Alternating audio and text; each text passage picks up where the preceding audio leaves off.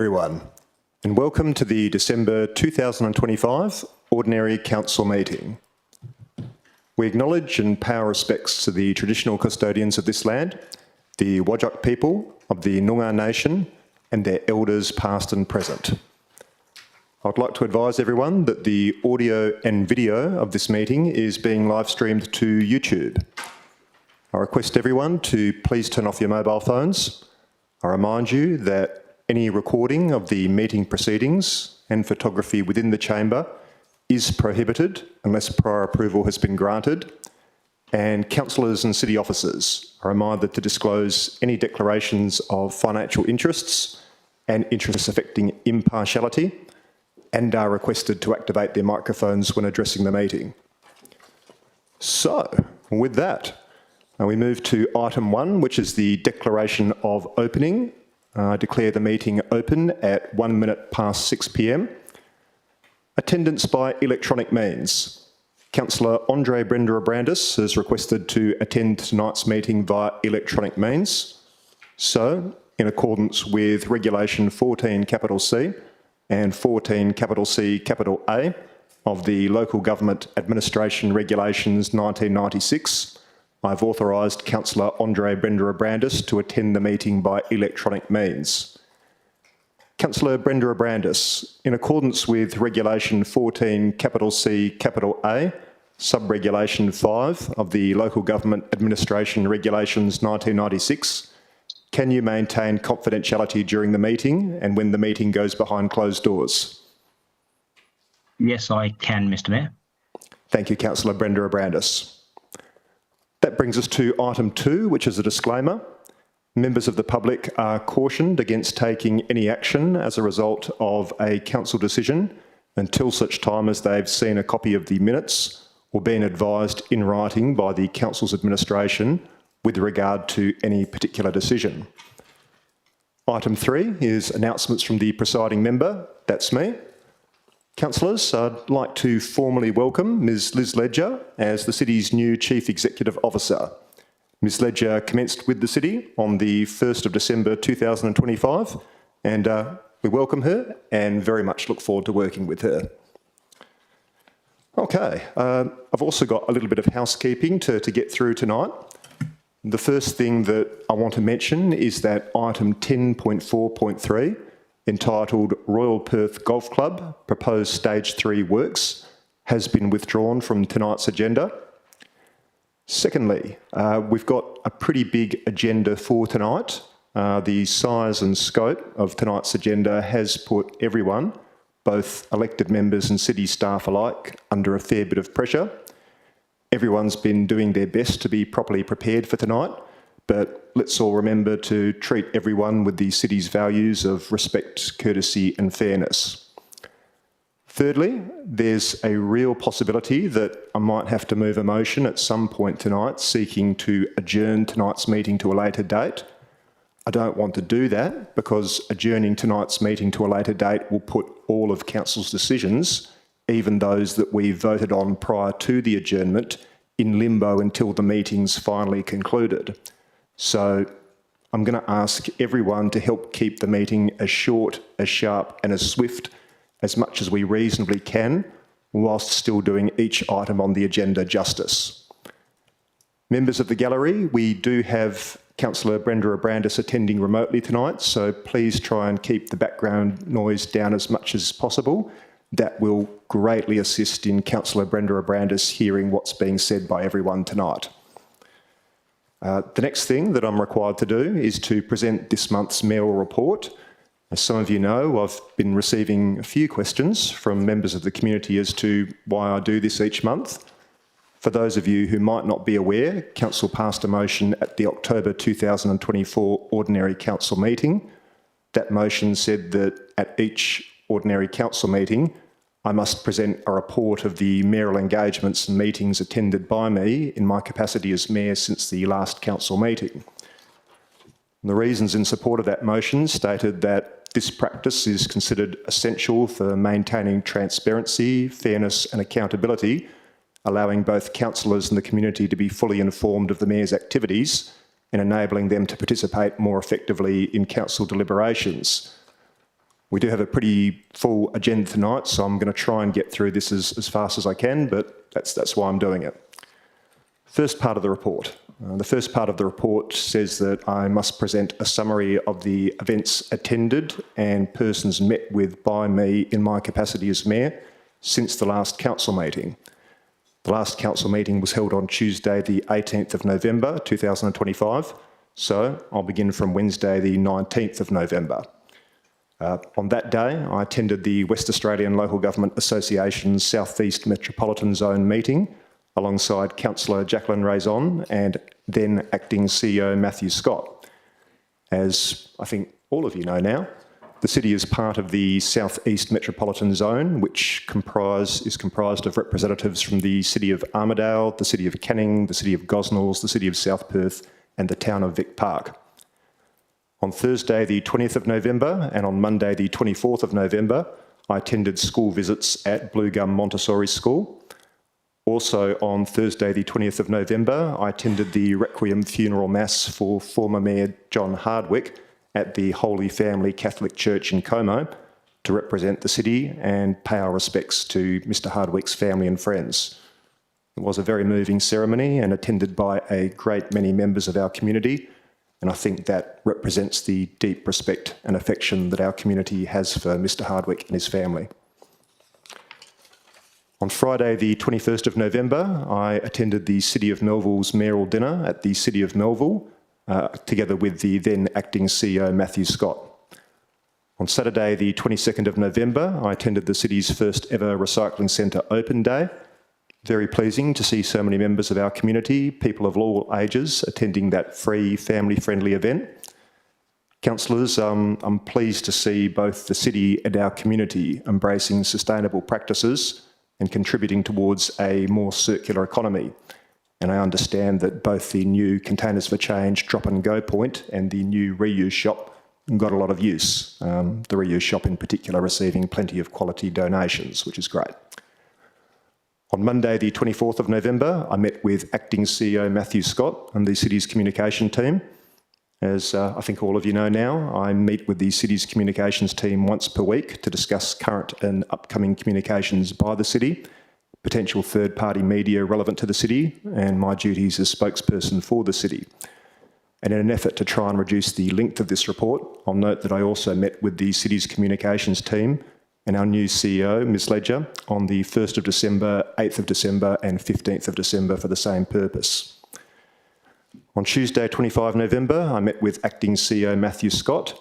As you know, I meet with the CEO or the Acting CEO at least once per week to discuss the local government's affairs and the performance of its functions in line with Section 2.8 of the Local Government Act. And once again, in an effort to try and reduce the length of this report, I'll note that I also met with Ms Ledger on the 11th of December and today. Actually, we didn't meet today, did we? Ran out of time. Just 11th of December for the same purpose. Also on Tuesday, the 25th of November, I attended the councillor briefing regarding Challenger Reserve and our libraries. On Wednesday, the 26th of November, I met with the president of the Salter Point Community Group, Dr Sue Gilliott, to discuss various traffic concerns in the Salter Point area. I also met with representatives of the Perth Redbacks Basketball Association and the Perth Reds Volleyball Association to discuss the need for indoor sports courts in the South Perth area.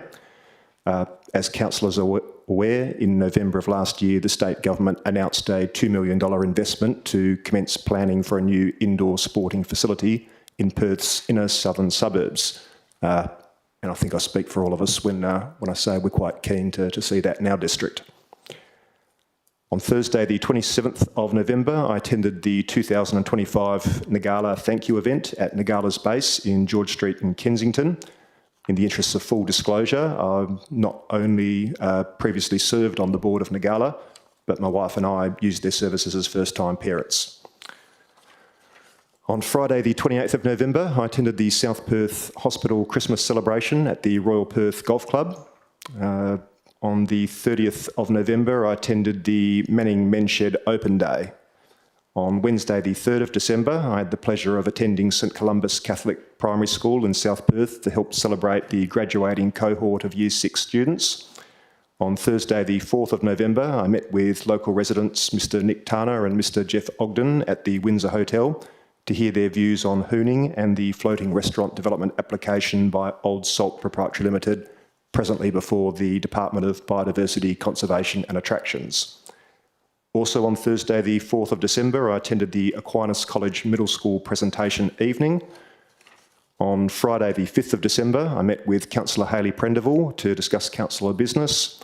On Saturday, the 6th of December, I met with our local State Member of Parliament, Mr Jeff Baker, at a local cafe, The Loft, with various members of the community to discuss various issues of interest to the community. Also on the 6th of December, Saturday the 6th of December, I attended the opening of the new Chris Wilson Fitness Studio in Angelo Street to welcome Chris and his team to South Perth. Councillors, I also attended another meeting with local residents on that same day, but I'm not going to publicly state the names of the people I met with, or the reason, or the location. Why am I not doing that?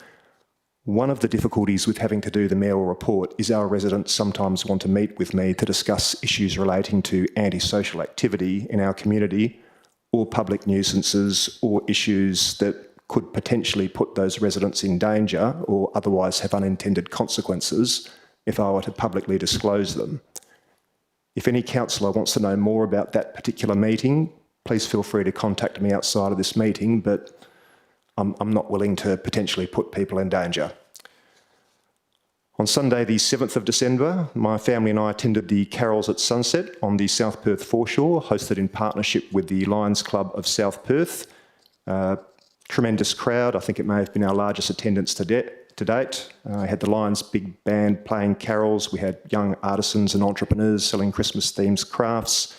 The Salter Point Sea Scouts were out collecting donations for Lions, and the funds were supporting Perth Children's Hospital this year. So thank you to everyone who attended. We hope you had a great evening.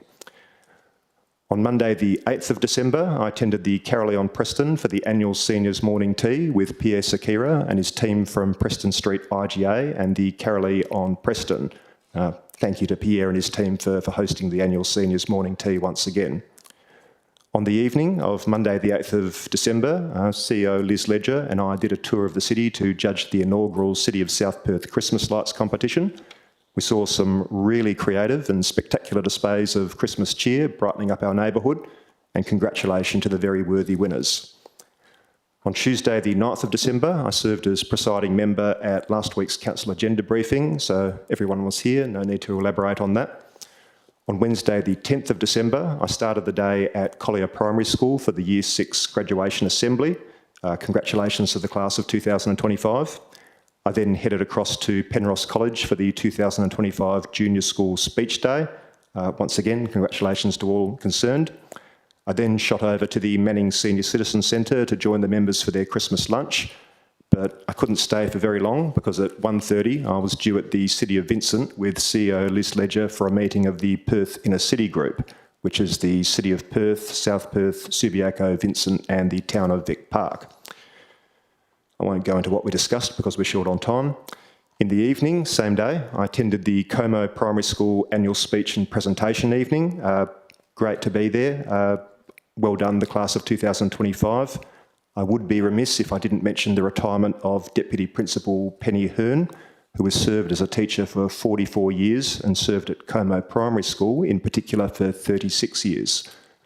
Penny was justly honoured on Wednesday night with Principal Robert Marsh, noting that Penny's leadership in our community has been characterised by not seeking the spotlight, but by lifting others into it. Congratulations, Penny. We hope you have a wonderful retirement. On Thursday, the 14th of December, I was interviewed by Sam Haberland of Channel 7 News about the opening of the Meat and Wine Co. in the Men's Street foreshore, and also the economic revitalisation of the Men's Street district generally. On Saturday, the 13th of December, my family and I attended Santa's Symphony in the Park, a spectacular evening of music, joy and festive cheer, hosted by the Burswood Park Board. On Sunday, the 14th of December, I dropped into the first ever South Perth Christmas markets at Minderup. And on Monday, the 15th of December, I attended the opening of Meat and Wine Co. on the South Perth foreshore. That's a little bit shorter than what I'd originally drafted, but that brings us up to tonight's ordinary council meeting. The second part of Council's resolution requires me to present an overview of the key issues, initiatives and matters that I've been addressing in my capacity as Mayor since the last Council meeting. I'll be honest, folks, the size of this month's agenda and the number of community engagements that, well, I've very much enjoyed attending, that has taken up the lion's share of my time since the last Council meeting. That's the end of this month's mayoral report. All right. That brings us to item 4, which is attendance. Item 4.1 is apologies. Item 4.2 is approved leaves of absence. Councillor Bronwyn Waugh has an approved leave of absence for the period of 25 November 2025 to 7 February 2026 inclusive, but she's here tonight. And Councillor Andre Brenda Brandis has an approved leave of absence for the period of 13 December 2025 to 21 December 2025 inclusive, but he's taking time out to attend remotely tonight. Item 5 is declarations of interest. There's a few here, so bear with me. All right. Mayor Greg Milner, that's me. I've declared an impartiality interest in item 10.1.1 as over the years I've developed positive working relationships with many local sporting organisations and community clubs that have or potentially have an interest in this item. Councillor Stephen Russell has declared an impartiality interest in item 10.1.1 as my son is a part-time paid coach for the South Perth Junior Cricket Club. The South Perth Junior Cricket Club is a stakeholder in the proposed Challenger Reserve concept, design and master plan. As a consequence, there may be a perception that my impartiality on the matter may be affected. I declare that I will consider this matter on its merits and vote accordingly. Mayor Greg Milner, me again. I've declared an impartiality interest in item 10.3.2 as over the years I've developed positive working relationships with individuals and organisations who might potentially be affected by this item. Councillor Bronwyn Waugh has declared an impartiality interest in item 10.3.2 as I know persons who live in this building. They are not closely associated persons and will not affect my ability to consider this item independently. There were quite a few declarations from councillors about item 10.4.3, but that's been withdrawn for this evening, so I won't read those out. Councillor Kathy Lees has declared an impartiality interest in item 10.5.3 as I am a co-founder of the South Perth Tree Canopy Advocates and a co-founder and committee member of the WA Tree Canopy City of South Perth Advocates that were formed with the objective of advocating for the protection and expansion of our urban tree canopy. Notwithstanding this interest, I will consider the item on its merits in the best interests of our community in accordance with my obligations under the Local Government Act 1995. Councillor Jacqueline Raison has declared an impartiality interest in item 12.1 as a number of the people making deputations are known to me. I have had meetings with them. Mayor Greg Milner, me again. I've declared an impartiality interest in item 12.2 as Councillor Howling's motion specifically names me and seeks to increase my reporting requirements. Mayor Greg Milner, me again. I've declared an impartiality interest in item 12.3 as Councillor Howling's motion specifically names me and seeks to increase my reporting requirements. Mayor Greg Milner, me again. I've declared a financial and impartiality interest in item 12.7 as Councillor Howling's motion seeks to remove my access to the mayoral vehicle. Mayor Greg Milner, me again. I've declared a financial and proximity interest in item 12.8 as Councillor Howling's motion potentially has financial or proximity interest implications for people who have contributed to my mayoral re-election campaigns in the past. Councillor Jacqueline Raison has declared an impartiality interest in item 12.8 as a number of the people making deputations are known to me. I have had meetings with them. Mayor Greg Milner, me again. I've declared an impartiality interest in item 12.10 as Councillor Howling's motion specifically names me and seeks a cost review of any secretarial or administrative support provided to me. Councillor Kathy Lees has declared an impartiality interest in item 12.11 as I am a co-founder of the South Perth Canopy Advocates and a co-founder and committee member of the WA Tree Canopy Advocates that were formed with the objective of advocating for the protection and expansion of our urban tree canopy.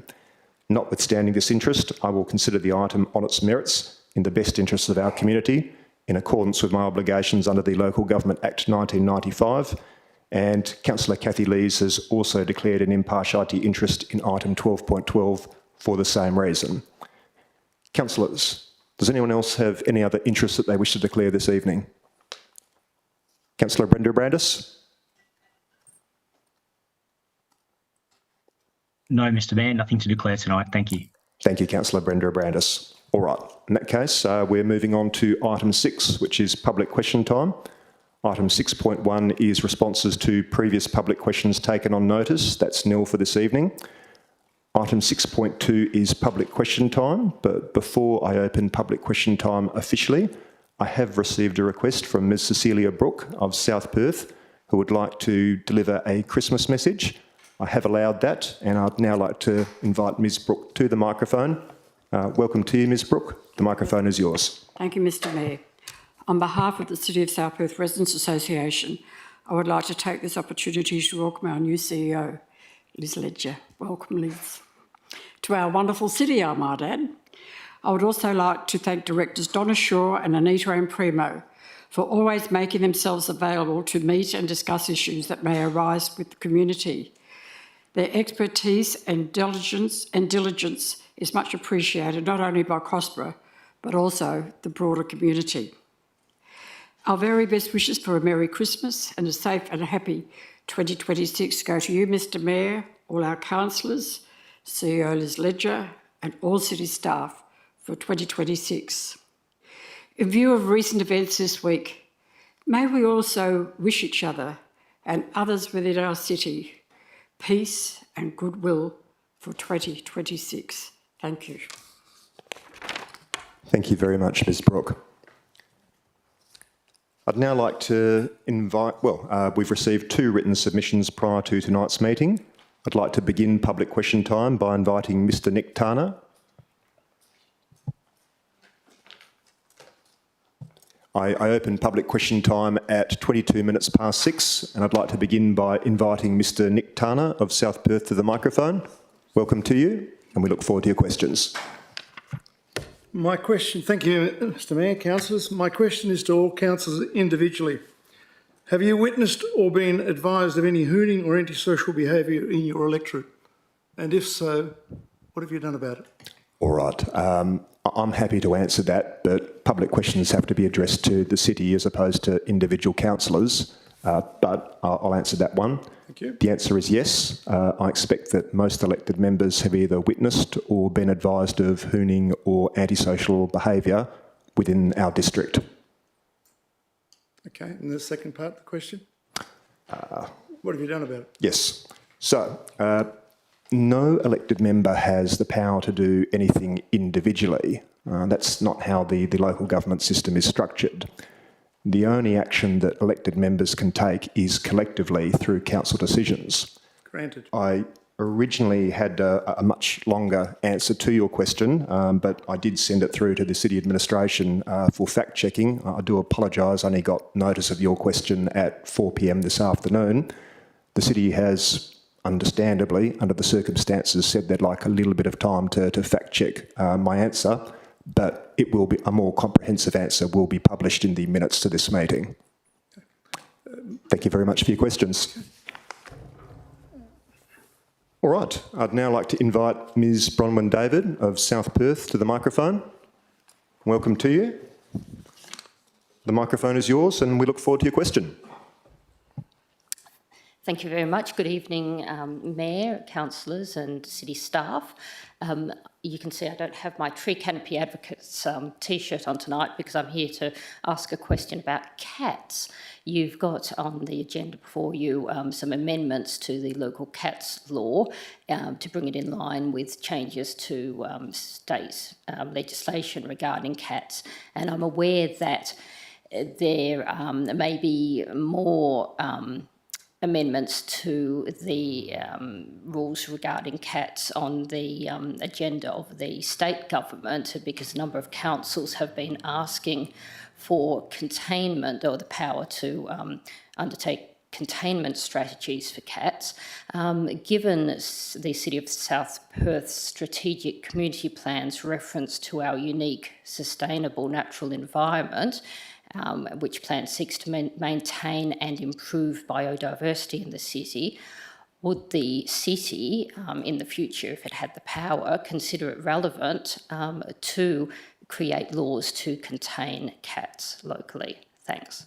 Thank you for the question. Mr Lecoq. Thank you for your question. Through the Mayor.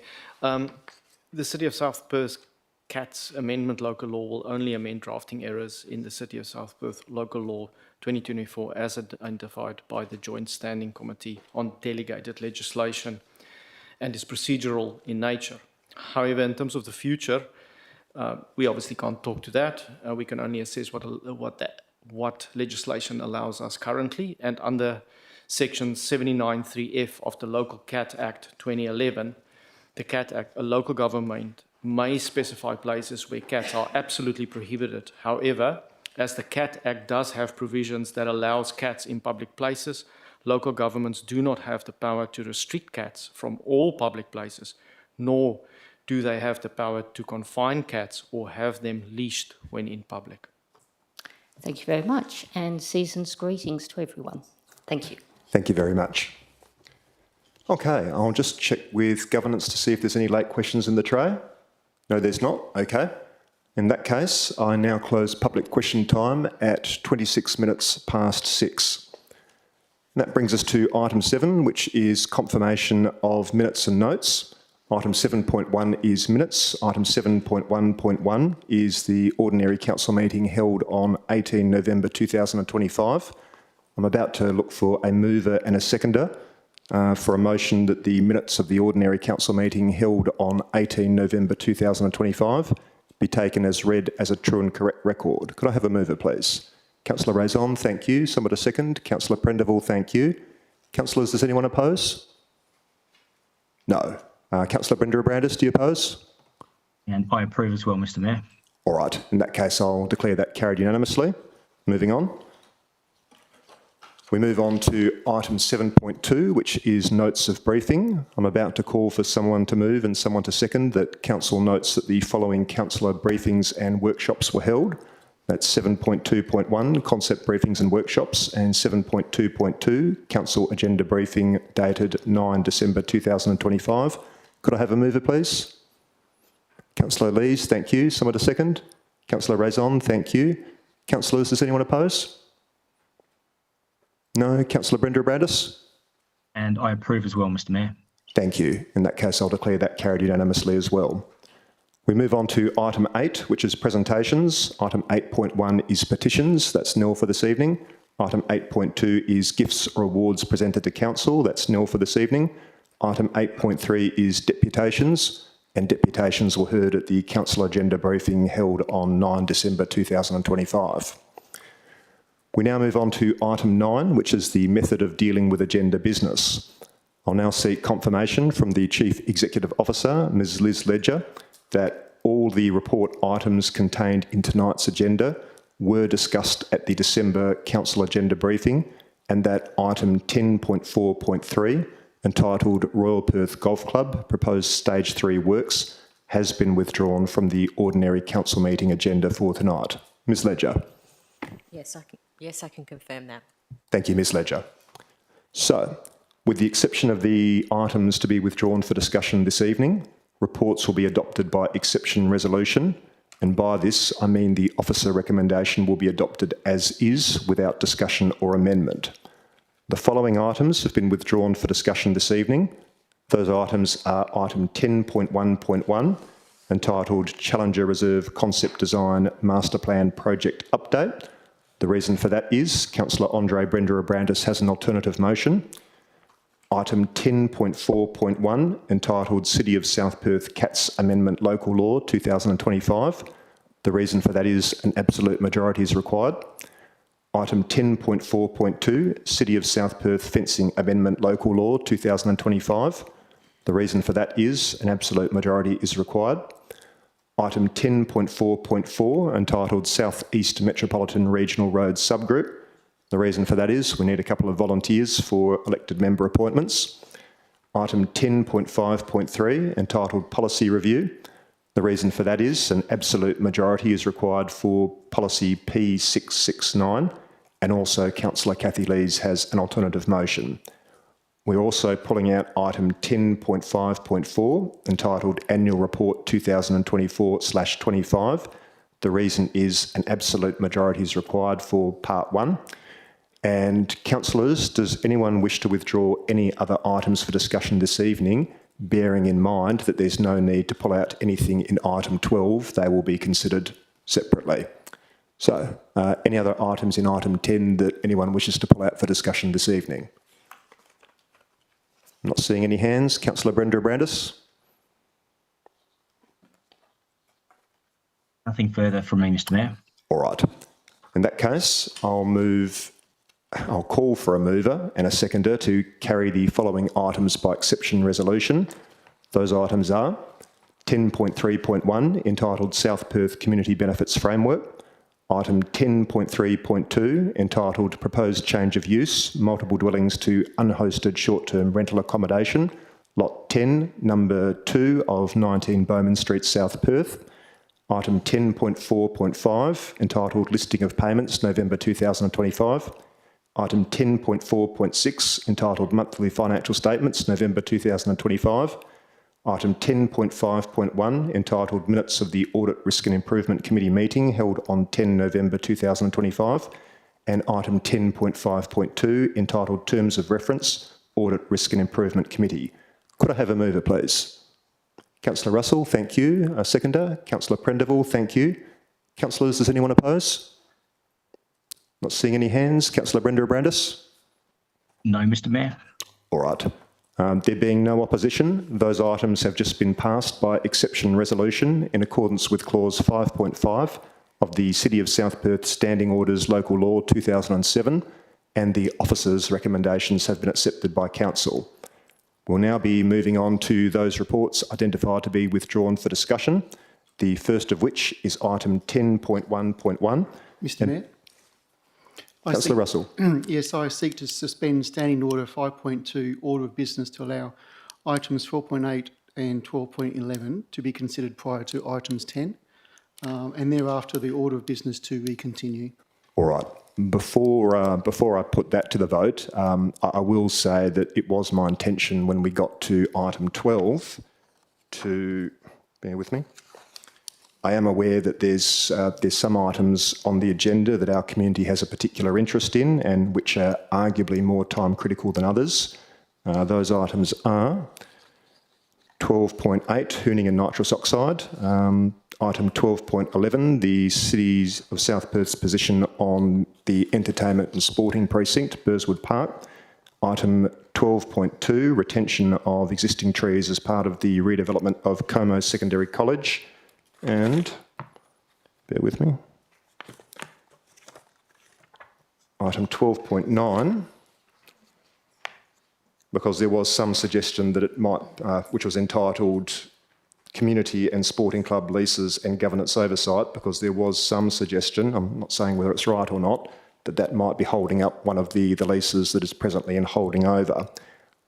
Given that Councillor Brenda Abrandis will be serving as presiding member for item 12.7 and 12.8, I was going to move a motion when we got to item 12 that Council considers item 12.7, then item 12.8, then item 12.9, then item 12.11, then item 12.12 before returning to item 12.1 and conducting the rest of the meeting in the order that it appears in the agenda.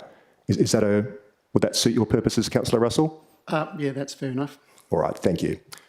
All right, in that case, we'll turn to item 10.1.1, entitled Challenger Reserve Concept Design Master Plan Project Update. We have an officer recommendation, but we also have an alternative motion from Councillor Brenda Abrandis. Councillors, as you're aware, I generally let the alternative motion, where it's in relation to item 10, have the first bite at the cherry. Councillor Brenda Abrandis, would you like to move your alternative motion on item 10.1.1? Yes, Mr Mayor, I'd like to move item 10.1 10.1, alternative motion to the Challenger Reserve Concept Design Master Plan Project Update. All right. In that case, I'll get you to read out the motion itself, not the reasons yet, but the motion, and then I'll see about a seconder. And if there's a seconder, the floor will be yours to give your reasons. So if you will, if you could read the motion, and we'll get started. Thank you, Mr. Mayor.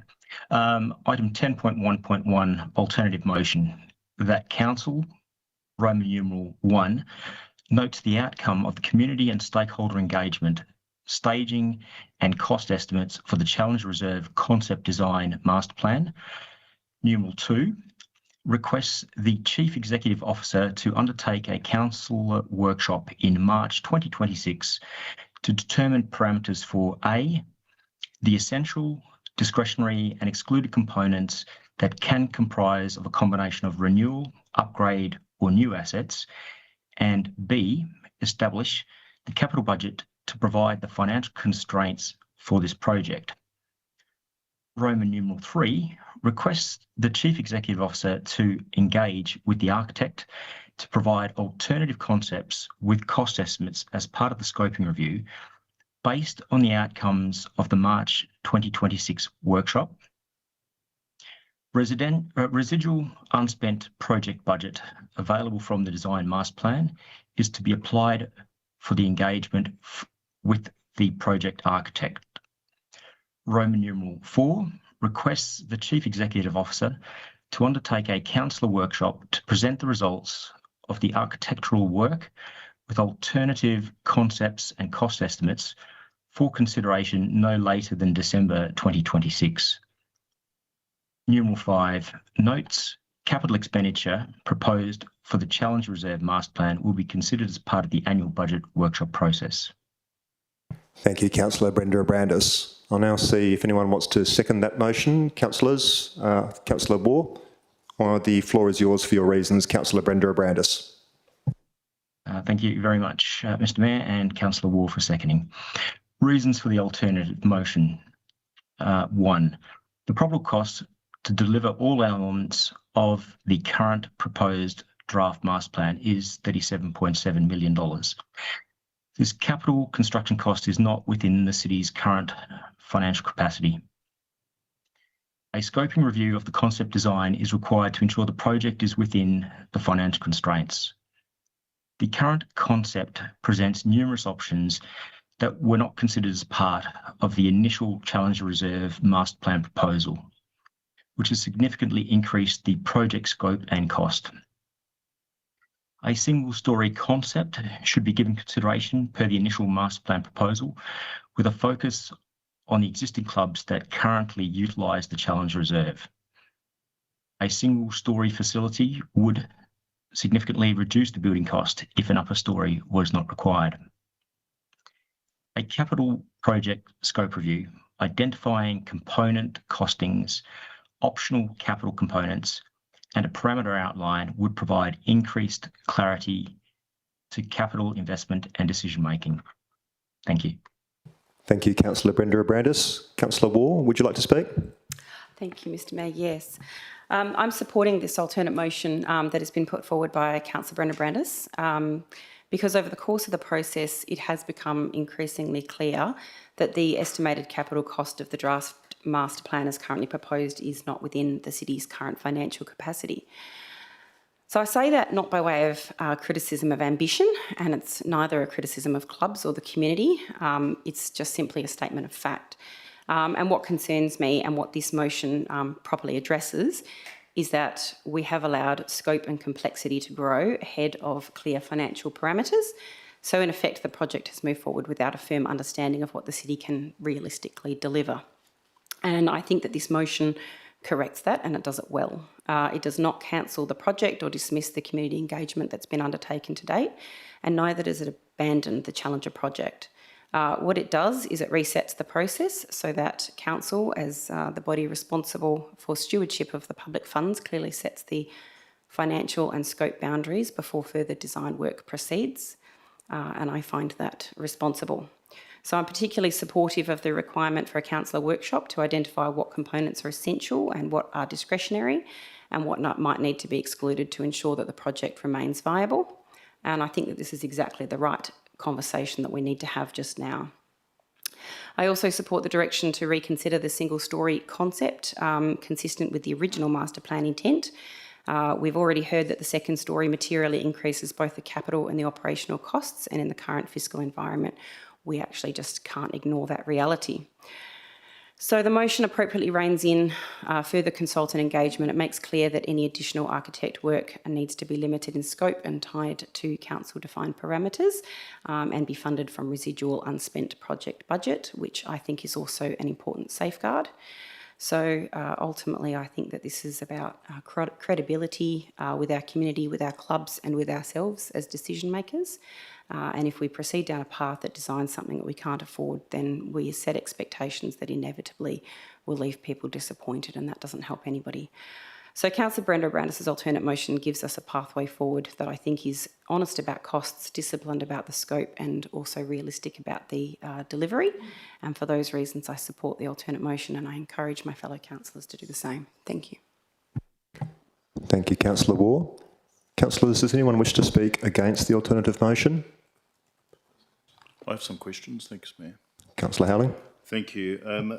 I appreciated and I indicated that at the last meeting, item 10.1.1, where the officer recommendation was put, as stated within the agenda. I haven't understood quite the difference between Roman numeral number 1, on which we've been requested to make a decision, and that is for the Chief Executive Officer to arrange a workshop, and Roman numeral 4, that requests the Chief Executive Officer to undertake a councillor workshop, which is, what's the difference that's to be understood between those two items? That's the first question. If I can ask the second, because it's directly related. I might do them one at a time, Councillor Howling. I'm not sure who I should send that first question to. Is it Ms Ledger or Ms Shaw? Thank you, Mayor. Could I please refer that to Councillor Brenda Brandis, as it is his notice of alternative motion? Councillor Brenda Brandis. Yes, Mr. Mayor. So first, I'll talk to the first workshop, which I understand was Roman numeral 2 was your question. So this initial workshop is basically to determine the parameters as to what will be undertaken. So it provides the administration with the direction and the guidance as to what we'd be seeking. And in this, I articulate it can comprise of things that require renewals, upgrades, or new assets. And that's something that has not been considered with the current proposal. It also takes into consideration essential, discretionary and excluded components. So this is part of the conversation that was held in the agenda briefing with regard to components, component costs, and what could be deferred, avoided, and what do we actually consider necessary. So that's the first workshop, which actually helps define the parameters. Then through the motion, you can see we ask the Chief Executive Officer to engage with the project architect to then undergo some scoping review and also consider cost estimates with regard to the concept. Having done that, then at Roman numeral 4, we ask the Chief Executive Officer to undertake a councillor workshop to present the results of the architectural work and the concept costs and estimates. So that is the closure that's presented to council in that second workshop. Thank you, Mr. Mayor. Thank you, Councillor Brenda Brandis. Your second question, Councillor Howling? Yes, the second question is one which is generic, but I just want to return through to Roman numeral 2A so that we understand what does it mean renewal, upgrade or new assets, remembering that we're talking about the Challenger Reserve concept design. I'm not understanding what that means. Ms Ledger, should I send that to Councillor Brenda Brandis again? Councillor Brenda Brandis. Yes, thank you, Mr. Mayor. I'm happy to take that question. So with regard to the infrastructure and facilities there, it may not be a requirement that we completely replace every single asset and have new assets everywhere. There may be upgrades that could be required to components, and there could be renewal of assets as well. So what this provides the administration with some guidance is that we don't need to necessarily start with a blank page and clear every single asset in order to achieve an outcome. There may be options available to us with regard to the exploring of concepts and cost estimates with regard to a scoping review, where we could actually retain some of those assets. Thank you, Mr. Mayor. Thank you, Councillor Brender-Brandis. Any further questions, Councillor Howling? Yes, I'm still struggling to understand, and I apologise to Councillor Brender-Brandis. I'm sure it's me, but the essential, that's first. Then the oxymoron, which is the antithesis of essential, which is discretionary and excluded components. I can't presently understand it. I can understand English, but I don't understand what that precisely means, which can comprise of a combination of renewal, upgrade of new assets. If I was in the administration, Councillor Howling, I'm going to remind you that this, Councillor Howling, please, I'm going to remind you that the standing orders do say that all questions should be short and succinct. Can you please ask the question as... Councillor Howling, please don't interrupt me when I'm speaking. The standing orders are quite clear about that. Can you please ask a question as shortly and succinctly as possible? Okay.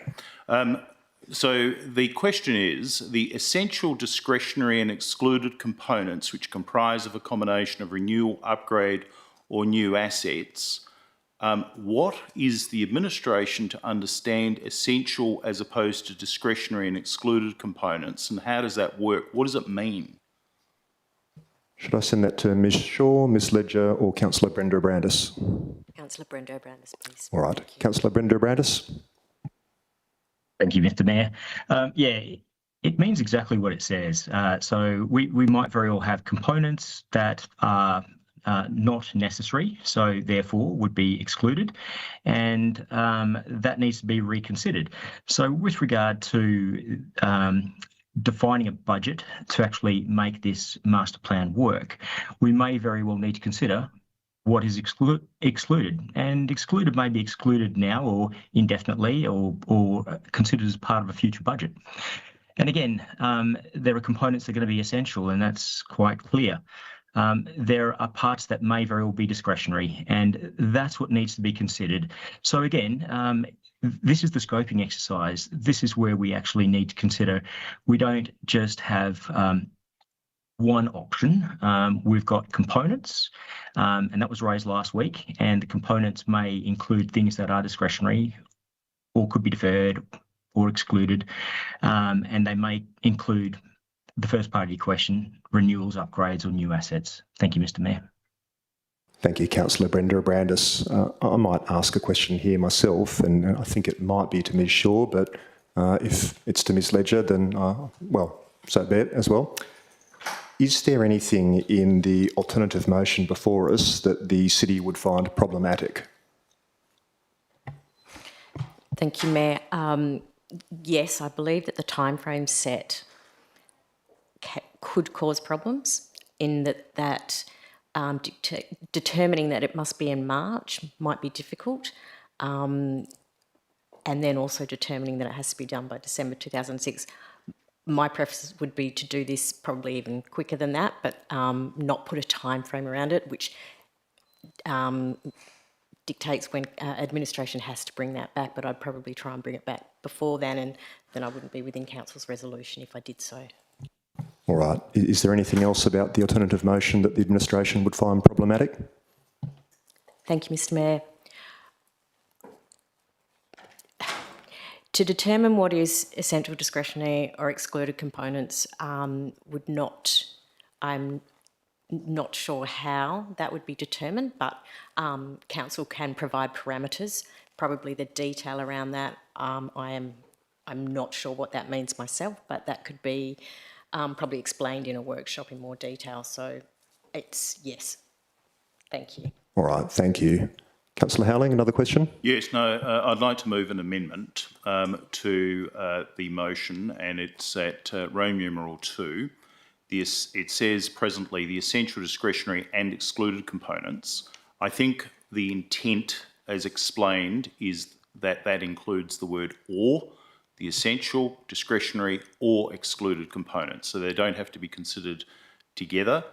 And so I move a motion that the word and be replaced with the word or within the definition as contained in the Interpretation Act. All right, folks, I'll wait for governance to pop the proposed amendment on the screen for us all to see. Are you able to see this, Councillor Brenda Brandis? Yes, I can, Mr. Mayor. Thank you. Okay, well, I'll just wait until that's gone up on the screen before I seek a seconder.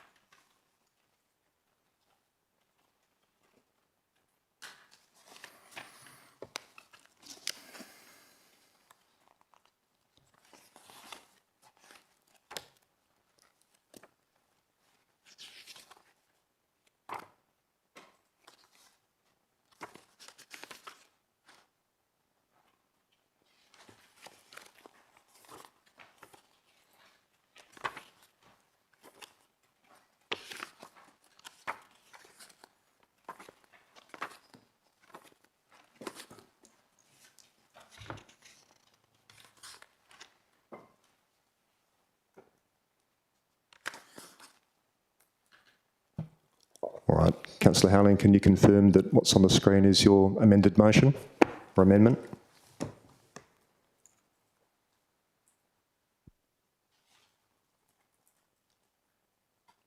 Thank you, it is. All right. Councillor Howling has moved an amendment to the alternative motion. Councillors, would anyone like to second that amendment? Councillor D'Souza? All right, Councillor Howling, the floor is yours. Thank you, Mr. Mayor. The wording, as I've just indicated, doesn't make sense. That we would expect that the administration would present a report where the essential, discretionary and excluded components, which comprise a combination of renewal, upgrade or new leases, all be presented to council. I understood from what the mover of the motion had proposed, Councillor Brenda Brandis, is that in fact it's essential, discretionary or excluded components, so that there is a list of those matters which are essential, there's a list of those items which are in the discretion, and there is a list of those items which have been excluded, which can comprise a combination of renewal, upgrade or new assets. I think that's what the intent of the mover is, otherwise it simply doesn't make sense. All right, thank you, Councillor Howling. Councillor D'Souza, anything to say as seconder? Thank you, Mr. Mayor. Look, I think it's a good motion by Councillor Brenda Brandis. This is purely a drafting amendment, and I think it tightens up the wording and makes it clearer what the layperson would understand the three categories to be. And so for that reason, I'll support this amendment. All right, thank you. Councillors, does anyone oppose the amendment? Not seeing any hands go up. Councillor Brenda Brandis? No, Mr. Mayor, I'm quite fine. It's cosmetic. I think the administration confirmed that they're quite comfortable with this and that wasn't presenting a problem for them, but happy for that minor amendment. Thank you. All right. Councillors, does anyone wish to speak either for or against before? I don't think anyone's spoken against, so no need for Councillor Howling to wind up. If no one wants to speak, gone, I'll simply put the amendment to the vote. Councillors, please cast your vote. It's the amendment. It's not the alternative motion. It's the amendment to the alternative motion. Councillor Brenda Brandis, how would you like to vote? I'm happy and support the change, Mr. Mayor. All right, that was carried unanimously. Thank you all. Where were we? So we had some questions from Councillor Howling. Councillor Brenda Brandis has moved the now amended alternative motion. Councillor Waugh has seconded it. Does anyone wish to speak against or for? Councillor Lees. Sorry, I just have a question. Far away. I was just wondering, in terms of the point 3, to engage with architect to provide alternative concepts, the intention there is that that would be not a full blowout of what we went through last time, but just a high level, because we did talk about quantity surveyors before getting involved rather than the architect. I'm not sure. Ms Ledger? Thank you, Mr Mayor. I would have to refer that back to Councillor Brenda-Abrandis as of his intent. All right, Councillor Brenda-Abrandis. Thank you, Mr Mayor. Thank you, Ms Ledger. With regard to the parameter workshop that's planned for March, this is where we'd be able to establish the parameters. So it was more important for council to have a meeting with the administration and provide more direction with regard to the master plan and also the total overall costing. So that was the opportunity in the March meeting, Councillor Lees. Thank you. Thank you, Councillor Brenda-Abrandis. Councillor Lees? Just one more question, which I think Ms Ledger answered earlier, that we can potentially get this to council, the under 4, the councillor workshop, to present the results of the architectural work could potentially happen before December 2026. Ms Ledger? Through the Mayor, yes, Councillor Lees. Councillors, does anyone? Councillor Russell? Thank you, Mr Mayor. First of all, as there is a sort of like a funding component to this, directing the CEO to spend money, does this item need absolute majority? Should I send that to Ms Ledger or Ms Fry or Ms Shaw? Ms Shaw. Thank you, through you, Mr Mayor. So in the 2025-26 budget, Council had an allocation of $350,000 for the project, of which to date we've spent just over $61,000, which means that we have a $288,000 remaining, which we can use for this purpose. When I had some conversations with the consultant about how much it would cost to undertake more detailed or additional concepts, if we were to go through the whole exercise again with the consultation with the clubs, etc., you'd be looking at around $50,000 to $65,000 for the concepts. However, I'm sure given the intent of the motion is to have I suppose, simpler concepts prepared and there's no mention of further engagement, it would be likely that we could undertake informal engagement with the clubs. The city could do that and come up with some more basic concept designs to ensure that we can use the remaining funds to provide a number of options for council. If in the instance we required additional funds, for example, if we needed more funds for the quantity surveyor or further detail on one of the concepts to enable the quantity surveyor to provide a more accurate estimate as to the cost, we can come back to council either through the mid-year budget review or as part of a separate budget allocation. Yes, thank you, Ms Shaw. And next question, Councillor Russell, or if you're speaking. Yeah, just some more questions, thank you. So from that, I understand the quantity surveyor was not a subcontract from the project architect. We engaged the QS directly. It was via the project architect. Okay, thank you. Next question is, when are we likely to commence the LTFP program, long-term financial plan? Mr Lecoq? Through you, Mr Mayor. Councillor Russell, we will do that as part of the budget process and the budget deliberations, which we intend to kick off in March 2026. Okay. Thank you, Mr Lecoq. Another question, Councillor Russell? No, all good, thank you. All right, Councillor Howling, I saw your hand go up. Yes, thank you. I would like to know whether or not the proposal of 2A as well as 2B is whether we're going to limit ourselves too much by only limiting that to the project architect, or whether that needs to be broader than the project architect, which is set out in Roman numeral 3. Ms Ledger, should I send that to yourself or Councillor Brenda-Abrandis? Councillor Brenda-Abrandis? Thank you, Mr Mayor, and thank you, Ms Ledger. Look, no, 2A, Roman numeral 2A and 2B are where council discuss with the administration what the parameters are. So this is actually to provide the guidance as to what we would be considering appropriate for the master plan. And Roman numeral 2B provides guidance with regard to what the capital budget for this project would be, taking into account financial constraints and available funds. Thank you. Thank you, Councillor Brenda Abrandis. Councillor Howling, another question? So is it envisaged that there would be other consultants other than a project architect identified in Roman numeral 3, or is it only the project architect? And is there a project architect? The project architect. Councillor Brenda Abrandis. Hi, Mr. Mayor. I think this question may be more appropriate for the administration with regard to the undertakings that have been occurring to date. Who should I send that to? Ms Shaw? Thank you, Mr. Mayor. The city engaged a consultant who then subcontracted an architect and a quantity surveyor. So the consultant was tasked with liaising with the different clubs and providing the concept brief to the architect to prepare the plans. That plan was then reviewed by the quantity surveyor as to the costs.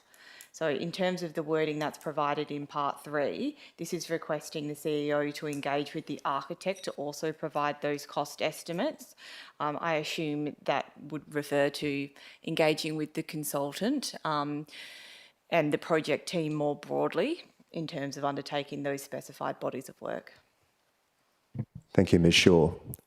Councillors, does anyone wish to speak either for or against the alternative motion? Councillor Raison. Thank you, Mr. Mayor. I'll be speaking in favour of the alternative motion this evening. Challenger was actually, I should say, as a prefatory remark tonight, that I'll keep my comments as brief as I can because of the volume of items on the agenda. Challenger Reserve is a much-loved village green in Manning, not far from the Salter Point foreshore. It's home to a number of local clubs and community groups that have a proud history of serving and supporting our community. A significant amount of work has been done on the Challenger Reserve concept plan, and I appreciate all the work that the city, our community and external advisors have put into developing the concept design. Everyone is well aware that Australia is experiencing ongoing challenges in the construction industry that are impacting the cost of building and infrastructure projects. Our city is not immune from these challenges, and our community understands this. Our community also understands that the city has financial constraints, and in order to balance competing priorities and manage community expectations, it's prudent for the project parameters to be rescoped and for clear financial parameters to be set. And I thank Councillor Brenda Abrandis for the alternative motion, which I do support. Thank you, Councillor Raison. Councillor De Souza, I saw your hand go up. Speaking for or against? Just a question, Mr. Mayor. Far away. Just on Roman 3, or clause 3 of the motion, the question is to the city administration. Does the city believe this, the wording empowers the city enough to do a broad enough review of all the design parameters, including potential site constraints? Who should I send that to, Ms Ledger? All right. Through the Mayor, thank you, Councillor De Souza. Specifying architect does limit, specifying date does limit. I think the intent is understood, but I will make those comments about those specificities in that point 3 that you're mentioning. Thank you. Thank you, Ms Ledger. Councillors, would anyone else like to speak for or against? Councillor Howling? I'd like to move another amendment to the motion. It may be accepted by the mover. It is to remove in Roman numeral 2 the words "in March 2026", and also again, based on the outcomes of the March 2026 in Roman numeral 3, so remove the words March 2026, and in Roman numeral 3, where it says the architect, change it to engage with consultants to provide concepts, etc., and then to be applied to the engagement with, that is, sorry, residual unspent project budget available for the design is to be applied for the engagement with consultants, with the consultants. At the end of that motion, the last word consultants again. Governance, have you got all of that?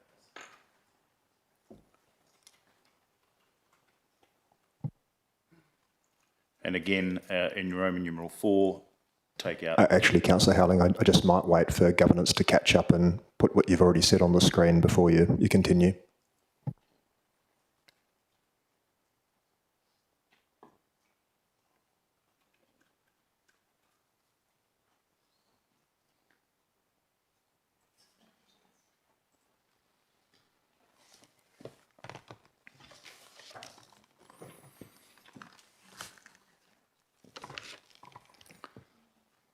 And governance, do let us know if you need Councillor Howling to read out his amendment again.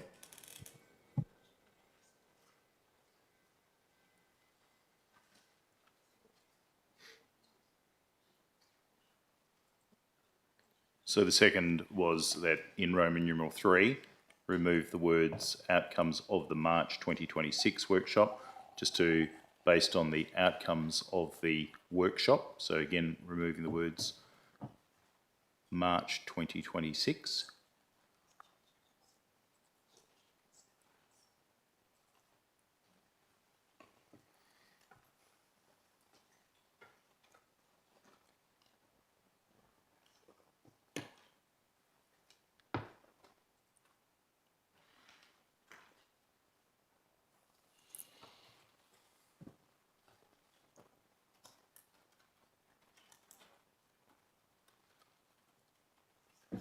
And while we're waiting, Councillor Brenda Abrandis, rather than go through the formal process of a formal amendment, I'll begin by seeing if you have any objections to these amendments, and if you don't, then we'll just make them as is with the consent of the seconder as well, Councillor Waugh. But we'll wait for it to get up on the screen first. Okay, thank you, Mr. Mayor. I might start talking to it now, if that's okay. I might wait for it to go up on the screen just so everyone has a common understanding of what we're talking about. Sure. Thanks, Mr. Mayor.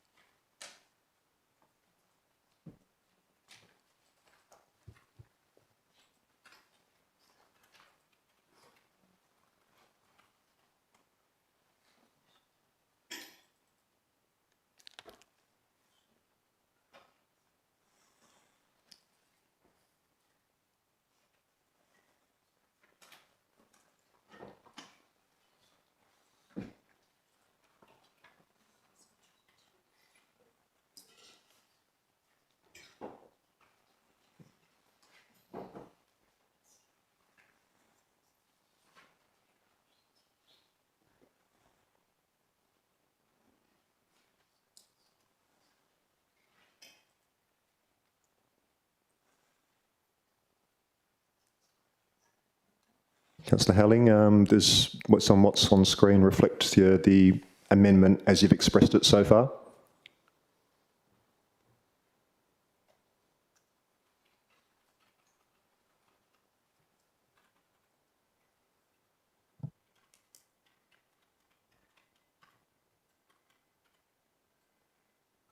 Roman numeral 3, which is on screen, change the words architect to consultants will be sufficient, where it appears in the motion will be sufficient. And did you have further amendments to be incorporated into this motion? And then Roman numeral 4, just take it out to no later than December 2026. It doesn't present a large difficulty, and I wouldn't want the whole motion to be voted down, but I don't know that we necessarily would like to have it no later than March. It presents an end date, but I'm happy for that not to be accepted, and if that's not accepted by the mover, then I'll remove it.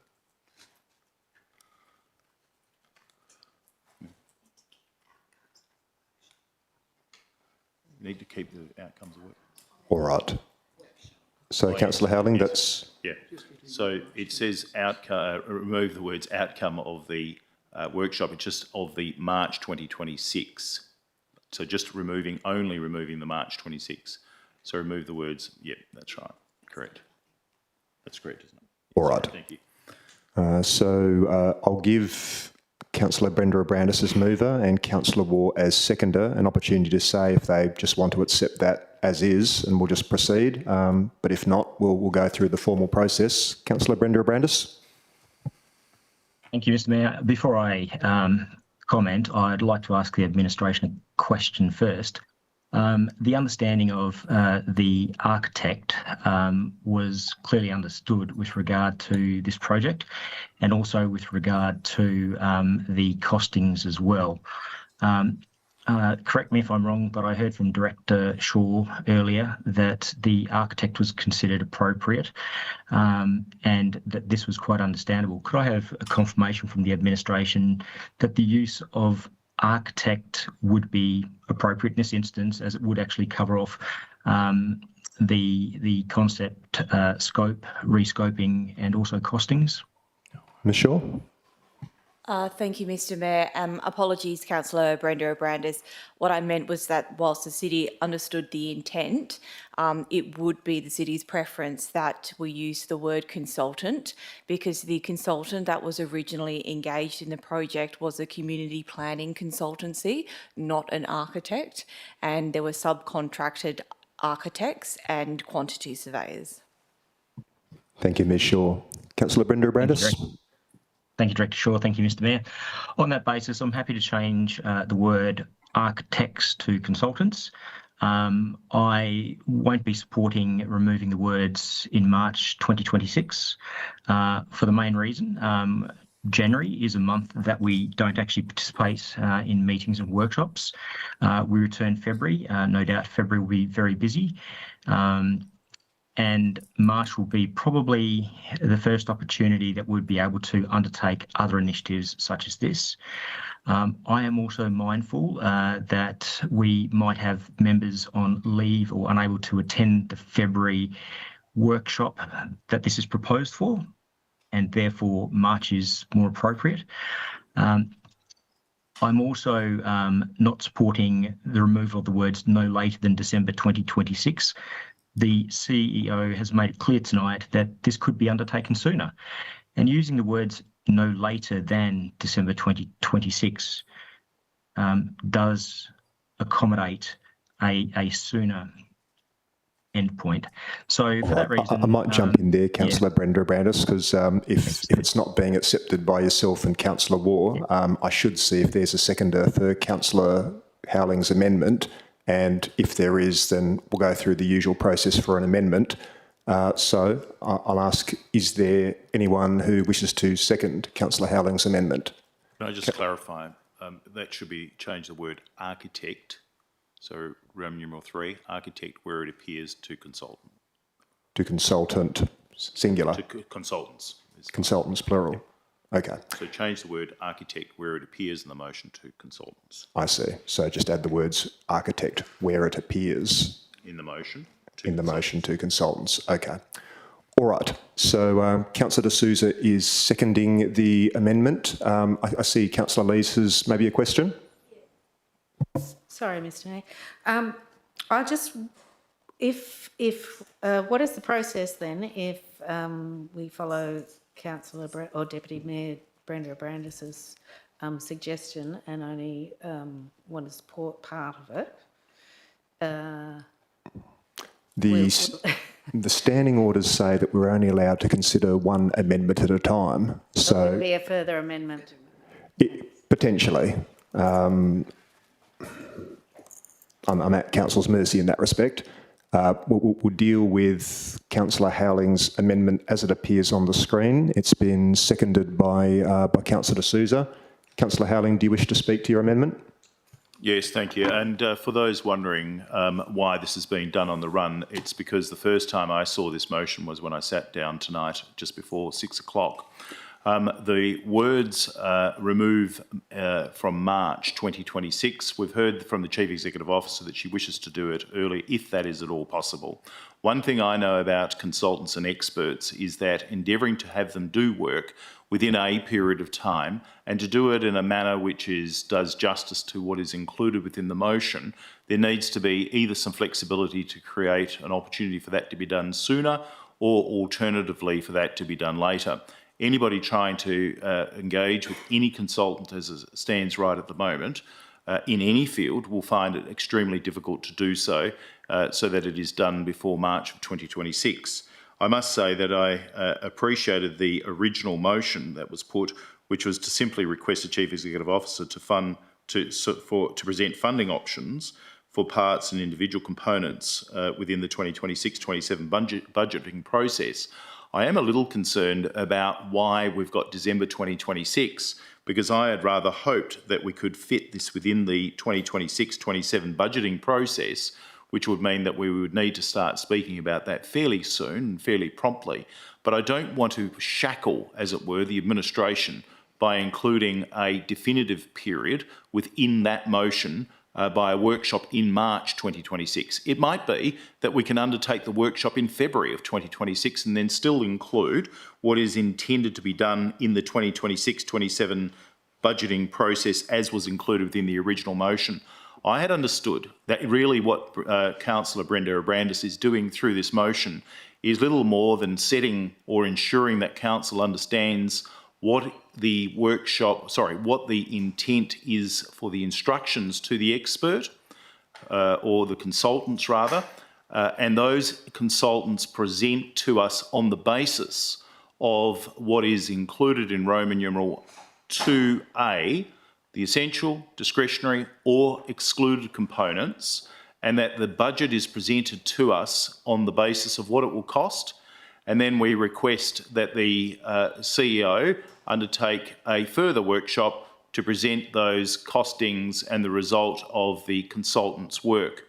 And I should indicate and foreshadow that I've just read that it also says in Roman numeral 4, architectural work, but it's clearly consultants' work that is going to be undertaken. There's very limited amount of work that we've actually had presented to us, which is the product of a consultant. It is largely CCS Strategic, who has significant experience in matters of sporting complexes of this nature, and they are of the highest standard that we could rely upon. And for that reason, I have proposed the words consultant, because I fear that the words architect would be too limiting to enable the administration to engage meaningfully with council based on what those costs might be. So this is not intended to be limiting, it's intended to be enabling, and I'm still hopeful that we're able to reach the 26-27 budget, and I like what Councillor Brenda Abrandis is proposing, but we have to be reasonable and practical, because we're asking the administration to do a whole lot more work than what probably had originally been intended for presenting the various proposals to the 26-27 budget process. What I fear is that if we allow this to simply skip down the road to 2026, that's December 2026, 1 year away from now, it'll only be dealt with then in the following budget year, that's 2027 and 28, and the project probably won't get underway for another 2 years following that. I'm concerned about that, but I accept what Councillor Brenda Abrandis' intent of his motion is to put a little bit of rigour in around it, put us back into a little bit of more information about what's intended to be achieved, and to do so in a timely fashion. So I commend him for what is intended, but I want to ensure that we don't lose sight of what had originally been intended by way of the officer's recommendation, so that we can get this project underway in a timely fashion. And so for that reason, I've proposed 1, that is Roman numeral 2, be removed in March 26, as well as where it appears later, and that the words architect be replaced to consultant, so we can have a comprehensive view, and that no later than December 2026. I don't mind if those words were amended by somebody else, but I don't think we need to have them there, because the intent is that we would get this underway quickly, and I've heard what the CEO's had to say tonight, and that gives me a great deal of comfort. So that's the reason for the motion amendments. Thank you, Councillor Howling. Councillor D'Souza, you're the seconder. Would you like to speak? Yes, thank you, Mr. Mayor. Very briefly, I support Councillor Howling's amendments for a simple reason, and that's because we've very recently had Ms. Ledger join us, and I think this amendment gives her the appropriate time and the appropriate flexibility to undertake this review in a detailed way, and to provide advice back to council which will be useful to us. So I support all parts of the motion, because I think if we constrain timelines too tightly one way or the other, we might not get the full picture. So I support this amendment entirely. Thank you, Councillor D'Souza. Councillor Lees, a question or speaking for or against? A question, and perhaps it's to Councillor Howling, about the removal of December 2026 and whether it could be consideration as soon as practical or something along those terms, as soon as practical in 2026?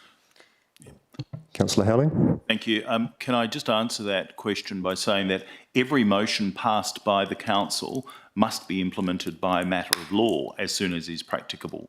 So I do appreciate the intent of what you're asking. I like what you're saying, but it is necessarily a requirement on administration to implement the motions, and I would say by implication that that be done as soon as practicable. So I understand why you're asking that, Councillor Lees. I just, and I'm happy. If you're going to be content with that, I'm happy to remove it and change it. I'm happy to change it. Councillor Lees has given me a nod. I'm happy to change the motion to simply say as soon as practicable. All right. Instead of Governance. December 2026, and I apologise to governance. Can we change the amendment again? Councillor D'Souza, are you happy with that? That's fine, Mr. Mayor. Thoroughly, I just had one other question. Please, far away. I did think you noted, Councillor Howling, that you wanted the architectural taken out of point 4. Pardon me? Architectural, the word taken out of point 4. Word architect, yeah, where it appeared. There was another occasion on which it appeared. Yes, that's correct. If I may, through you, Mr. Mayor, I've been asked a question directly by Councillor Lees as a result of the consultants' work in Roman numeral 4. Thank you for that, and thank you for reminding me. All right, I'll give governance a chance to amend what's on the screen.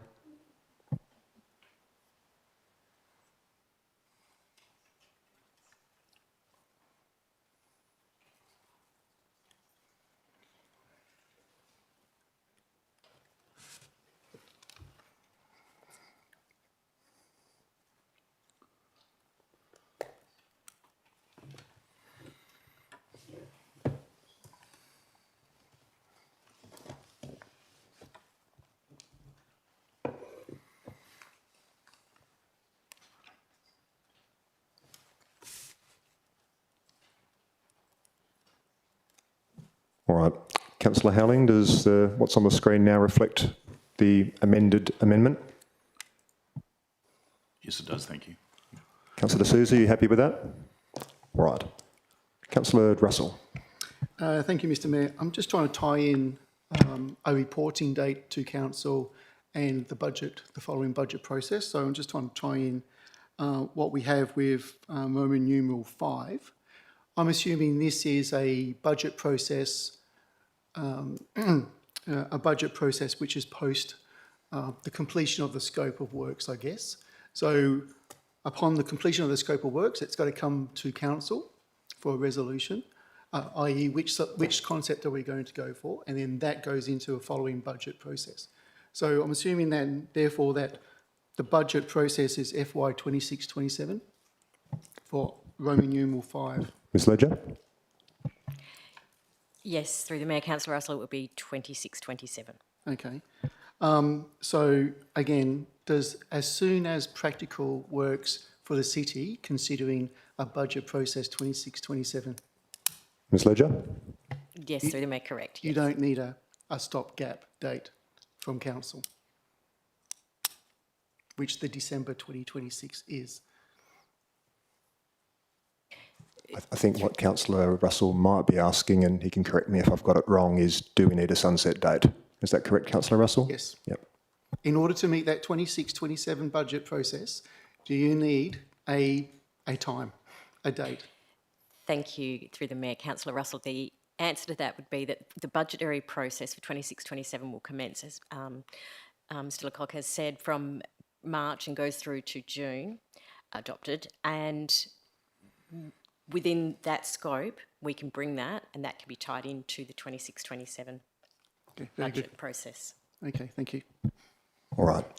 Thank you, Councillor Russell. Councillors, does Councillor Howling, you've still got your microphone on, but you've spoken. Thank you. Is there anyone who wishes to speak against the second amendment to the alternative motion? I might say a few words at the risk of making the meeting go longer. I don't really mind either way. I don't think it makes a great difference at the end of the day. I think that we might be getting bogged down a tiny bit in semantics. Admin said their only problem is the timeframes with the alternative motion. I would hope that this council would be willing to grant the city administration some indulgence, particularly if we were aware that the city administration had been under particular pressure for whatever reason.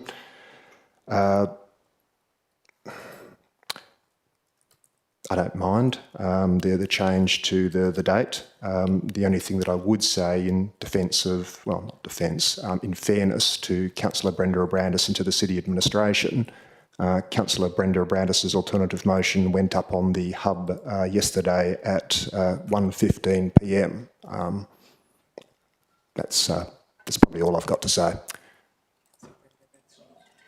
Oh, and Councillor Brenda Abrandis has indicated that he would like to say something.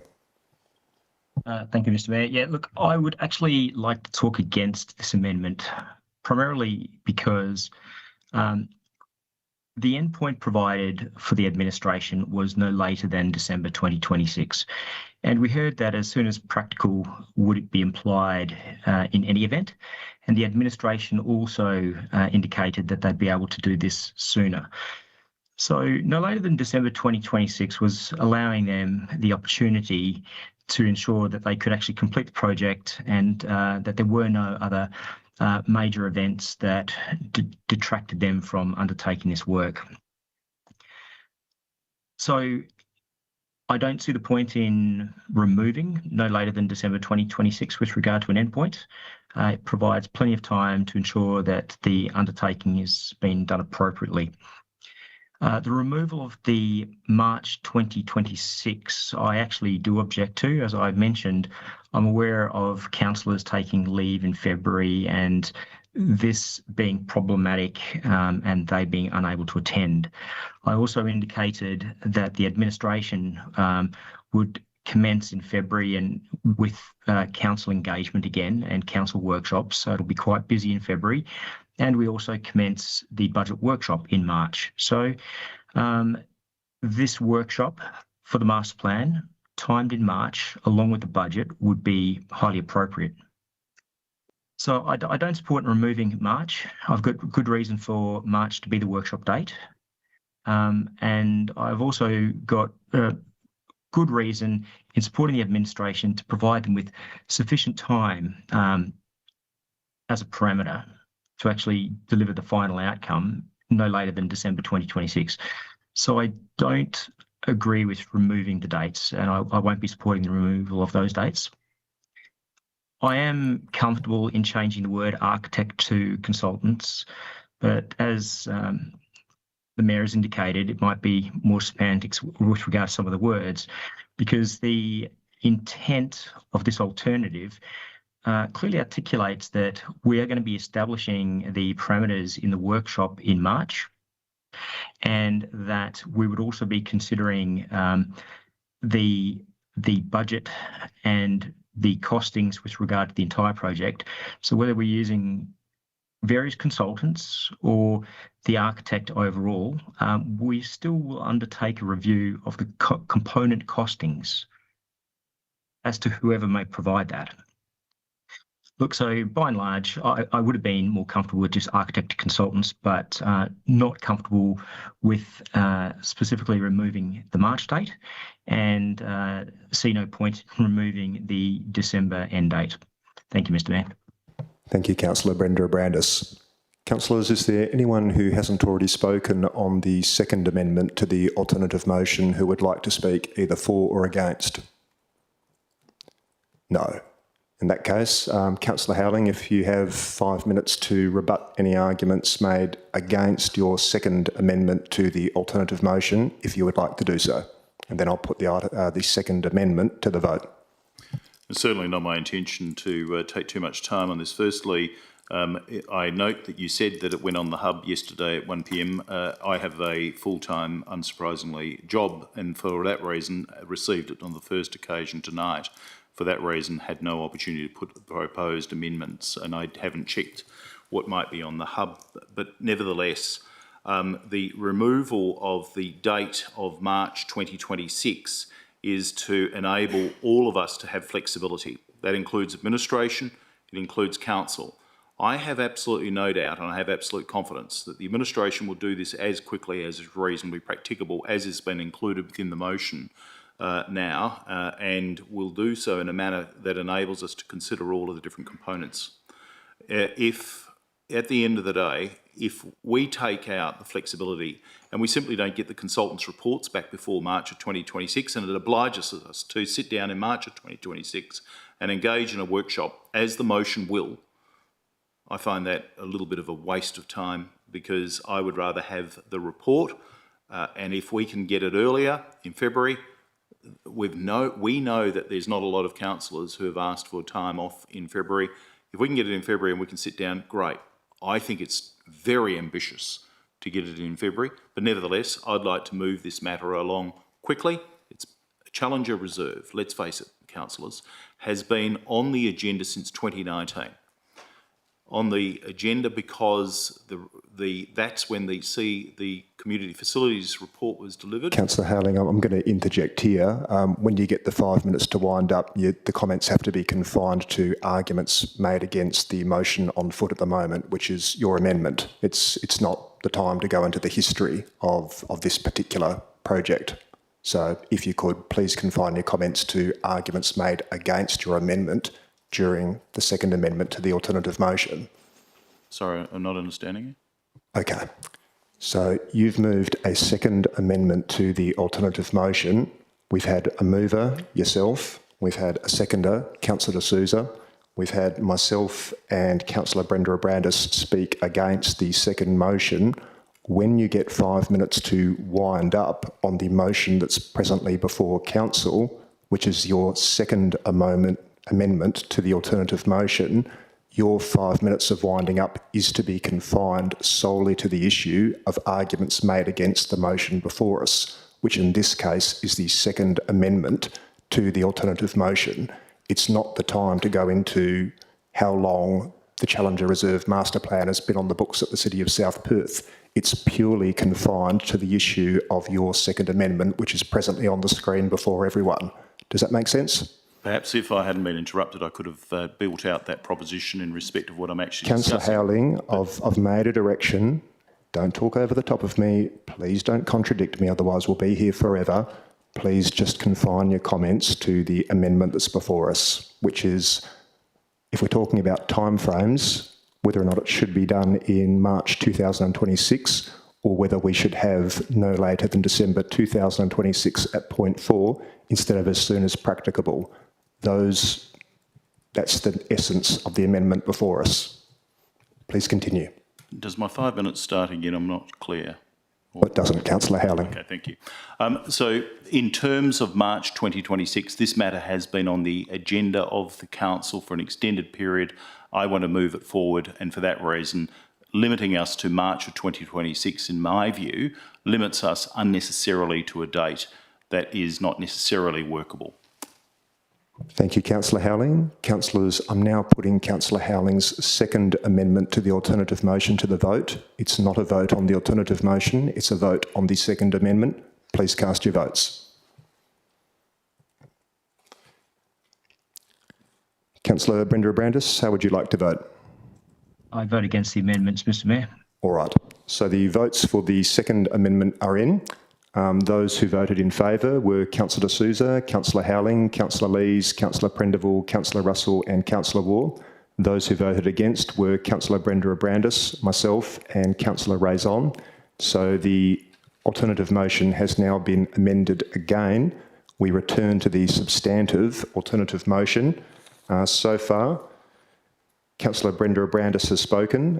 Councillor Waugh has seconded it. Is there anyone who would like to speak against the second amended alternative motion?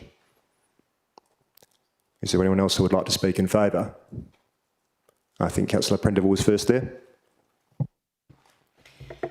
Thank you, Mr. Mayor. I'll try and be brief. While I fully support this vision for Challenger Reserve and the incredible benefits it will bring to our community, as we have seen, the current projected cost is significant and something we have to carefully consider. It's essential in these projects that we balance our ambition with financial responsibility to ensure that we deliver a facility that is both of high quality and sustainable over the long term. I am supportive of this motion by Councillor Brenda Brandis, which ultimately keeps this project alive. I've always advocated for sports, for local clubs, and for the need for appropriate facilities. I'd like to acknowledge the huge amount of work that has already gone into this master plan. Challenger Reserve, as we know, has been ready and waiting for some love for some time. Our commitment to the community is clear. We want to deliver an outstanding recreational facility that meets the needs of our clubs and our residents. And at the same time, we must be pragmatic in how we approach it.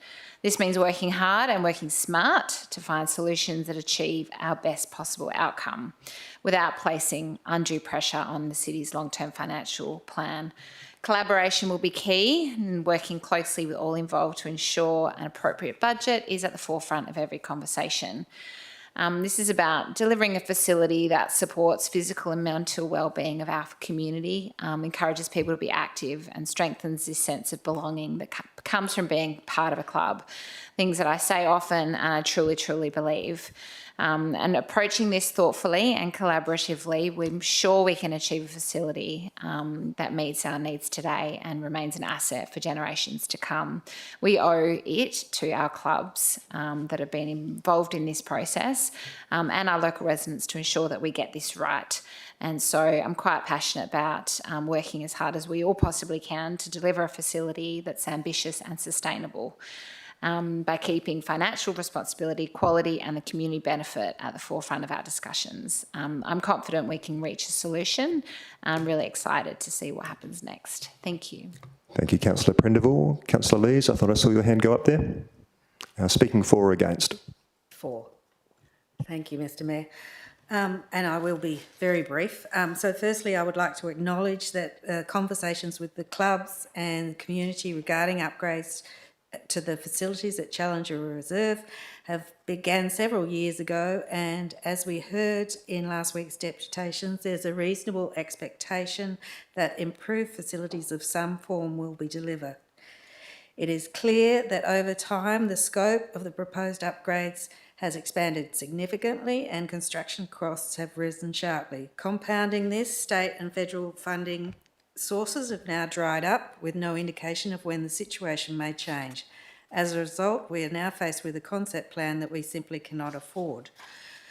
I believe the specifics outlined in the Deputy Mayor's alternative motion provide greater clarity and certainty for the affected clubs and for the community regarding the next steps.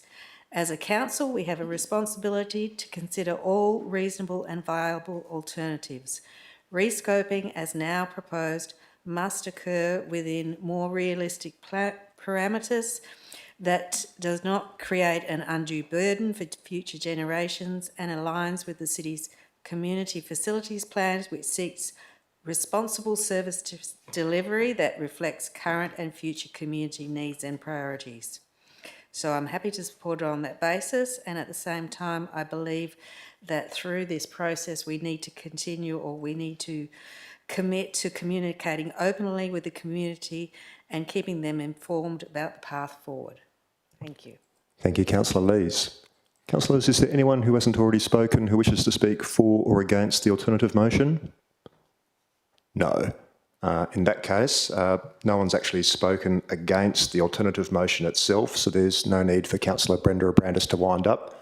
I'm simply putting the alternative motion to the vote. Councillors, please cast your votes. And Councillor Brenda Brandis, how would you like to vote? In the affirmative, Mr. Mayor. Thank you. So the votes are in. The alternative motion on item 10.1.1 has been carried unanimously. Thank you all. We now move on to the next item to be withdrawn for discussion this evening, which is item 10.4.1, entitled City of South Perth Cats Amendment Local Law 2025. Councillors, I haven't received any amendment motions or alternative motions. There's only the officer recommendation before us. We do need an absolute majority for this motion. But does anyone wish to move the officer recommendation? Councillor Raison, thank you. Anyone to second? Councillor Lees, thank you. Councillors, does anyone oppose this item? No hands going up. Councillor Brenda Abrandis? No, Mr Mayor.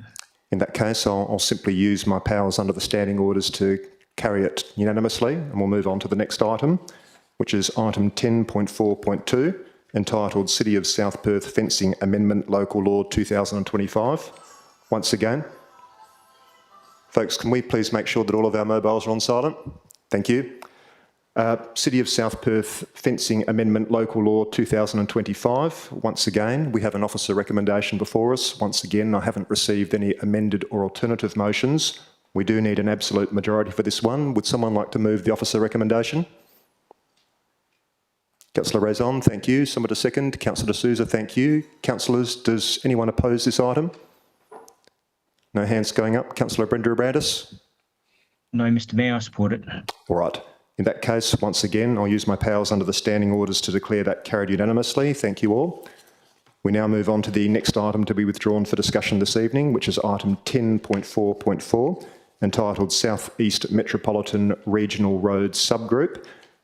We do have an officer recommendation before us. We do need one councillor to put up their hand to be the member for the South East Metropolitan Regional Roads Subgroup for the period of 16 December 2025 through to 16 October 2027. And we also need someone to put up their hand to be the deputy member. Any volunteers, councillors? Councillor Raison, as the primary member or as the deputy? Primary member, Mr Mayor. Thank you. Do we have anyone putting up their hand? Councillor Russell, thank you. Well, in that case, I'll move the officer recommendation with Councillor Raison's name at point 1 and Councillor Russell's name as point 2. Could I get a seconder, please? Councillor Prendeville, thank you. Councillors, does anyone oppose that item? Sorry, that motion, I should say. No hands going up. Councillor Brenda Abrandis? No, Mr Mayor. All right. In that case, I'll declare that carried. I did get a seconder, didn't I? Yes. Was Councillor Prendeville? Yes, thank you. All right, just wasn't fast enough to write it down. All right, that's carried unanimously. We move on to the next item to be withdrawn this evening, which is item 10.5.3, entitled Policy Review. Now, we do have an alternative motion from Councillor Lees on this item. Councillor Lees, as noted before, I usually give elected members who want to move an alternative motion to an officer recommendation in item 10, first bite at the cherry, so to speak. Would you like to move your alternative motion at this stage? All right. In that case, I'll get you to read the text of the alternative motion, and once you've done that, I'll seek a seconder, and if there's a seconder, then you'll have the opportunity to read your reasons for change. Thank you, Mr Mayor. So my alternative motion is that Council 1 adopts the following policies as shown in attachment A. A, P401 graffiti management, and B, P669 elected member continuing professional development. And 2, request the Chief Executive Officer to arrange a council workshop as soon as practical to review the following policies. A, P202 energy conservation. B, P203 groundwater management. C, P206 urban forest, brackets now urban greening, close brackets. D, P209 shade structures, and E, P692 sustainability. Thank you, Councillor Lees. Councillors, would anyone like to second that motion? I'll second that, thanks, Mayor. All right, Councillor Howling has seconded. Councillor Lees, the floor is yours.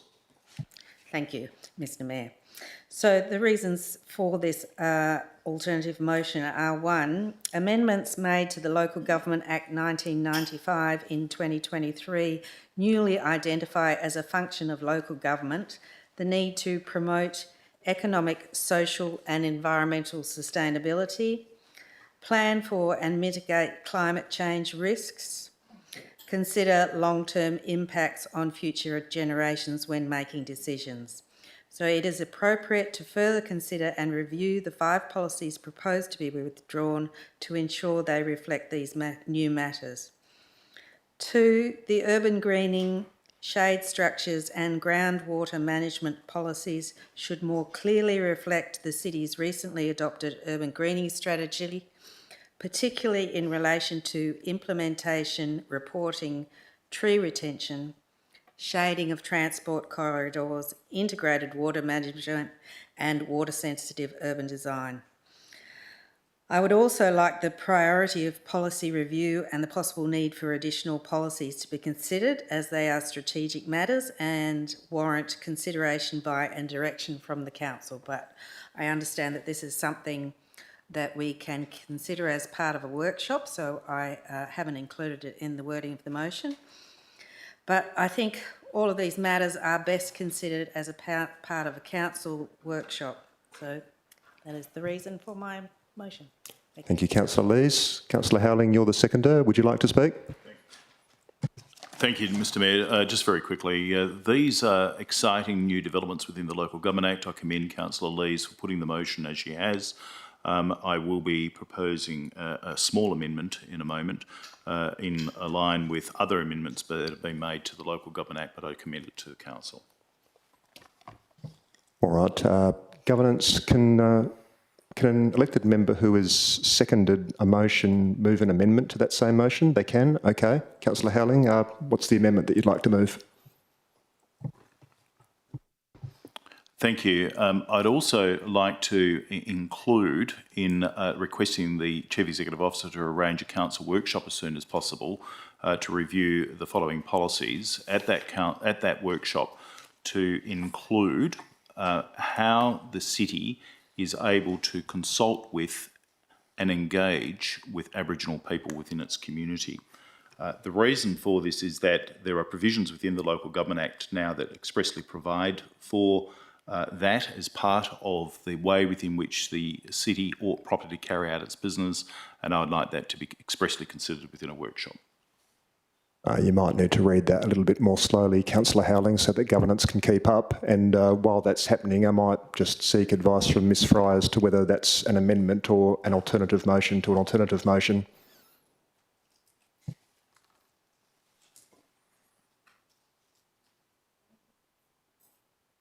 Ms Fry? Did you go? It's an amendment. All right, then I'll just wait for governance to put the amendment up on the screen so that we can all see it.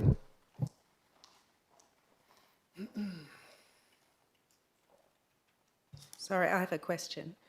Yes, Councillor Lees. As I haven't specified those matters in the local government specifically in the wording of the alternative motion, does it actually need an amendment? Who should I send that to? Ms Fry or Ms Ledger? Through the Mayor. Councillor Lees, could I just clarify what your query is?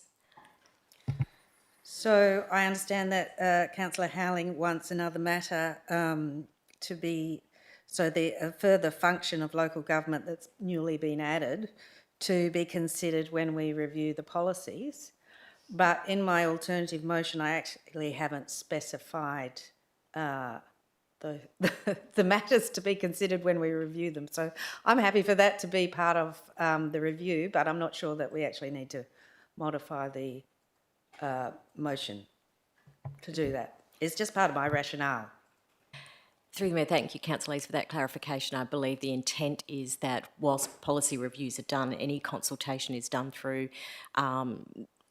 reconciling or engaging Aboriginal people in terms of any consultation done for any policy framework. Can I perhaps ask Councillor Howling if that was his intent? Thank you, Madam CEO. Yes, that is the intent, as is included within the Local Government Act, section 3.11A, and the functions and general provisions. But that is the intent. Thank you. All right, Councillor Howling, is the words that are on the screen right now, is that the amendment that you're moving?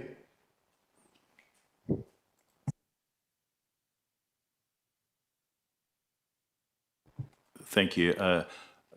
just to remove the words Indigenous and just change it to the Aboriginal people. So consult with Aboriginal people. All right, councillors, an amendment has been moved. I'll have to, Councillor Raison, and I know that Councillor Brenda Brandis is waiting for a question as well. Wishing to second or asking a question? Sorry, that Question, will. please. Oh, sorry, it shouldn't be will. So how the administration do consult or do. I think consult is acceptable, but with Aboriginal people. Thank you, Councillor Howling. I'll throw to Councillor Raison for a question, but just a gentle reminder to all councillors that if you are intending to propose amendments to motions at a council meeting, it helps greatly if those amendments can be provided to the administration in writing prior to the meeting. Councillor Raison, a question? Thank you, Mr Mayor. As I understand it, the alternative motion itself has two paragraphs, paragraph 1 and paragraph 2. The amendment, is this referring to amending the reasons for change in paragraph 3? In which case, would we be amending the reasons? Can't we just put that, will be recorded in the minutes as the seconder's reasons, or am I misunderstanding? I guess I should clarify that with Councillor Howling. Councillor Howling, are you intending to add a third paragraph to the actual motion, or are you intending to amend the reasons? It was intended as a third paragraph. All right. So perhaps governance, as currently says, amends paragraph 2, add a third paragraph to the alternative motion.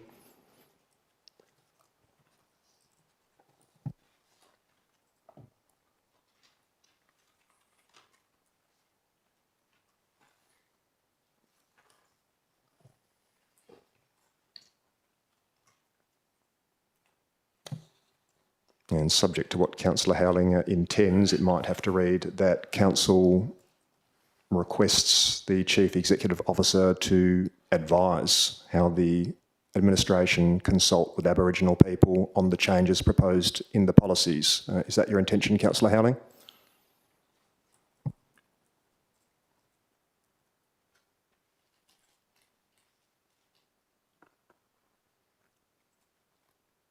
And just at the end, consistent with the requirements of the Local Government Act. So the Local Government Act itself will provide greater clarity.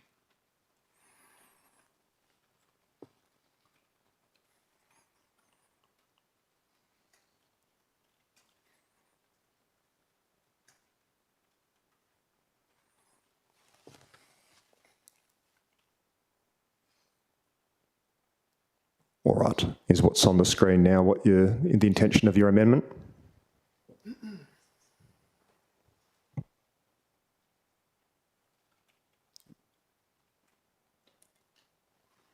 Just at the end, consistent with the Local Government Act. In accordance with the Local Government Act, is equally acceptable.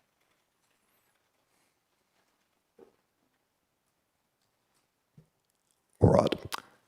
Councillor Raison. Thank you, Mr Mayor. Question to the administration.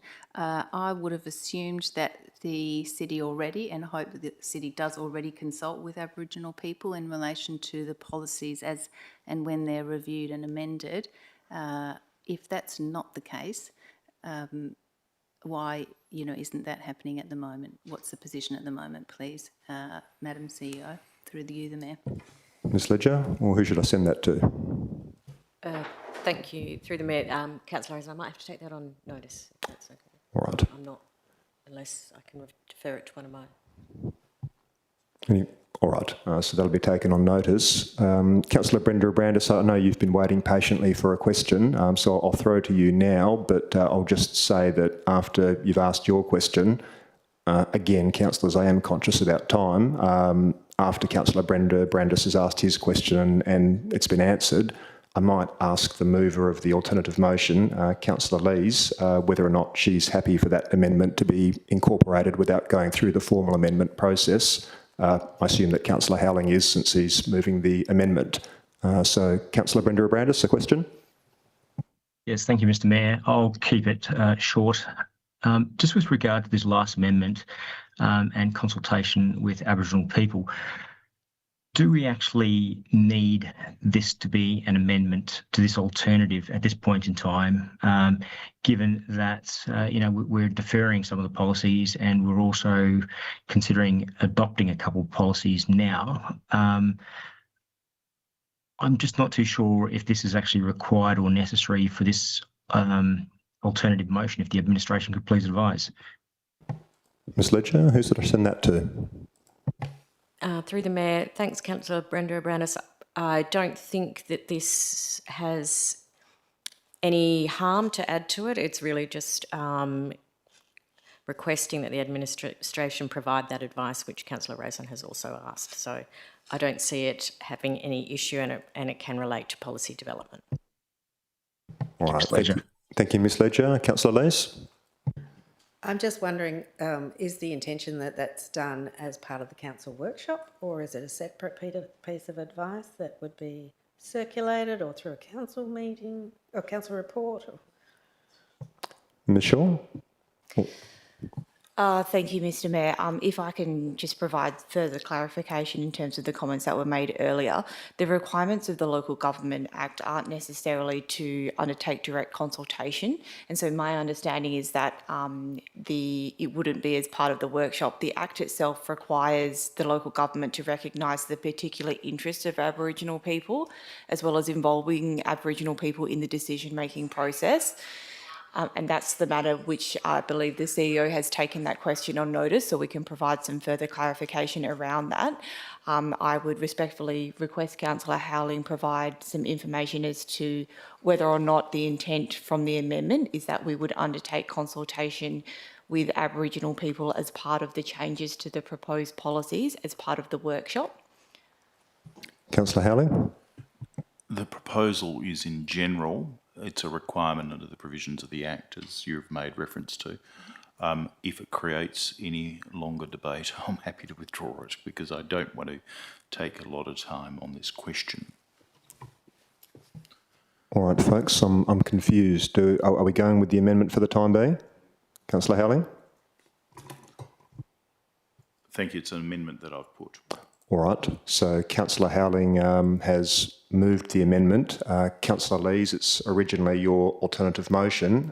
It's within your power to accept that just automatically as an amendment to your alternative motion, or we can go through the formal process of moving, seconding, debating, going to a vote, returning to the alternative motion. What would you like to do? Sorry, so I can accept it, or what happens? You can. So if you want, because it's your motion, you can accept it and the amendment just happens automatically because Councillor Howling is the seconder. I assume that he's in favour of it. If you of the mover also agree, we can do that. Or if you'd rather not, if you'd rather it go through the process, then I will seek a seconder to Councillor Howling's amended amendment to your alternative motion, and then I'm obliged to follow the process under the standing orders. I think in the interests of speeding this process up, I'm not really sure how this will be delivered, but I don't have a problem with the administration advising how they consult with the Aboriginal people. So I'm happy to, for brevity purposes, accept it. All right.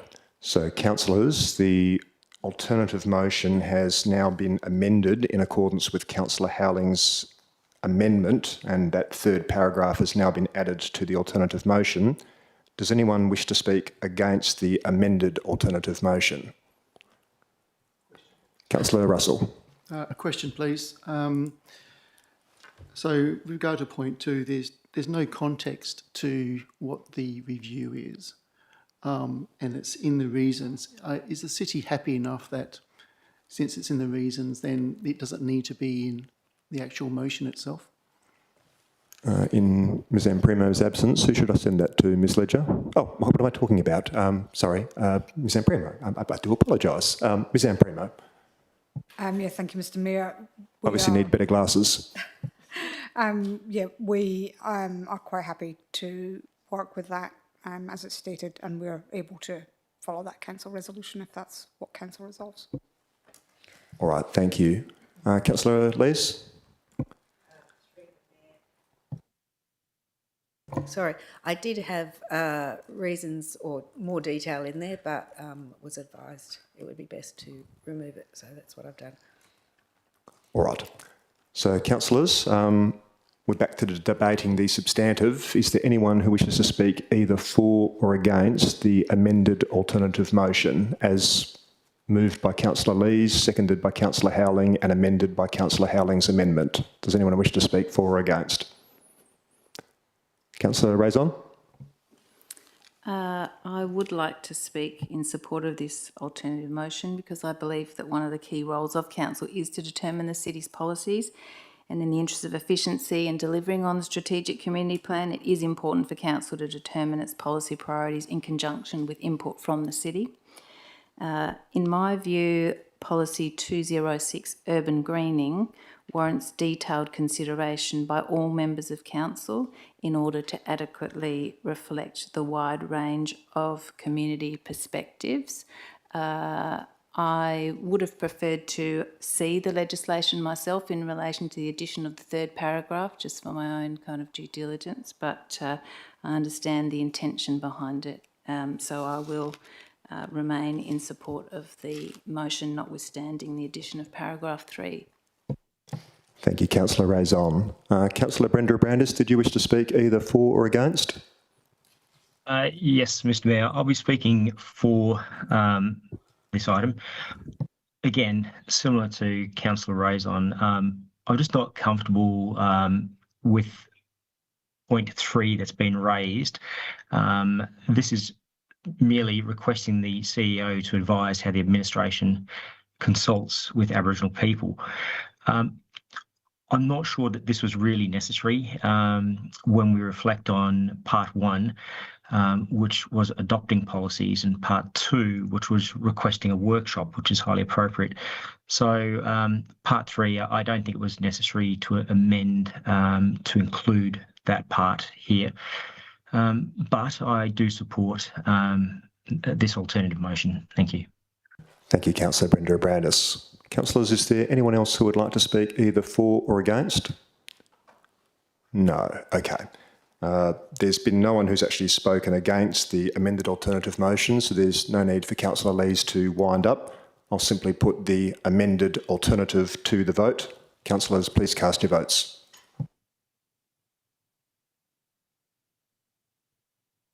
And Councillor Brenda Brandis, how would you like to vote? The affirmative, Mr. Mayor. Thank you. All right, that was unanimous, councillors. We now move on to item 10.5.4, entitled Annual Report 2024/25. There's no amended motions or alternative motions that have been provided to me. There is an officer recommendation. We do need an absolute majority. Would someone like to move the officer recommendation? Councillor D'Souza, thank you. Anyone to second? Councillor Russell, thank you. Councillors, does anyone oppose? No hands going up. Councillor Brenda Brandis? No, Mr. Mayor. All right, then I'll simply carry that, declare that carried unanimously. Thank you all. Okay, that concludes item 10 of the agenda. We now move on to item 11, which is applications for a leave of absence. Councillors, does anyone have a leave of absence application that they'd like to make? Councillor Brenda Brandis? No, Mr. Mayor. No, no hands have gone up, so we'll move on to item 12. Now, as foreshadowed in response to Councillor Russell's question earlier this evening, we have 2 items, well, more than 2 actually. That was an earlier draft of my speaking notes. We've got a few items on the agenda that I think our community has a particular interest in and which are arguably more time critical than others. So, as foreshadowed earlier, I'm going to move a motion that Council considers item 12.7, then item 12.8, then item 12.9. Actually, Councillor Howling, I've been advised by the City CEO that you intend to withdraw 5 of your motions. Is that correct? Well, are you withdrawing them or not? No, not at present. All right. In that case, I'll move a motion that Council considers item 12.7, item 12.8, item 12.9, then item 12.11, then item 12.12, before returning to item 12.1 and conducting the rest of the meeting in the order that it appears within the agenda. Could I have a seconder for that motion, please? Councillor Prendiville, thank you. Councillors, does anyone oppose? No hands going up. Councillor Brenda Abrandis? No, Mr Mayor. All right. So, okay, that's carried unanimously. So now, as previously declared, Councillor Russell? Yeah, Mr Mayor, I think this is going to be a long period of time, so can I move a procedural motion that the meeting be adjourned for 5 minutes? I think that's reasonable. I'm happy to second that. Councillors, does anyone oppose an adjournment for 5 minutes? Councillor Brenda No, Mr. Abrandis? Mayor. All right. No, Mr Mayor. Councillors, it's currently 8:05. I'll see you all back here at 8:10. Governance, are we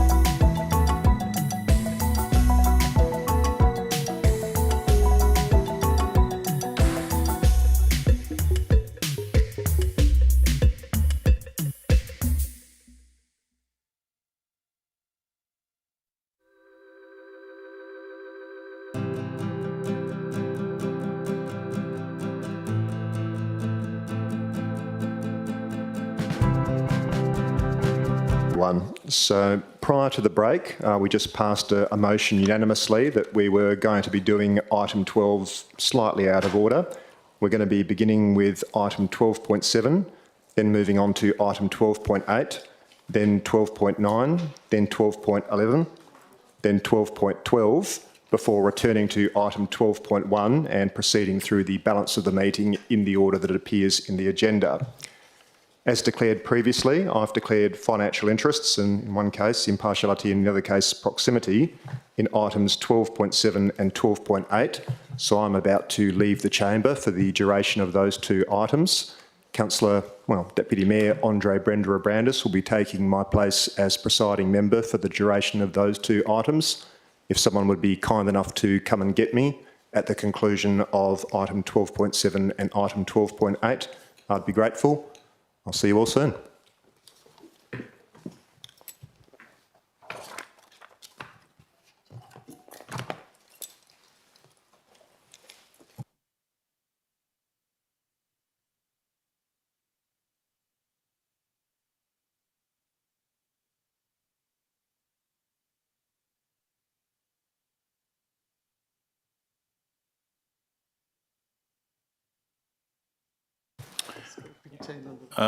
Madam CEO, I do have a point of order.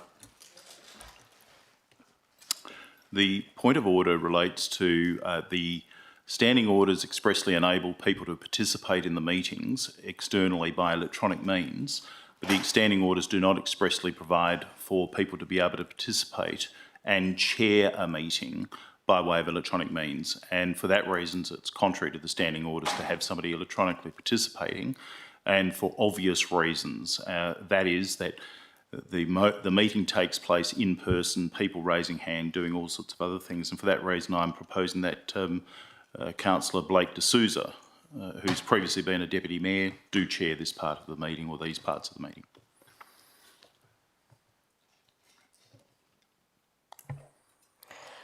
Thank you, Councillor Howling. I would need to get Council's vote on that. Go, Councillor Russell. Actually, is this the point of order? I mean, if a point of order, it goes to the presiding member to make a ruling. It is a point of order, and that would go probably to the Deputy Mayor at this point in time. Thank you.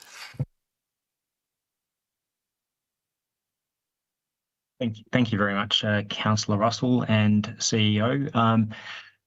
From my understanding, and I could ask for clarity from governance, that there is nothing that prevents a presiding member from attending electronically.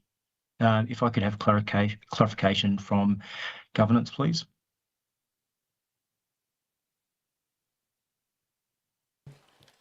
Thank you, Councillor Brender-Abrandis. Within the standing orders, it does not clarify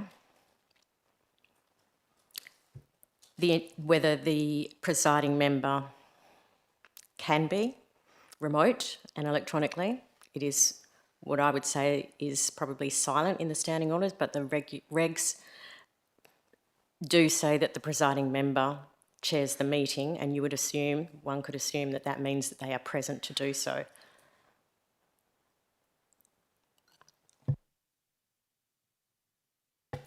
I could refer to any councillor that has further information on that. That is the city's take on what we've looked into in regards to this item. Another question to the CEO. Could present mean present but in an electronic form, in its modern form? Given that changes occurred during COVID to allow meetings to be convened in an electronic form, would this not be similar? Thank you.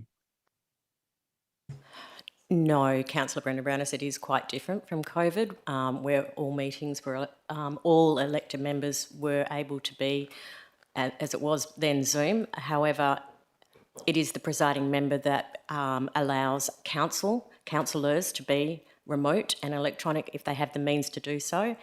The presiding member does need to be able to have visual and audio connection to be able to preside. And just to clarify, Ms. CEO, I do actually have visual and audio to participate.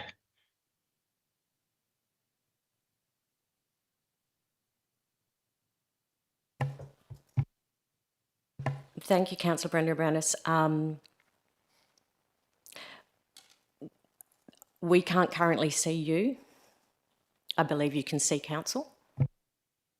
Yes, and I can turn on the audio. I was just waiting for clarification as to whether I can actually proceed as the presiding member, and if that is the case, there would be visual and audio as well.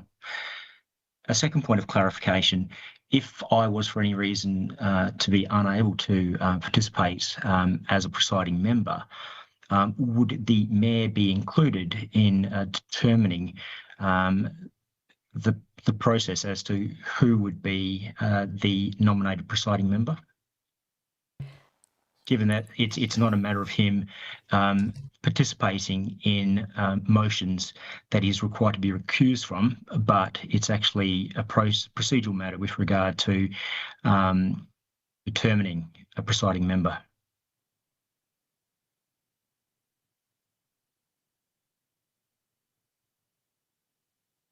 My apologies, Councillor Brendan-Browness. Obviously, this is not a situation that happens very often, so it is, and it's not very clear, as I said, in the standing orders. They're silent on that, so it's very difficult. I would suggest that the mayor, as the presiding member, is brought back in to make that decision with council. Thank you, Ms. CEO.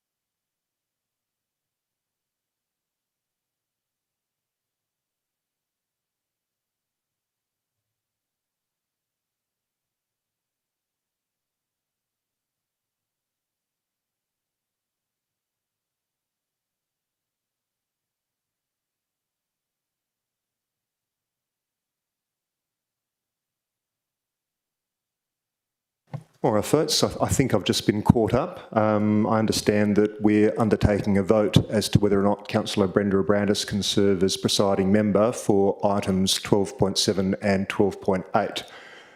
Has a motion actually been moved yet? All right, then, Councillor Raison. Just a question, if I may, through you, Mr Mayor, just because I'm just trying to keep up myself. May I just ask the administration, I would have assumed that this matter advice would have been taken on this particular issue prior to the meeting, given that we're aware that Councillor Brenda Abrandis is the deputy. Was advice taken, and if so, could we see that advice? Ms Ledger? I can verbalise that advice. Yes, thank you, Councillor Raison, through the mayor. Yes, this was presented to the administration. The administration did raise concerns with being able to preside visually and audio, being able to have that connection so that the presiding member can see everything. The officers have spent a lot of time to be able to ensure there is a connection and that connection is of visual and audio. Ultimately, at that point of time, it is the mayor's decision to decide who can preside in his absence. If council wants to challenge the ability for that Councillor Brenda Abrandis to actually do that efficiently and effectively, then that can be determined now. I guess one of the things that's difficult is we don't have an ability yet to understand what that audio, we understand the audio but not the visual aspect that's being referred to. I don't understand what that is, if that can be clarified, please. Apologies, Councillor Raison. Councillor Brenda Abrandis is on a Teams conference video. On the screens, you may see on the left-hand corner side, you will see CB. There we go, he has turned his screen on, so now you can see him. All right, I guess I might ask a couple of questions myself, because I do know this issue was brought up with the acting CEO, Matthew Scott, last month. If I understand correctly, if during COVID, when we were doing e-meetings because we couldn't get together in this chamber, I think, I'm happy to be corrected, that there was a requirement that all participating councillors in that meeting had to be connected via Teams and we could see each other and hear each other. But the regulations which we've used to allow Councillor Brenda Abrandis and, well, others in the past to attend the meeting electronically only talks about audio link. I'm not aware of any regulations that say that draw any distinction between regular members attending via regular elected members attending via audio link and presiding members. Are there any regulations that make any differences when someone is the presiding member and attending remotely? And I guess that's to either Ms Ledger or Ms Fry or, well, anyone else. Thank you, Mayor. Obviously, COVID was a different time. Everybody was allowed to be by electronic means and be remote. The regs now are that the Mayor can approve a council member attending electronically and remotely as long as at a minimum there is audio connection and they can still be able to vote and participate. It isn't clear on a presiding member, as a presiding member is generally present, and when a presiding member is not present, he or she, their position is then filled in by a deputy or another member of council. All right, thank you for that clarification. I guess the obvious question is if there's not any distinction in the relevant regulations between a councillor, a normal elected member attending electronically, or a presiding member, or in the Deputy Mayor's case, a deputy presiding member, is there anything that would displace the usual rules about the Deputy Mayor filling in for the Mayor when the Mayor is unwilling or unable to act? No, as long as the Deputy Mayor or another member is present and in play, it doesn't specify, again, it doesn't specify that presiding member can be by electronic means, as the presiding member is the member that determines whether somebody can be by electronic means. I guess this is a salutary lesson for councillors, that if we are going to raise points of order like this, and we know in advance that we might be raising points of order like this, it might be a good idea to give administration as much opportunity as possible to be able to properly consider this, because I haven't got the ability to look up the regulations at this point in time. I know what the usual rules are. Why would a vote be necessary in this time if the Deputy Mayor is saying that, yes, I'm connected to the meeting, I can see what's going on, I'm happy to serve as presiding member in the Mayor's absence? Thank you, Mayor. That would be a decision for council. All right. I guess I'll have to follow the advice of the CEO and governance. I will move a motion that Deputy Mayor Andre Brenda Abrandis serve as presiding member for items 12.7 and 12.8 in my absence. Would someone be kind enough to second that motion? Councillor Russell, thank you.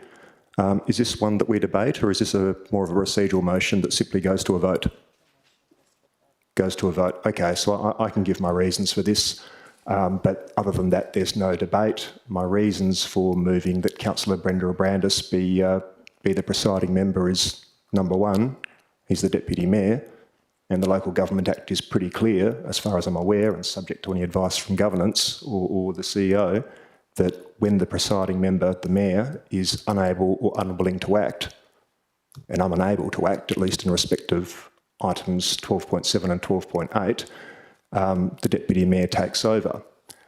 I'm not aware of any regulations or any legislation that would displace that default position that is enshrined in the Local Government Act. Happy to be corrected, but no one's brought any such regulations to my attention. Also, Councillor Brenda Abrandis is one of the most senior councillors around this table, and I think he's probably best equipped to manage the meeting in my absence. Those are my reasons. If it's a procedural motion, which Ms Ledger has confirmed, there is no debate on it. I'm simply going to put the motion to the vote that Councillor Brenda Abrandis serve as the presiding member for items 12.7 and 12.8. Councillors, please cast your votes.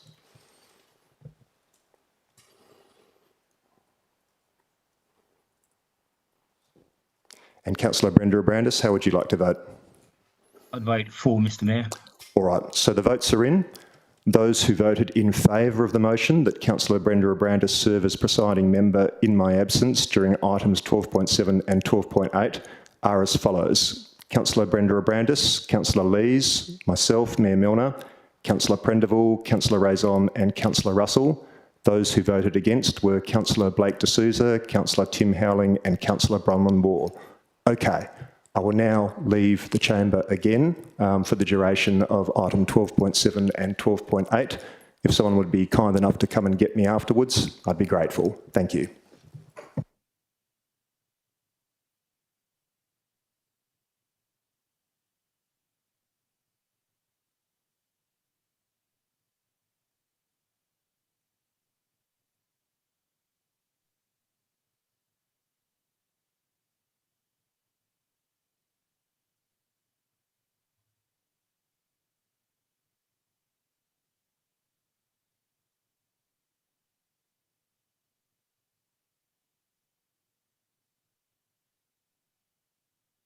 Thank you. Good evening, councillors. Before I commence tonight, could we please ensure that the standing orders are complied with, in that if you have a question, please raise your hand indicating your intention to speak, and then please allow me the opportunity to direct you to ask your question. And if we could proceed in an orderly fashion, bearing in mind I am attending electronically, so clear raising of hand and one question at a time would be appreciated. So before us we have item 12.7. And 12.7 is a notice of motion from Councillor Tim Howling entitled Motorcar. I would call for the mover to move the item, please. Thank you. I'll move the motion. Thank you. Do we have a seconder with regard to... So firstly, Councillor Howling, if you could actually read your notice of motion, your recommendation. Thank you, Mr Deputy Mayor, and the motion reads as follows: that Council resolves that from the 1st of July 2026 the Mayor no longer be provided with a car at cost to the ratepayers. This motion passed at this time enables transitional arrangements for the discontinuance of the mayoral car, effective from the commencement of the next financial year from the 1st of July 2026, to provide time for the sale of the current vehicle and for the Mayor to acquire a private vehicle. Thank you, Councillor Howling. Do I have a seconder for this motion? Thank you, Councillor Waugh. Councillor Howling, can you please provide your recommendations with regard to the moving of this motion? Yes, the reasons are these.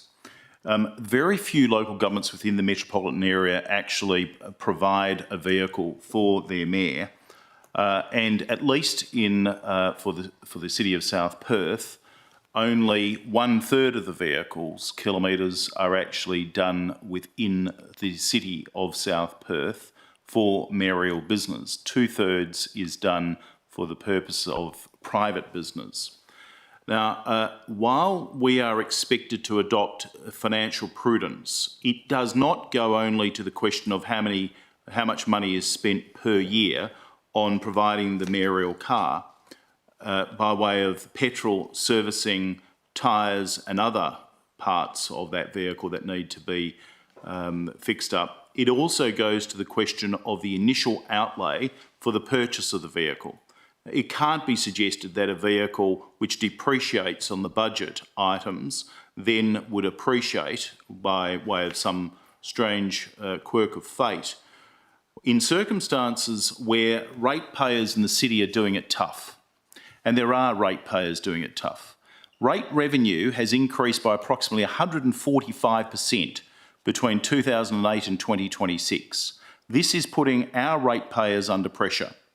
Our area has increased from 42,000 to 47,000 people, and we are in a position where we need to cut back. The cost of elected members and their civic functions have increased significantly from 2011 and 2012, $60,497 to 2025-2026, $209,552. In all of the circumstances, this is not insignificant. When you look at what the allowances are for the mayor has gone from what he originally was being, or the mayor was originally allocated in 2007, 2008 of $45,000 as a base salary to $70,951 in 25-26. Together with sitting fees and attendance at meetings, that's $117,809. The totality of the spending on the mayor and for the functions that he performs, and bear in mind, it's most mayors don't do this as a full-time job, and certainly by review of the diary, it's not a full-time job. And the kilometres that are driven within the city is approximately 60 kilometres per week. We do not need, in this particular local government, to continue to provide financially for a mayor where the for a mayoral car, where the costs have increased, in my view, significantly all round, where we're paying a significant wage in reality to the mayor, and everybody needs to buy their own car, pay for it, and this gives an opportunity to transition to being able to pay for the car or by the mayor themselves. We simply can't be in a position where we as a council are, and there's other motions that I've put on the table, are not demonstrating the same fiscal restraint as other members of the community. And so I say that the time has come to end the mayoral car that is provided, to reimburse for the kilometres, that is to pay the mayor for the kilometres that he may use his own vehicle, that's 60 kilometres a week. And lastly, at least on the budget papers, although it's stated that the mayor pays back the vehicle costs that he uses, I am unable to presently find that on the budget papers. And further, since 2019, the cost of the vehicle has dropped off, at least what I can see, on the budget papers, so that we have no transparency around this. This motion has provided some degree of transparency about the cost of the vehicle that is originally purchased, the operating costs of the vehicle, and I say that in terms of what we've got funds for and what we want to spend on, I would rather spend on a charity that is feeding homeless or feeding people who are doing it tough than providing for significant costs out of the budget for the purchase of a new vehicle every so often, and for its maintenance, and for its petrol, and for its tyres. Lastly, I note that the vehicle, that is the mayoral vehicle, often is fuelling up in Mosman Park. That's okay, because at the present time under the policy, you can do that. But while there's a tight rein on expenses, as there is within this council, we need to show leadership, and leadership starts with demonstrating that we cut back on the mayoral car. There'll be other things that I'm recommending cutbacks on as well, that in my view are largesse. And it's time that we show that leadership.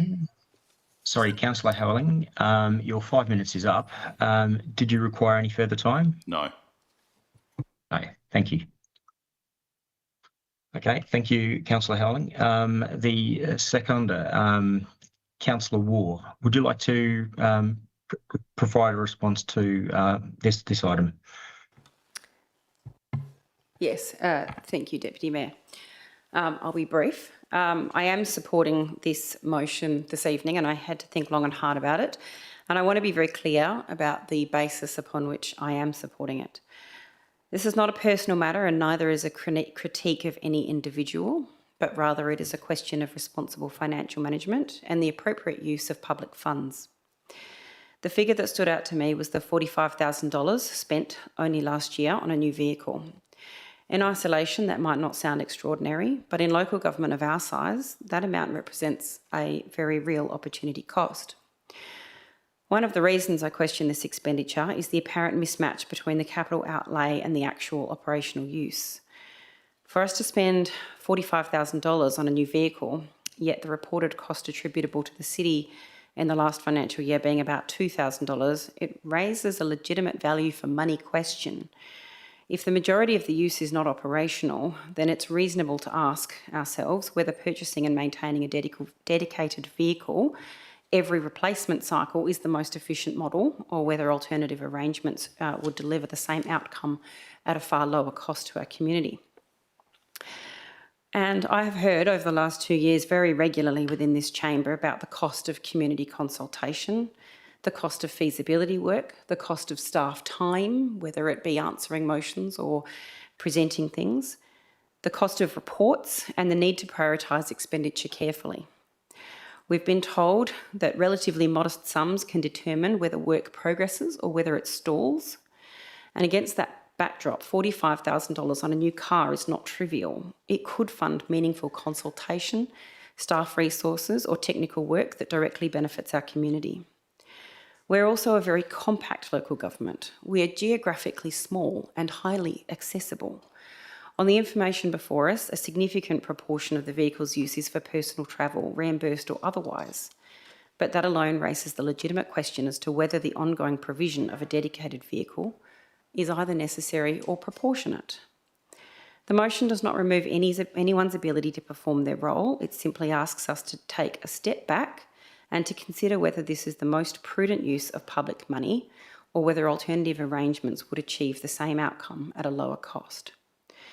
So good governance is not about dramatic savings all in one hit. It's about consistency and discipline, particularly in smaller organisations where every single dollar matters.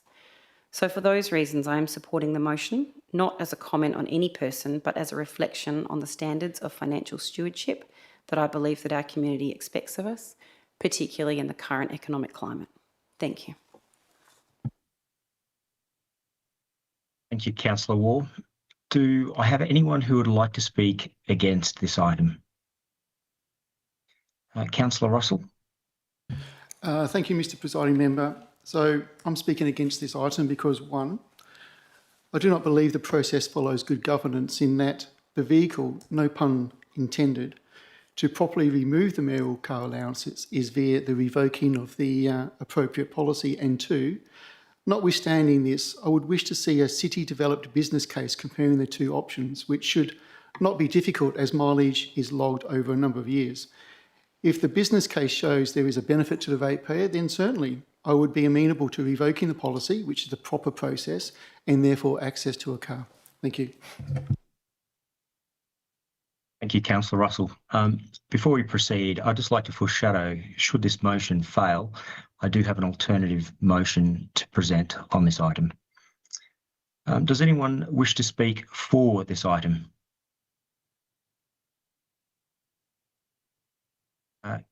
Yep, Councillor Prindiville, thank you. Just a question, if I may, please, through the Yes. chair. The alternative motion that you have foreshadowed, if this current motion does not pass, is the alternative motion the same as the current motion not passing? As in it does nothing? As in we just continue with our normal policy? Thank you, Councillor Prindiville. The alternative motion is fairly clear in that we continue conforming with the policy and we continue providing the motor vehicle in the absence of doing anything else.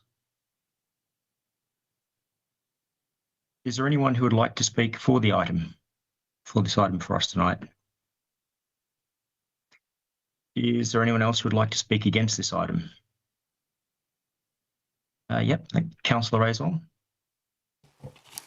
Thank you, Mr Deputy Mayor. I'm speaking against this motion. The Mayor is provided with a fleet vehicle in line with city policy, and I agree with Councillor Russell that the appropriate way to deal with this issue is by reviewing that policy, if that is the intention of the council, rather than an ad hoc motion.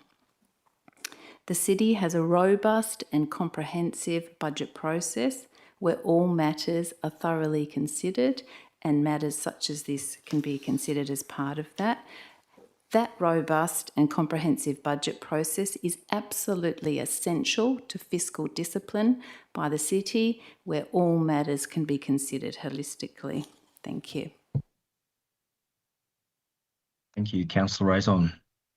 Does anyone wish to speak for or against the item who hasn't spoken this evening? Councillor Lees. Thank you, Deputy Mayor. I would like to speak against the motion. So I don't think this was appropriate timing to bring this to council. In fact, I don't think it should have come to council. I agree with the administration's advice that any change to council's position on the provision of a mayoral vehicle should occur through a review of the relevant policy. In my view, it would have been a more appropriate and efficient use of ratepayers' funds to consider the matter through the budget process and policy review process, particularly as from a community viewpoint, as we heard last week, this does appear as personal. So I think it would have been better dealt with alternatively, and I am comfortable supporting the the officer recommendation. Thank you. Thank you, Councillor Lees. Anyone else wish to speak to the item? Councillor Prindiville. Sorry. Sorry, I think Councillor Prindiville was first. I'm content to move so that we can move this matter forward as quickly as possible. The officer's recommendation as an amendment to the motion.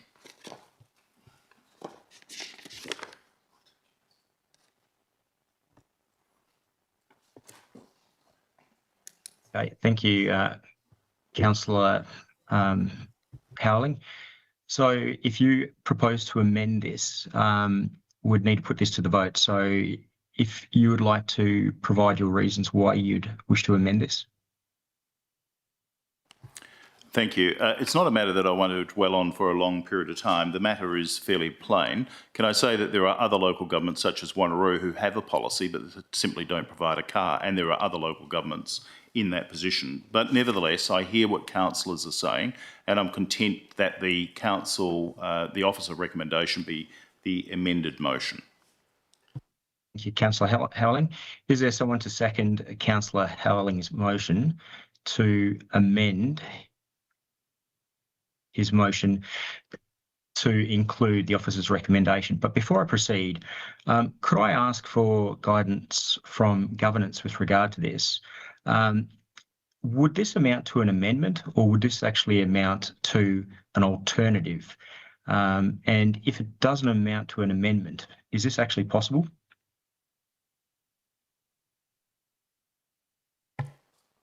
Do you want to? Through the presiding member, thank you, Councillor Brendan-O'Bannis. I think this is an alternative motion. I think possibly that you, whilst Councillor Howling has put it up, I think you'd probably need to vote Councillor Howling's motion down to put this up. Okay, certainly. Okay. So, Councillor Howling, the administration confirmed that theirs, of course, is an alternative. It can't be amended to your motion. Your motion would need to be voted on first. I've already foreshadowed my alternative motion in the first instance, which we'd then proceed with. So is there anyone else to talk to the item? If not, I've got a few words to say. Okay. So firstly, I don't consider this process... Councillor Brendan-O'Bannis, Councillor Prindiville had her hand up. Sorry. Councillor Prindiville, did you want to talk to the item first? Thank you, Councillor Brendan-O'Bannis. I'll be really quick. I just want to say that I do very much appreciate the intent of financial responsibility.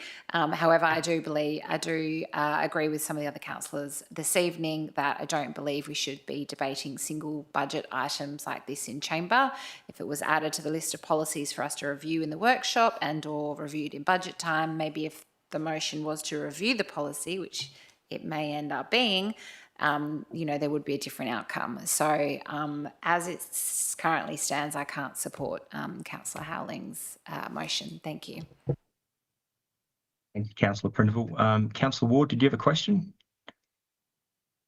No, I was just trying to get your attention to let you know that Councillor Prindiville wanted to speak. Thank you, Councillor Ward.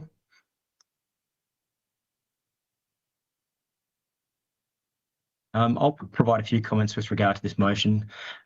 So firstly, initially, the Mayor is required to perform functions in undertaking his duties, and precedence has been set not only with our local government but other local governments, and not only currently but previously, where the Mayor is required to undertake duties and vehicles have been provided.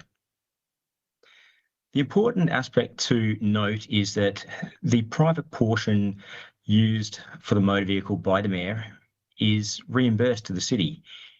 So the vehicle provided for the private portion is not a cost to ratepayers.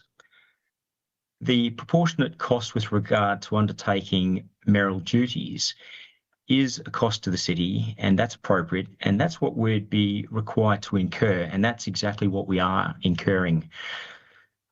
So from the perspective of, are we providing anything above and beyond what we should be providing for the use of the Mayor's motor vehicle?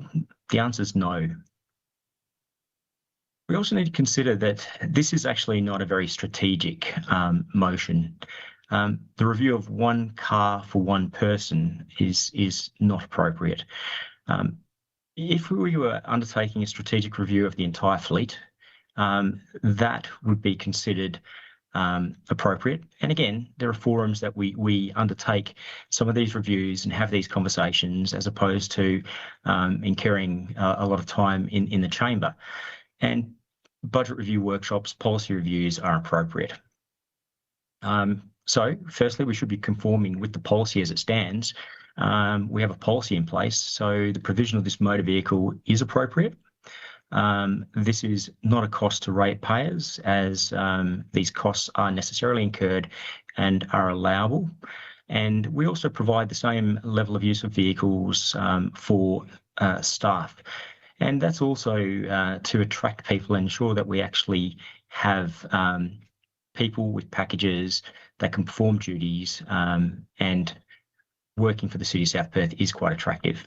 I realise that the Mayor is not an employee, but these offerings, even outside of local government, are not uncommon. So, look, I think it's really important that we need to look at the item, vote on the item, and consider, is this actually a cost to the city? And if it's not a cost to the city, are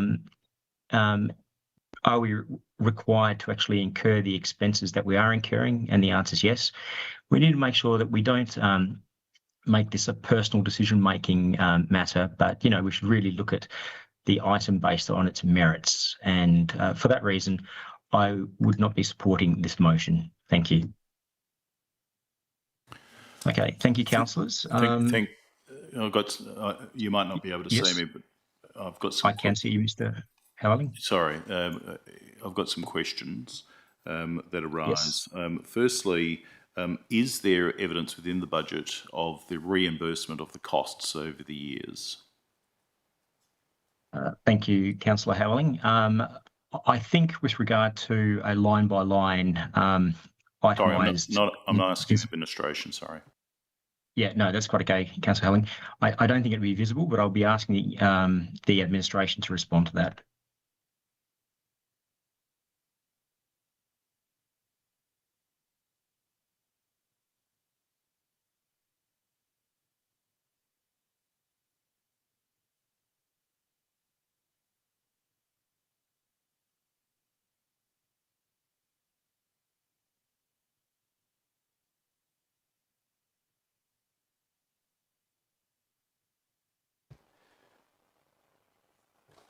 Through you, Mr. Deputy Mayor, the mayor has been invoiced in the for the last consecutive months, 12 months. That has occurred. Thank you, Mr. Lecoq. Councillor Howling, did you have another question? Yes, thank you. Does that invoicing only for petrol, or does it include tyres, wear and tear, or a component of the use of the vehicle being 2/3 for private use?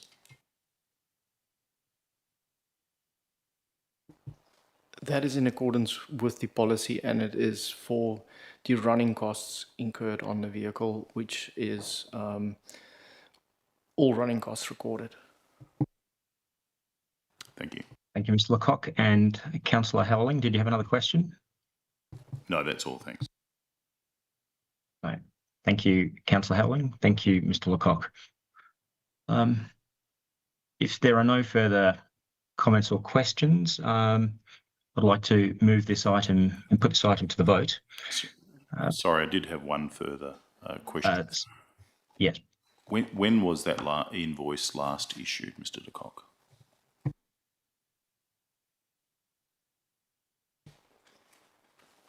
The last invoice was issued, up to the best of my knowledge, approximately, I think, 2 to 3 weeks ago. Thank you, Mr. Lecoq, and thank you, Councillor Howling. If you have no further questions, Councillor Howling, you have another one? Okay, thank you. Yes, thank you. And Councillor de Kock, was that for 2 to 3 weeks ago for the period of the last year?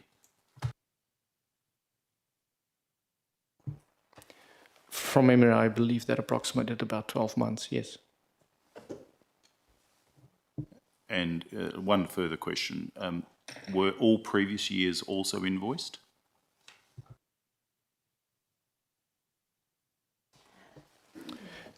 To the best of my knowledge, at this point in time, I cannot recall that we previously invoiced the previous years. Sorry, I missed it. I cannot recall that we invoiced the previous years. Cannot.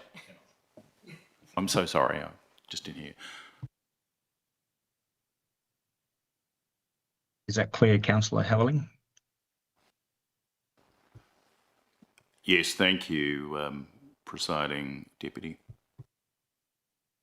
Thank you, Councillor Howling. If there be no further comments or questions, I'd ask for Councillor Howling to wind up. Thank you. Thank you. And firstly, let me say this, that when we adopt financial discipline and we adopt consistency and financial restraint, that is a good thing. That's not about personal. That's about sitting and taking a chair around the table and having the input of our community who are asking for things all of the time. And of course, we represent the community. And for that reason, what it is that we're looking at spending money on is important. And in a time of fiscal restraint, because people are doing it tough, I say that we should, in an electorate the size of a postage stamp, demonstrate leadership. There are very few local governments who offer a car. Very few. And there are some who have a policy that don't provide a car, and for good reason. The reason is that the mayor is an elected member. That is, elected by the community to the position. When they undertake certain functions, by all means, that should be reimbursed. I'm pleased that since I brought this item, that there has been an invoice which has been tendered, and I'm also pleased that there will be a review, no doubt, over the last years, whether or not the budget has been, or that is, the private use has been invoiced and will be paid. The reason for that is that we have to walk past at least 12 to 15 houses, knocking on their door and speaking to them before we've spent or to spend their rates solely on a car. And I ask you, is that something, next time you knock on doors, that you're prepared to say, hi, I'm here from the council, your rates go to the payment of a motor vehicle, which is used 2/3 for private use, in an electorate where you can get around on a push bike quite effectively. It's 10 kilometres from here to anywhere. And so for that reason, The question is not about whether or not we have a policy and therefore we have to stick to the policy. It's about fiscal prudence. And why has it been raised at this time? It's been raised at this time, as I've stated, so that we have the opportunity for appropriate transition. It's to give notice so that somebody who is receiving a significant benefit from the council, from the ratepayers, is able to identify that within 6 months, I've got to look to transition to having my own motor vehicle. And so for that reason, I ask for your support for this motion as councils begin their move to saying we are going to be prudent about those matters that we have benefit of.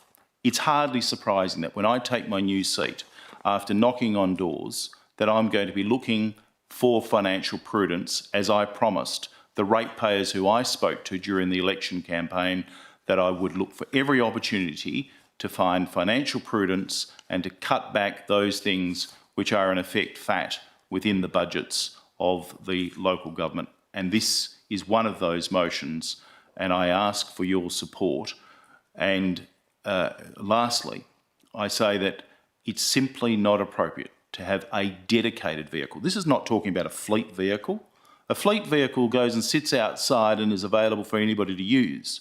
This is for a vehicle where during holidays, whether that's trips all over Western Australia or whether it's in a period where the mayor doesn't turn up to the council, he is able to use the ratepayer's vehicle, a dedicated vehicle provided. I have no difficulty with a vehicle and a fleet vehicle being used. Of course I don't. That's good practice. But when we provide a dedicated vehicle over and on top of the costs that are already spent on the mayor, and I've already gone through those and how significantly they've increased, I say that it's time to rein in the costs, it's time to tighten the belt as everybody else in the community is expecting, and it's time on a reasonable income just from the council to pay for your own motor vehicle, or for the mayor to pay for his own motor vehicle. To suggest that this is personal is a personal attack on me, and I take exception to it, because this is about a whole raft of amendments that I'm putting forward, and people ought to consider themselves and what they're taking out of the local government and whether they're able to give back. And for that reason, I say that it's time for us to demonstrate the financial prudence that we need to. Thank you. Thank you, Councillor Howelling. Administration, if we could please put this item to the vote. And for the record, I'm voting against the item.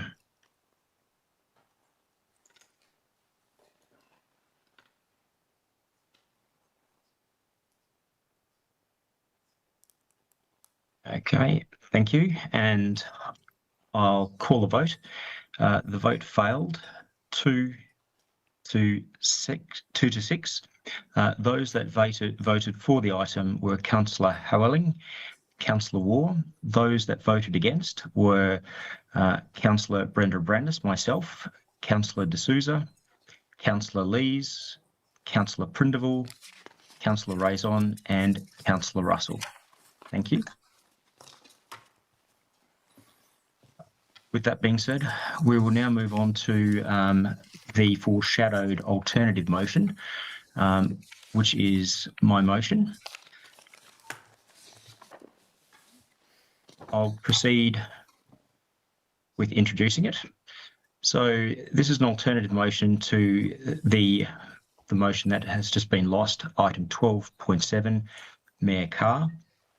My alternative is that the council complies with the approved policy P649, mayoral vehicle, and continues to provide the mayor with a vehicle to undertake City of South Perth duties. Do I have a seconder to support the motion? I'll second the motion. Thank you, Councillor Howelling.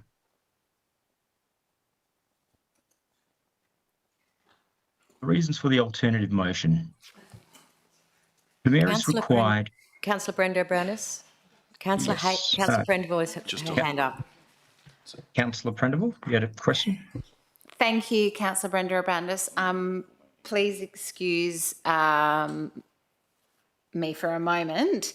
would you be open to an amendment to your alternative, including the policy review? Is this the time that I can request an amendment, or should I wait? No. So we need to actually move, second, and then have the motion on the floor before any amendments could be proposed to it.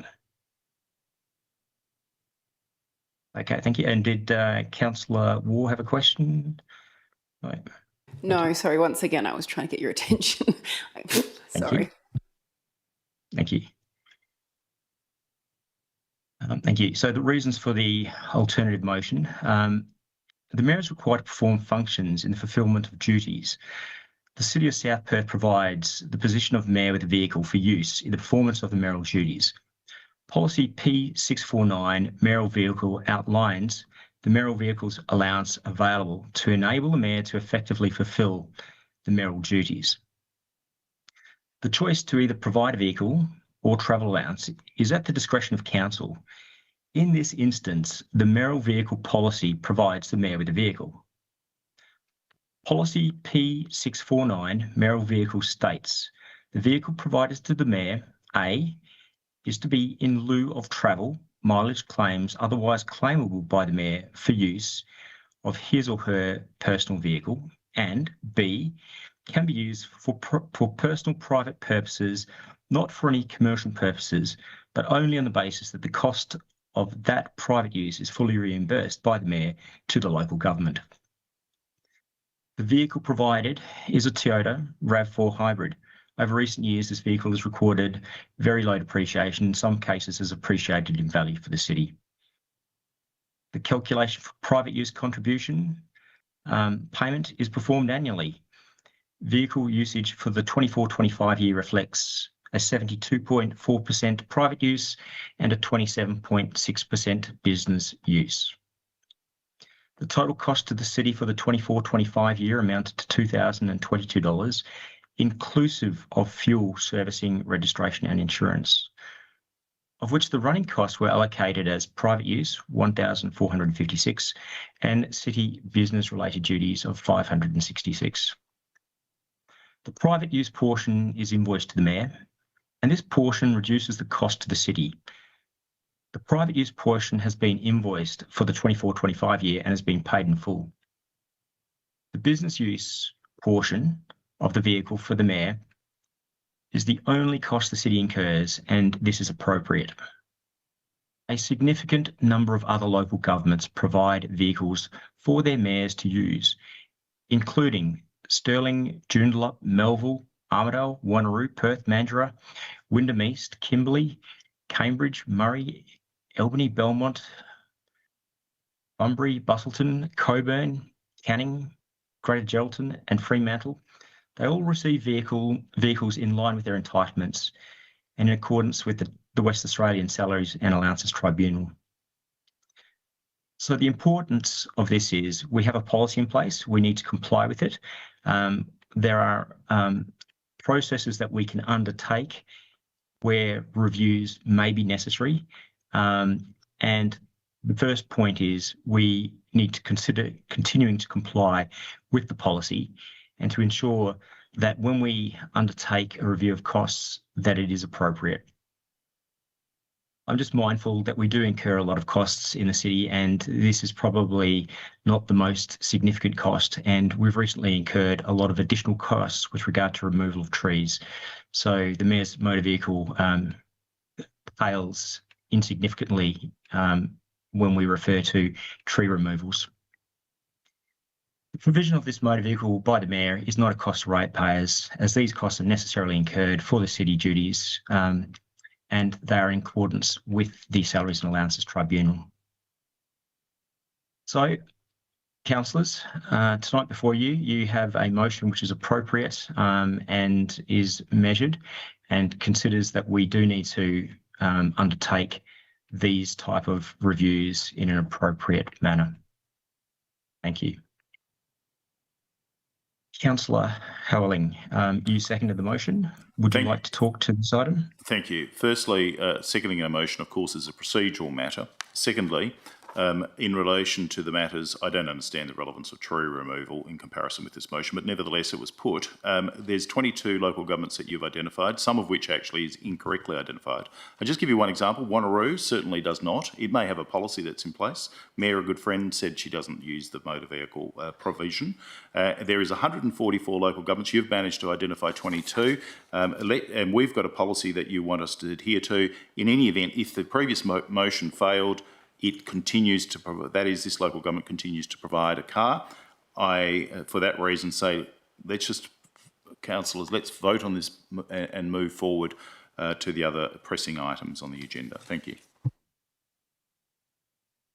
Thank you, Councillor Howling. Does anyone wish to speak against this item? Does anyone want to speak in favour? Councillor Raison has her hand up, Councillor Brenda Brandis. Thank you, through you, presiding member. I'm speaking against this alternative motion. As my colleagues on council know, I'm not in favour of ad hoc motions being brought unless they're absolutely essential and within the strategic remit of the council. And in my view, we don't need a council motion to confirm what we are already required to do under the policy that we already have. Thank you, Councillor Raison. Does anyone wish to speak against this item? Or Councillor Prindiville, you have a question? Thank you, Councillor Brenda Brandis. May I suggest an amendment to your alternative motion now? Yes, you certainly can. If you would like to present your amendment. That the council reviews policy P649, mayoral vehicle. I don't mind when. Can I ask a question of the administration? If we're reviewing this particular policy, is it appropriate that the mayor is involved in that review? Like, can he be involved? If it's a financial decision, I feel like everyone should be there. Thank you. Question for the administration. Through the presiding member, thank you, Councillor Prendiville. The direction and a policy setting of council, the mayor can be present for that. Thank you. Councillor Prendiville, did you have another question or? No, that's all. Want to talk to the item? Thank you. You proposed an amendment, Councillor Prendiville. Did you want to proceed with an amendment? Yes, please. If you'd like to tell us what the amendment is. That the council adds a dot point to add the words reviews policy P649 mayoral vehicle. Sorry, I just have a question for the administration. We undertake reviews of our policies on an annual basis. This would be coming up in the next 12 months along with all the other policies. Would that be appropriate? I'm not sure when this was last reviewed. If it was reviewed within 12 months ago, then it would be coming up now. If it's been reviewed before then, and then we would wait for 12 months' time. I'd have to find out when it was last reviewed. Thank you, Ms. CEO. Councillor Prendiville, did you want to include your amendment? Does it say 2018? I've got the document open and it says it was reviewed in 2012, 13, 14, 15, 16, 17 and 18, but there's no dates after 18. So it hasn't been reviewed for a significant period of time. So if the administration can confirm that this will be reviewed soon, then I'm happy to withdraw that amendment. If that is correct, that it was last 2018, then this would be a high priority. Can I just understand procedurally where we're at? And I understand, and I'll question the lawfulness of carrying on a meeting as we are, nevertheless. I don't know where we're at. I've lost my way. There's a motion which has been put on the table. That must be seconded. Yep. I'm prepared to second that motion, and we have to, and then can ask questions. Yeah, thank you, Councillor Howling. So I'll clarify. The alternative was moved by me. You seconded the item. We were then talking for and against the item. Councillor Prendiville proposed an amendment, and has since withdrawn the amendment. So we are still at the alternative motion and talking for and against the item without any amendment. Okay, so are there any other councillors who would like to speak for or against this alternative motion? Councillor Lees? I just had a question, sorry. If this alternative motion fails, are we then foreshadowing the officer recommendation? Yeah, if I could pass this back to the administration. It would be the status quo. Yeah. Unless I foreshadow the officer.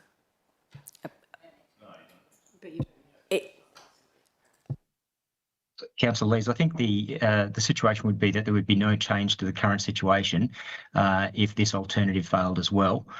We would just continue with the current process and the provision of a motor vehicle would continue.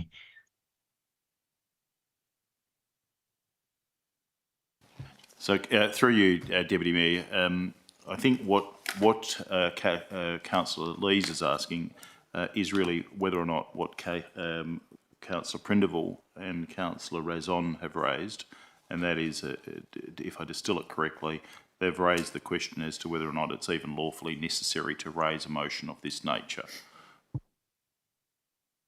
And Councillor Howling, and yes, it is, and it can be, given that we had a different alternative, which was actually going to be not initially considering the policy.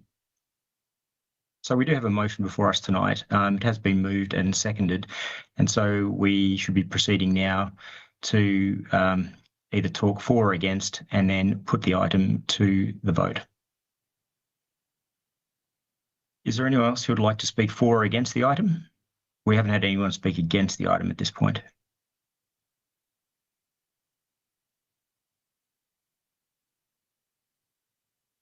Yep, Councillor Razon. Yes, just to confirm, Presiding Member Brenda Abrandis, that when I was speaking earlier, because I understood that the motion had been seconded by Councillor Howling, I was speaking against the motion on the basis that it's an ad hoc motion, and as everyone knows, I'm not supportive of those generally. Thank you, Councillor Razon. Okay, is there anyone who'd like to speak to the item? Sorry, Okay, can I thank you. just If ask one question, if I may, of the CEO? I take it that what the discussion that's taken place is that the policy is to be the subject of fairly urgent review. Is that correct? CEO, thank you. Thank you, Councillor Brenda Abrandis. Councillor Howling, based on this alternative motion, it does not indicate whether the policy should be reviewed. The policy will be reviewed it should be reviewed every 12 months. So I'm suggesting that it has been elapsed, so probably would be coming to council in the next round of policy reviews. Thank you, Ms Ledger. Yes, another question, Councillor Razon. Yes, just a question, just going back to the earlier alternative motion of Councillor Lees that we passed at item 10.5.3. My understanding in the course of discussing those policy reviews was that one of the reasons that Councillor Lees gave in relation to those policies was that she'd like the priority of policy review and the possible need for additional policies to be considered as they are strategic matters. So I'm assuming on the basis of what we've already said with the policies that are being pulled out that all policies are going to be prioritised in the workshop that was referred to back in 10.5.3. And thank you. That's a question for the administration.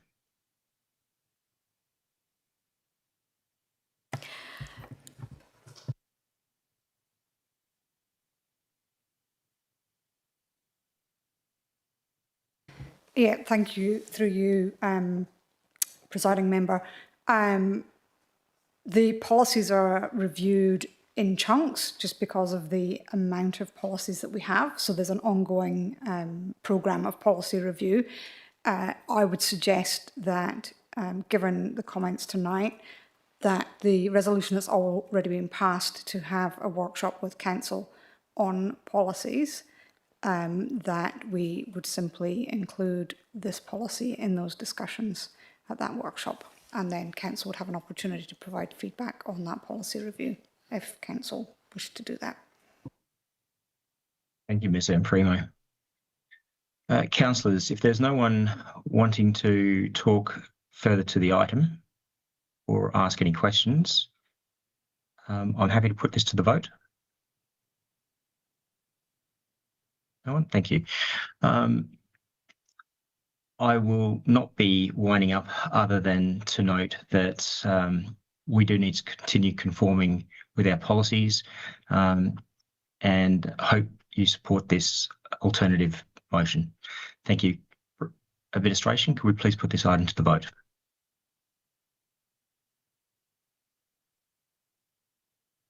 And I vote for the item.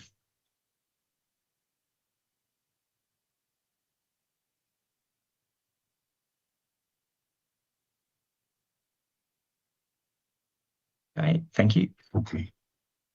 And this item failed 2 to 6. Those that voted for the item were myself, Councillor Brenda Abrandis, and Councillor Russell.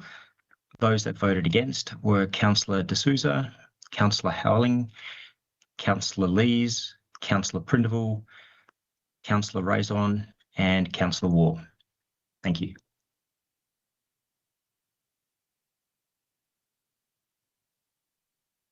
Thank you, councillors.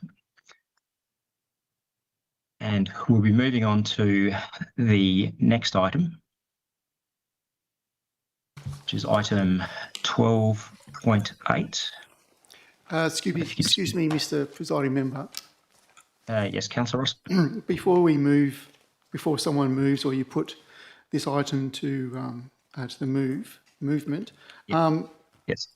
What exactly are we looking at here? Is it the amendment or is it the item in the agenda?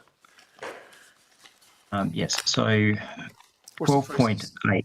Yeah, so we're looking at item 12.8, which is actually the notice of motion presented by Councillor Howling.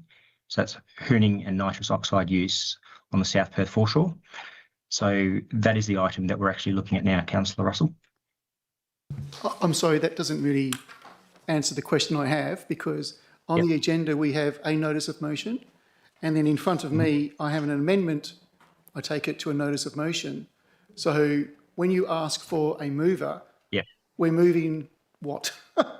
So what are we moving? Yeah, so we're so I'll clarify with Councillor Howling. You've got 2 items. So initially you proposed a notice of motion, and then later provided amendments to the notice of motion. And my understanding is the notice of motion is what you are presenting and then That's correct. Subsequently amending. Is that correct? Okay, thank you. So if everyone's clear, so what we are moving here is the original notice of motion put forward by Councillor Howling. Okay, so before we move into that, Councillor Howling, would you like to move your notice of motion? Thank you. I move the motion as amended and I read the motion.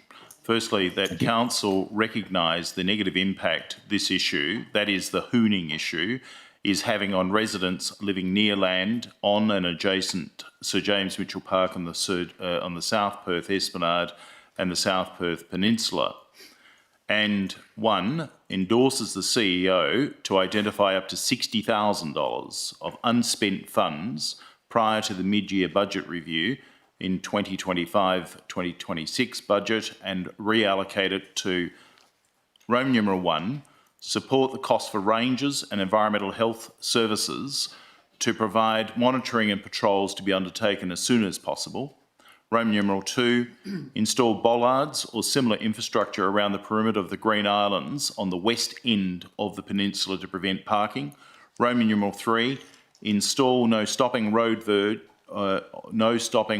road or verge signs on the western side of South Perth Esplanade between Queen Street and Mill Point Close.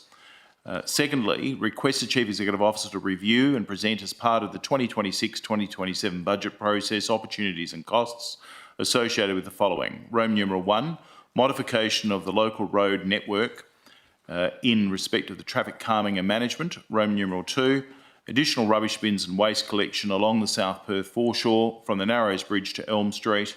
Roman numeral 3, landscaping and beautification of the verge on the western side of South Perth Esplanade from Queen Street to Mill Point Close, and having monitored the impact of number 1, Roman numeral 3 above, recommendations on any further restrictions, and 5, additional CCTV cameras and fibre cabling required. Number 3, request the Chief Executive Officer to write to the Honourable Rhys Whitby MLA, the Minister for Police, requesting police assistance and enforcement for antisocial behaviour, nitrous oxide, misuse, hooning and modified vehicles. And 4, notes the City of South Perth is procuring an additional mobile CCTV camera anticipated to be deployed in early to mid-2026 with images, data and footage provided to the WA Police for investigation and enforcement. Thank you, Councillor Howling. Do we have a seconder for this item?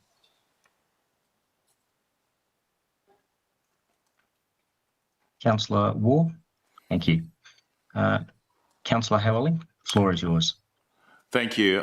Last week we heard a large number of people attend. Approximately 6 deputations were received. Those deputations indicated the significance and seriousness of the problem that we are confronting on the peninsula. There was video shown, canisters taken into the chamber, and harrowing stories, particularly by one resident who spoke about living in some degree of fear in her own home. The situation is not only serious, it's devastating that we can live in a community that has failed to do sufficient for the residents who are the subject of people who come from outside and are hooning in this location. Now, it's suggested that hooning occurs everywhere within the district. I've searched carefully within the minutes and there's only one report of some hooning that occurred on Douglas Avenue, which was hit hard and hit strongly by CCTV cameras immediately being deployed. This is not a new problem, and I commend the administration for working promptly and working closely to not only identify what's able to be done, as has already been published in the Councillor Bulletin and circulated to all councillors. That's the first step. And I commend the CEO for taking this matter not only seriously, but reaching out to every one of the deputies to speak to them and to write to them about the matters that we have before us. Anybody who is listening will know that this is a significant problem for these residents. Now the question is, what do we do? On the 27th of February 2024, Council then agreed to advocate to the WA Police, the local Member for Parliament, Mr Baker, regarding the hooning, and resolved a resolution at that time in February 2024 at its meeting, item 12.1. There was particular public participation by Ms Vicky Redden, Ms Cindy Tund, Mr Douglas Minchin and Mr Mike Banning, all of who described significant problems associated with the peninsula. That is, we know about the problem and we've known about it for a very long time. There was advocacy following that meeting to the Kensington Police Station, Senior Sergeant Mike Tite, as referred to, and there was also letters written to the police, and there was a suggestion of a blitz to try to mitigate the problem. Has anything serious occurred? There was also advocacy to the local member following all of this, and there has not been any material impact on the behaviour of hoons in this area. There was also letters previously written to Paul Papalia when he was the Minister for Police, letters to Mr Cole Blanche, the Commissioner of Police, the officer in charge of the Kensington Police Station, Senior Sergeant Mike Tite, for measures that were to be implemented to try to mitigate the problem. There was a follow-up report on the 28th of March 2024, referred to at the Ordinary Council meeting, entitled Responses to the Notice of Motion Hooning Along the Peninsula. Again, it was confirmed that there had been letters to the police. The local member who had been written to on the 19th of March 2024, and in May 2024, there was a report that advised the City regarding what the police were doing, that the city had not at that particular point in time received any written response from the Kensington Police Station. And similarly, regarding the local member, the reports say that the city has not received any written response from Mr Jeff Baker to that particular meeting, and that's referred to in the council meeting of the 28th of May 2024 at item 10.3.7. Then in May and June of 2024, there was further motions that were presented to council. The council presented a motion by the then councillor for the Mill Point ward, Councillor Coveney, and the report recommended the closure of the Miller Pool car park together with Mary Choi, the then councillor, and that is between 10 p.m. and 5 a.m. I pause to say there would be no difficulty with closing other car parks at the same time as between 10 p.m. to 5 a.m. Then there was a council decision in June of 2024 in respect of the entirety of the Miller Pool car park. Then in the 2023-2024 annual report noted that the city had secured in principle agreement for the speed to be limited on the South Perth foreshore to reduce hooning and improve safety. Sorry to interrupt you there, Councillor Howling. Your 5 minutes has expired. I'm happy to move a further 5 minutes for you. If I could have someone second this for me. Thank you, Councillor Raisin. All those in favour of extending by another 5 minutes? Thank you. I approve. And I think that was unanimous. Thank you. You can proceed, Councillor Howling. Thank you. Then in March of 2025, there was again a report, and in public question time, Mr. Mike Banning asked for an update in respect of the noise detection cameras and was reporting that there was still significant hooning along Mill Point Road, not just at the peninsula end. The Mayor responded and provided a detailed response regarding the legislative gaps in enforcing noise regulations on moving vehicles, and noted that the state government had announced a trial of speed cameras in which he would advocate for the City of South Perth to participate. In the mayoral report, again in March of 2025, Mayor Milner discussed the community issues, and having met with community members on the 20th of March 2025 to discuss the hooning and the noise detection cameras. There has been an electors meeting in March of 2024 where all of these matters were again raised. This is raised in our annual report, and we know about the problem. Anybody who was not aware that we have done things, the soft things, the easy things, writing to the Chief Executive Officer, writing to the Minister for Police, Paul Papalera at the time, writing to the local member, Mr Jeff Baker, writing to the Kensington Police Station. But the problem persists. And as was said last week, it's time to take action. There is an alternative motion. It's proposing to do very little, write more letters, have more discussions with people, but not take the type of action that's being proposed. This is about people who are living in an area affected by their amenity being affected by hooning and other problems. It's not time to sit down and talk with the residents yet again and identify other solutions. We know about the problems. We know about the fact that we need to take action, and I commend the Chief Executive Officer and other people within the administration who heard the motions last week and are taking it seriously. And now it's time for us as council to show leadership within our community, to identify that we're up to summer again and this is going to be a serious problem. This is not just a problem that affects everybody in all of the areas around South Perth like it does on the Esplanade in South Perth. It is just untrue to say that there is a problem equally elsewhere. It's not the case. It's not the case that people experience what they do on Mill Point Road either. At 3 o'clock in the morning, 2 o'clock in the morning, that doesn't happen. The suggestion that we can ring up and find out, or rather that it might be happening in, for example, Manning or other areas, is not the case. It has never been reported to this council over the period of the last 3 years, never reported within the minutes, and there might be some discomfort occasionally by a motor vehicle, but if you are suffering this every night, and we are allowing residents to live within the peninsula as we are, then it falls to us to protect the residential amenity.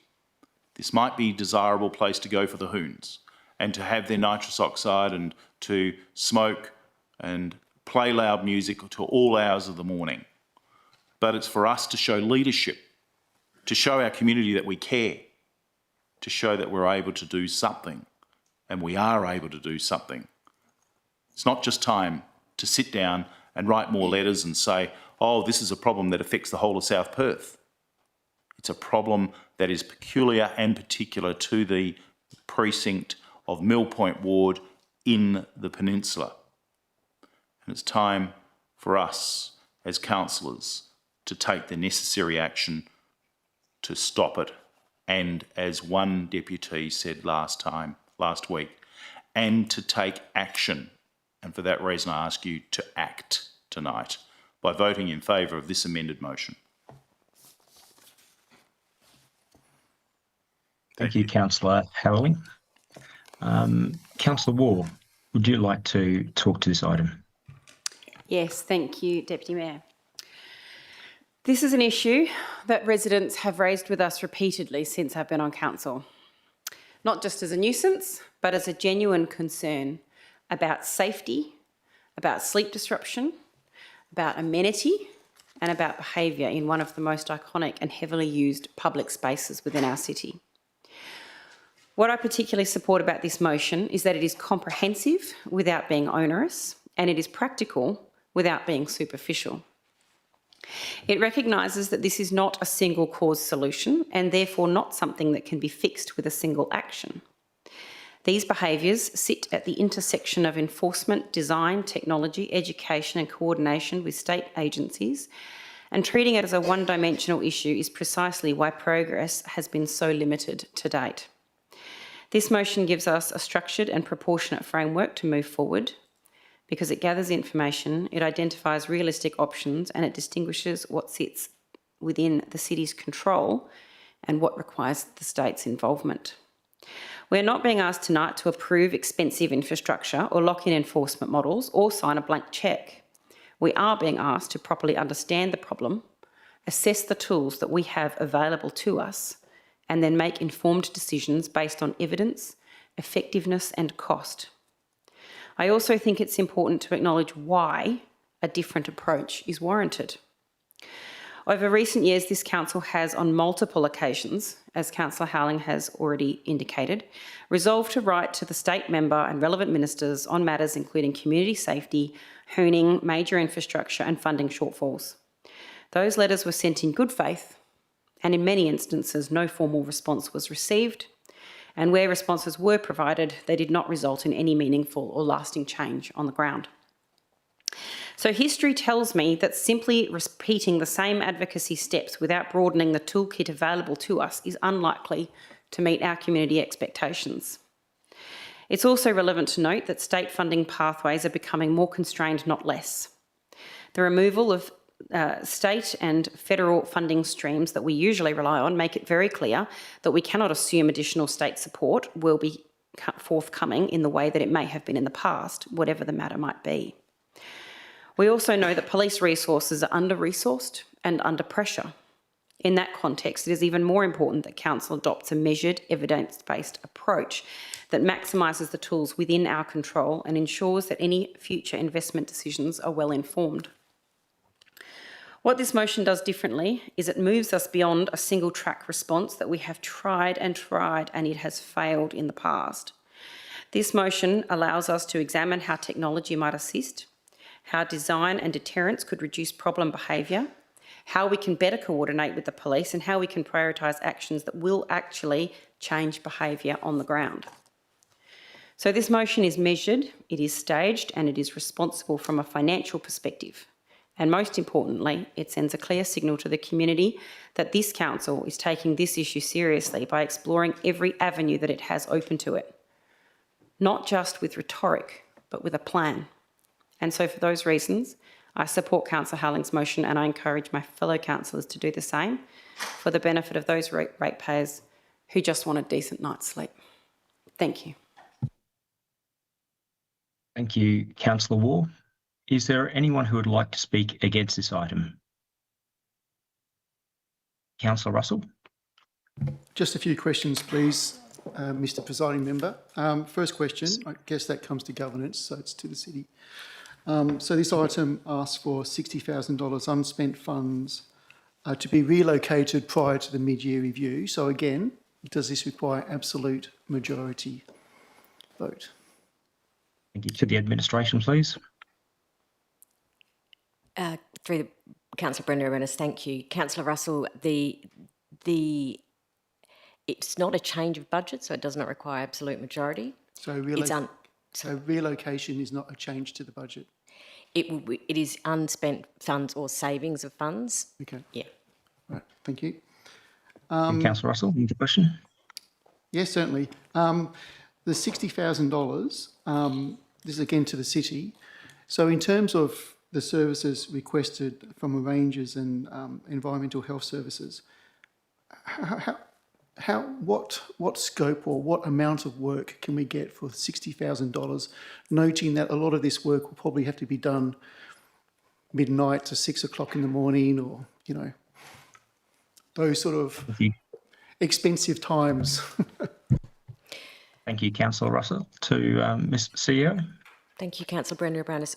Councillor Russell, the aim is to apportion some of that towards overtime and additional casual staff to patrol randomly and random hours, random nights, to provide some presence and monitor that, bring that back to council for a decision either at mid-year or for planning for 26-27.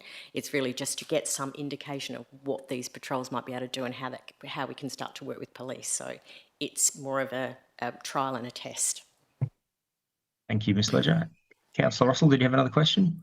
What's the city's understanding of the Green Islands on west end of the peninsula? Thank you, Ms. Ledger. Yeah, thank you, Presiding Member. So I would interpret that as the same as item 1.3, where it has the description and western side of South Perth Esplanade between Queen Street and Mill Point Close. So the piece of road reserve that is between South Perth Esplanade and the access lane into the properties on South Perth Esplanade between Queen Street and Mill Point Close. Okay, thank you. And again, to item 1.3. So the requirement to install signage, has the city got the authority to do that, noting that, is it a delegation from Main Roads for the city to install signage, or does that require Main Roads approval? Thank you, Ms. CEO. Yeah, through you, Mr. Presiding Member. So the city would actually do that through delegation, and we can do that without a council resolution, and it's part of the parking local law, so it's not a Main Roads requirement. Okay, thank you. Just another question. So this item 2.3, it talks specifically to the verge on the western side of South Perth Esplanade. So that's the verge of the road reserve. So that's not the medium strip. That's the verge, which every, I guess, property has a verge. Is that your interpretation of this? I'm through you, Mr. Presiding Member. So if I can just speak on how we would deal with this if council were to pass this as a resolution. In terms of a parking restriction, the resolution without the written plan would not be enforceable. So we would implement the parking restrictions under our delegation because there is a specific process that has to be signed off on to make them enforceable. And what we would put on the plan's actually already been drawn up, would be no stopping signs on the verge of South Perth Esplanade. So the road configuration there is a little bit confusing because the whole road reserve includes South Perth Esplanade, the verge on South Perth Esplanade, and then the access lanes to the properties on South Perth Esplanade, which is all part of the road reserve.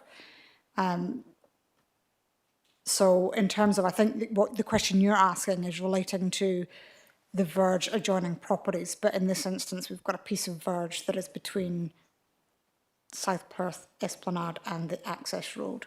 So it's not a piece of verge adjoining a private property. Yes, I understand that. So for clarity, you know, to me, the Green Islands is the medium strip. The verge is basically what abuts or adjoins a private property in this case. Here it actually talks about landscaping and beautification of the verge on the western side of the South Perth Esplanade, i.e. the verge abutting a house, which is on the western side of the road reserve. So no other, is it, does any other ratepayer get their verge beautified in the city of South Perth? That's my question. So through you, Mr. Presiding Member, I don't interpret that notice of motion in the same way, because the verge that is adjoining the properties is not on South Perth, adjacent to South Perth Esplanade, it's adjacent to the access road. So Councillor Howling may correct me if I'm wrong in the interpretation of his intended resolution here, but I interpret that resolution as being the verge to South Perth Esplanade. I would not call that a median, because a median divides two lanes of traffic on the one road generally. The median doesn't tend to divide two roads, but it is a very unusual road configuration. Okay, thank you. The further question is, 2.5, the additional CCTV cameras with fibre cabling required. I'm assuming that will be a fixed CCTV system? And if so, where would the fibre cabling have to run to? So through you, Mr. Presiding Member, that item is to look at the options. The city does already have fibre in the vicinity of that area, and this one wouldn't be to do any actual work. It would be to look at the options to connect to the city's existing network. And in those options, we could consider fixed, we would evaluate whether fixed CCTV or in fact mobile CCTV that could be moved around in the vicinity would be a better option. So that's only to bring options back to council. So it'll be up to the administration to look at those options and provide that information back. Okay, thank you. Thank you, Ms Amphrey. Thank you, Councillor Russell. Councillors, did anyone want to speak against this item? Were there any questions? Before we proceed any further, I'd foreshadow that I do have an alternative motion to this item. So should this fail, we'd proceed with the alternative that I present tonight. Anyone else wishing to speak for the item or against the item that hasn't spoken already tonight? Yes, Councillor Raison. Thank you, Mr. Presiding Member, and thank you to Councillor Russell. I had a number of same questions about whether the city was sufficiently clear about some of the locations for the items that are in paragraphs 1, Roman numeral 2, paragraph 2, Roman numeral 3. And in my view, paragraph 1, Roman numeral 2 and paragraph 1, Roman numeral 3 are veering into operational matters. But nevertheless, it's important that we make progress rather than strive for perfection. I'm going to keep my comments brief because of all of the items that are on the agenda that are still to come. But this is, as a Mill Point Ward councillor, this is a very important issue. In 2021, the city was made aware of illegal, dangerous and vexatious driving, as people refer to as hooning, and associated antisocial behaviour in and around the South Perth Peninsula. Since then, the City has worked with the community, police, experts and other stakeholders to address this unacceptable and often unlawful behaviour. Actions taken by the City include car park closure, installation of traffic calming measures including speed bumps, modification of intersections and reducing the speed limit. The feedback that I've received from the community is that while the engagement and actions by the City have been appreciated, the hooning and antisocial behaviour is getting significantly worse.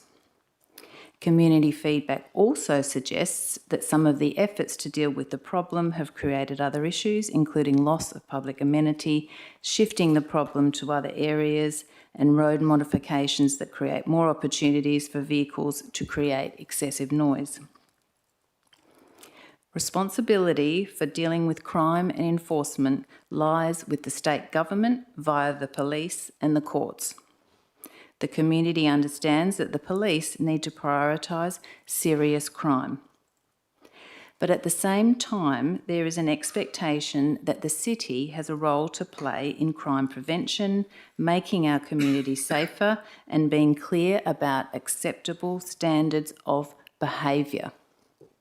While everyone is welcome in South Perth, illegal, dangerous and vexatious behaviour is not.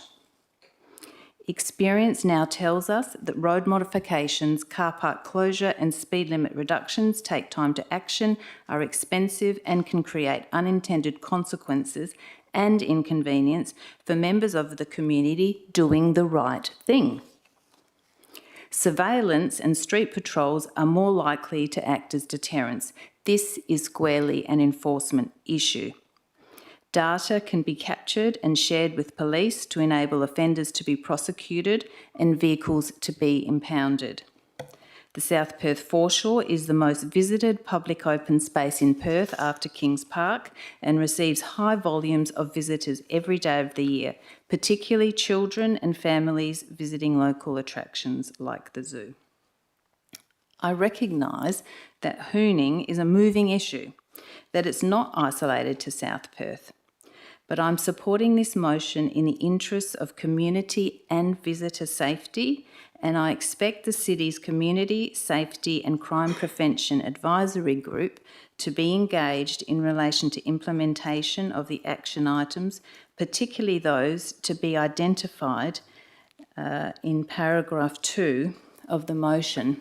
And finally, I would like to thank the members of our community who came to our meeting. I value that feedback very much, and I really understand the challenge in coming and presenting in a forum like this in the way that the room is configured. And I really hope that going forward we can avoid things coming, to a head in that way, but at the same time I very much appreciate the community's participation in relation to this issue.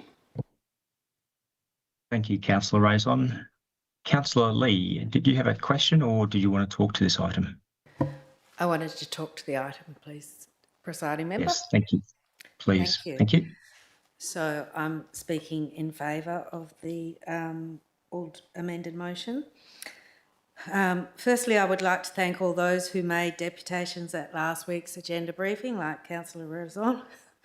I want to acknowledge the very real, adverse and distressing impacts that hooning and antisocial behaviour along the South Perth foreshore are having on the local residents. This is an issue that they have been living with for many years, and that is escalating.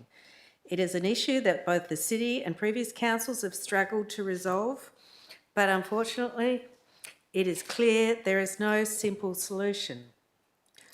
Understandably, residents are seeking tangible action now. While much of this is ultimately a state government enforcement matter, there are still steps the City can take to help address the problem. We have two motions before us tonight, and with all due respect, I'm not sure that I'm entirely happy with either of them, but as we know, this is not an easy fix. Having said that, I believe the monitoring and patrols proposed in Councillor Howling's motion represent the most appropriate and effective short-term action the City can take. although I anticipate it will take a bit of time to get it up and running. I also support the installation of bollards. It will make a difference for the residents in that immediate vicinity. Although I am concerned this may simply shift the problem elsewhere, much like the early closure of Millers Pool car park did.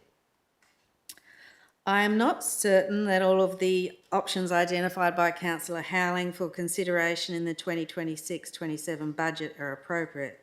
However, given the wording, these can be explored further through the budget process, where we can also hopefully consider additional alternatives. Importantly, we must remember that antisocial behaviour and hooning are not confined to the South Perth Peninsula. While there might not be reports of large numbers of hooning, it is occurring, but the antisocial behaviour certainly is. While on the whole, I believe our city is a safe and inclusive place to live, these issues, along with car thefts and property damage, are occurring in other parts of our local government area, and I do not believe our focus should be limited to a single locality. As I mentioned last week, many community members expressed support during the election period for the type of security patrol services offered by other councils. I am keen for the city to provide advice on the cost implications and effectiveness of these patrols in other areas, supported by data, and to then gauge the level of community support for the potential introduction as part of the upcoming budget process. So in closing, I want to reiterate while this is a complex issue with no simple fix, the impacts on residents are real, ongoing and unacceptable.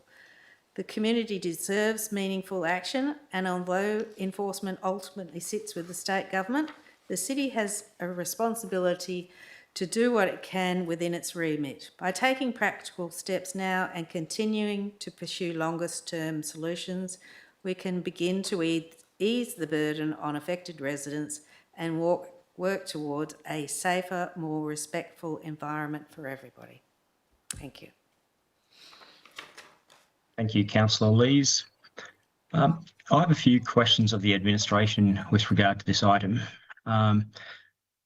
So firstly, just understanding the extent of ranger and environmental health services to provide monitored patrols, does the administration have any indication as to how many patrols they'd be providing, when they'd be providing it, and how much we'd be able to fund within that $60,000 for patrols?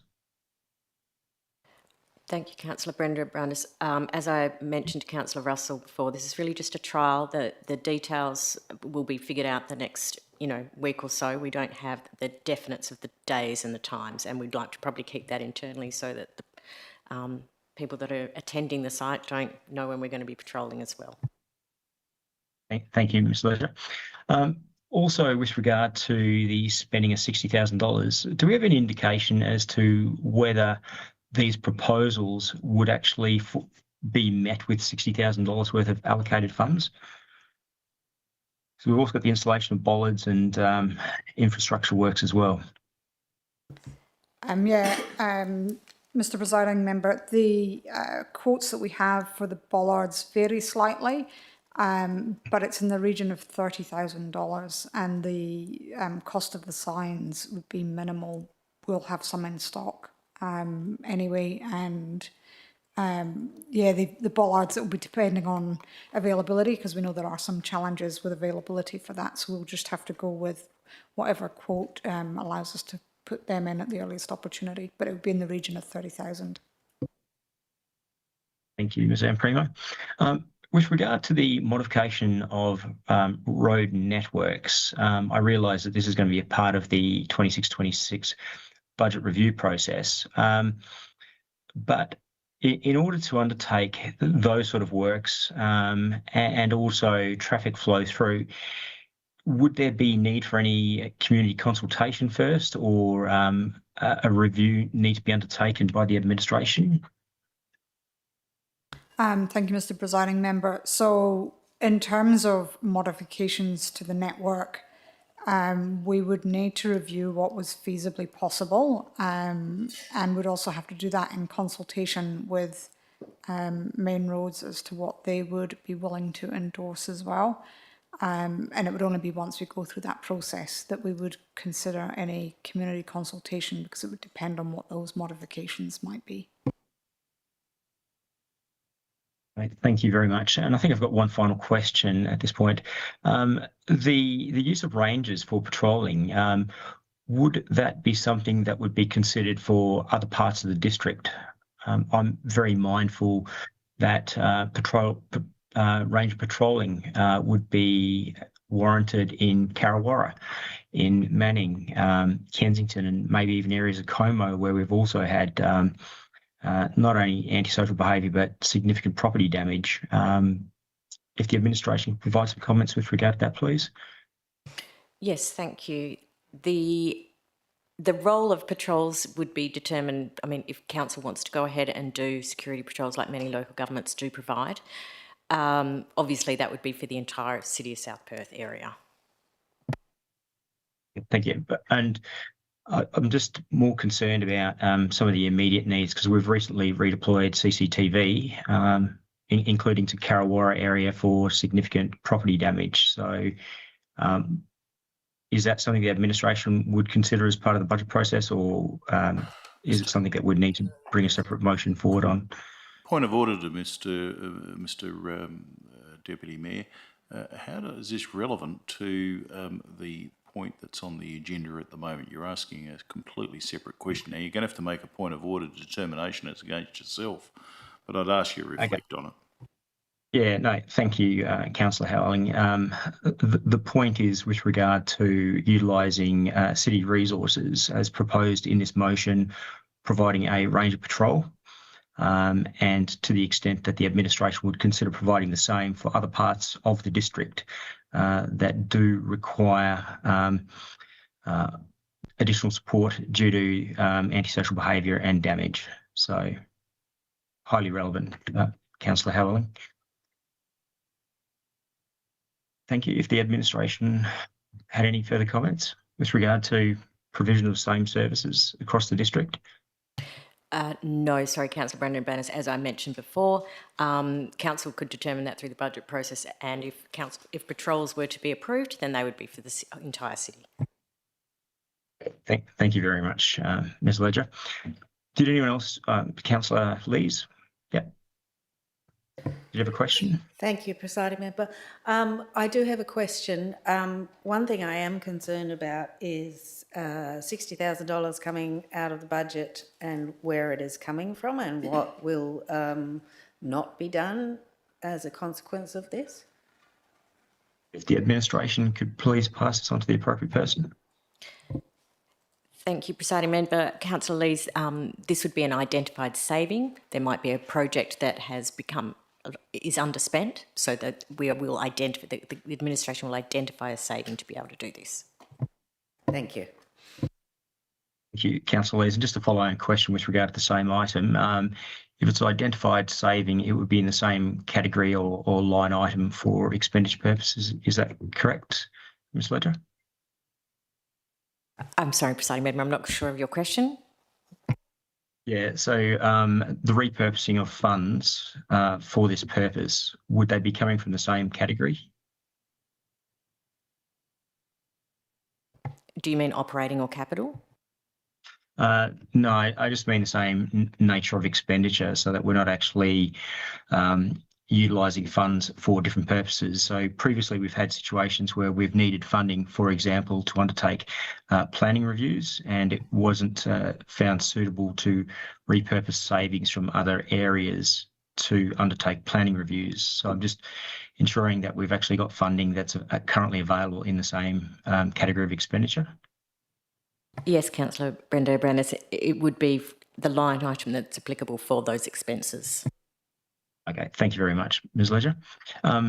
Councillor De Souza, did you want to talk or have a question? Yes, I'd like to talk. Thank you very much, Councillor Brendan-Brandis.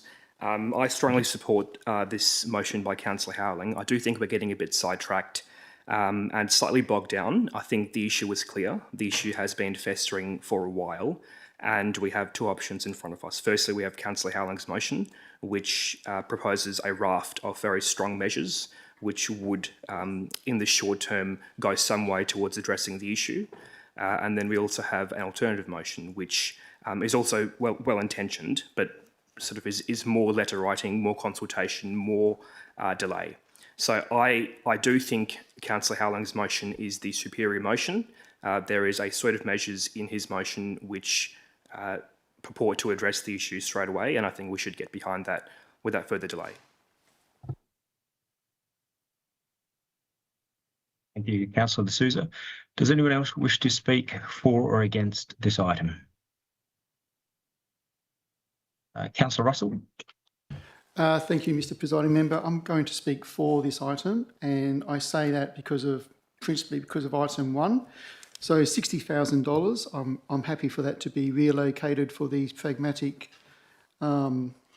solutions. I would have actually liked a common terminology in terms of Green Islands and Verge. I mean, to me, that was quite confusing.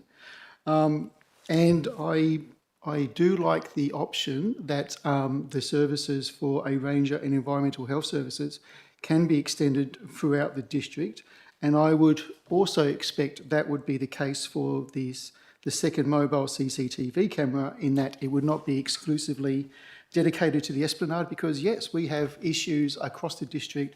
I am getting emails from concerned residents in Kensington where they are getting rolling fighting on the streets. We have seen property damage in Karawara. So this is criminal activity, and therefore we need to mitigate that with the resources at hand. So thank you.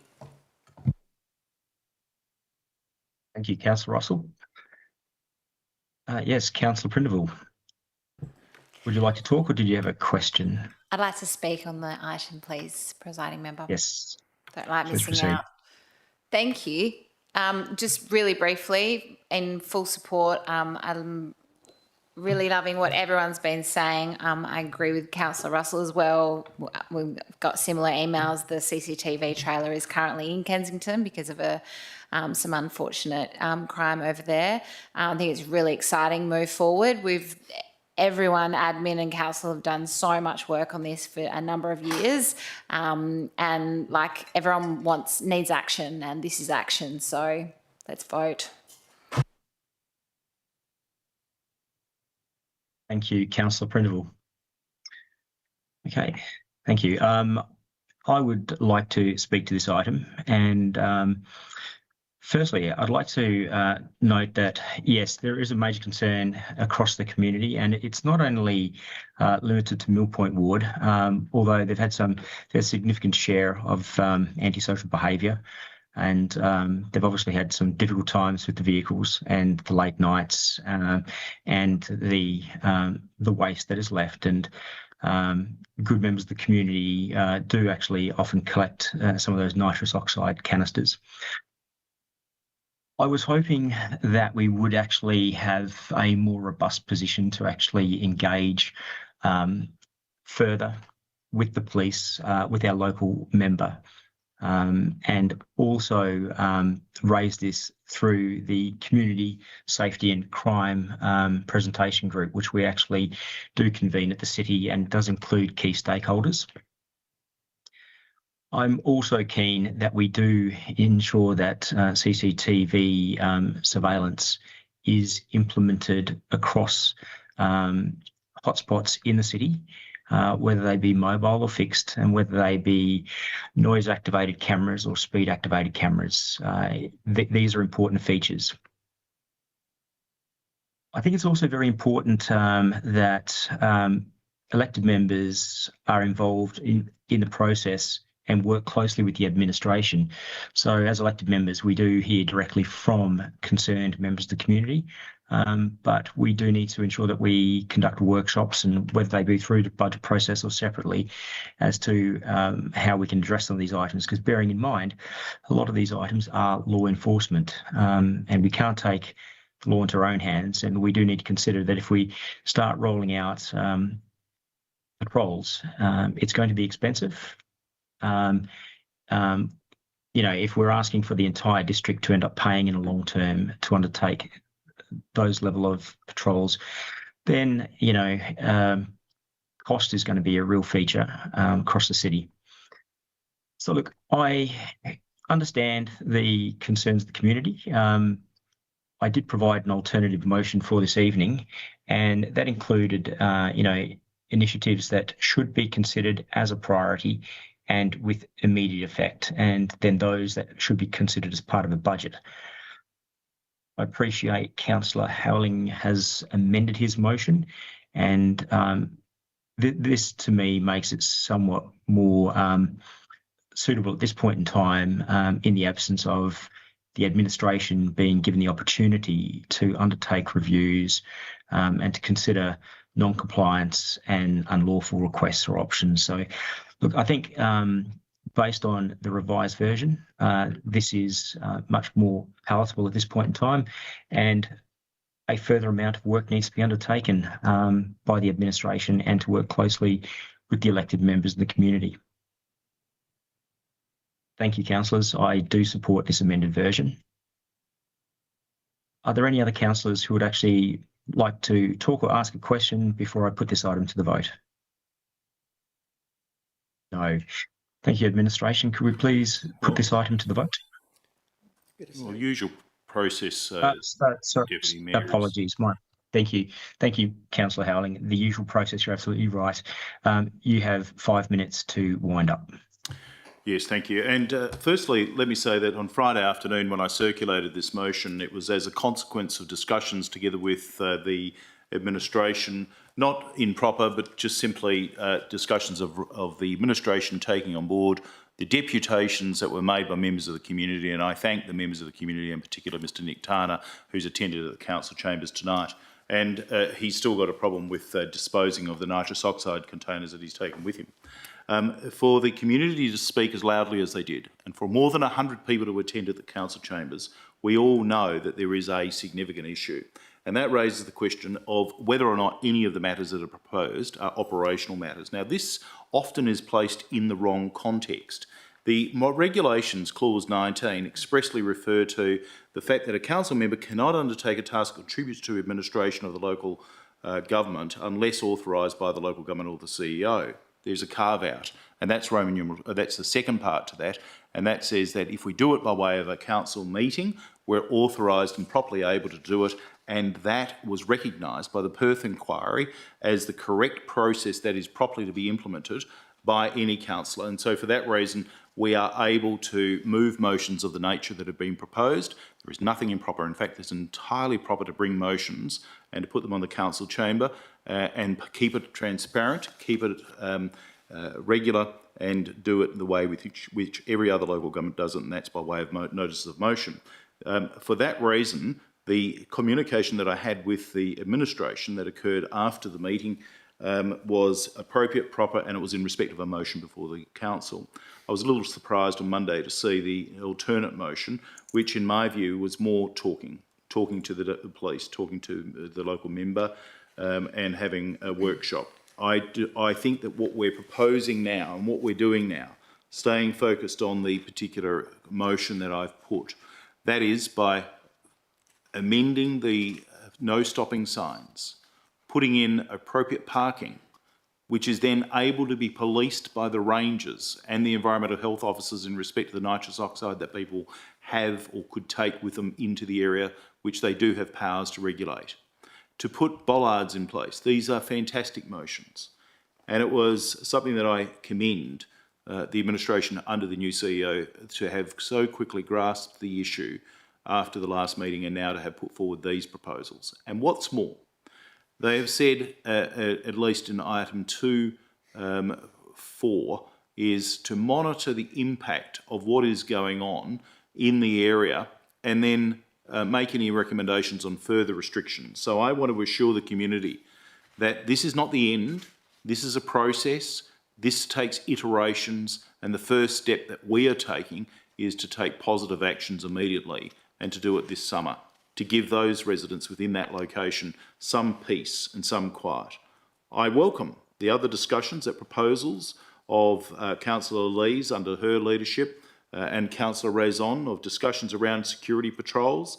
I personally would love that to make our community a safer place, in particular for women, where there's dark areas where the security patrols could assist. But I also say that these are not just difficult times, as Councillor Brenda Abrandis raised.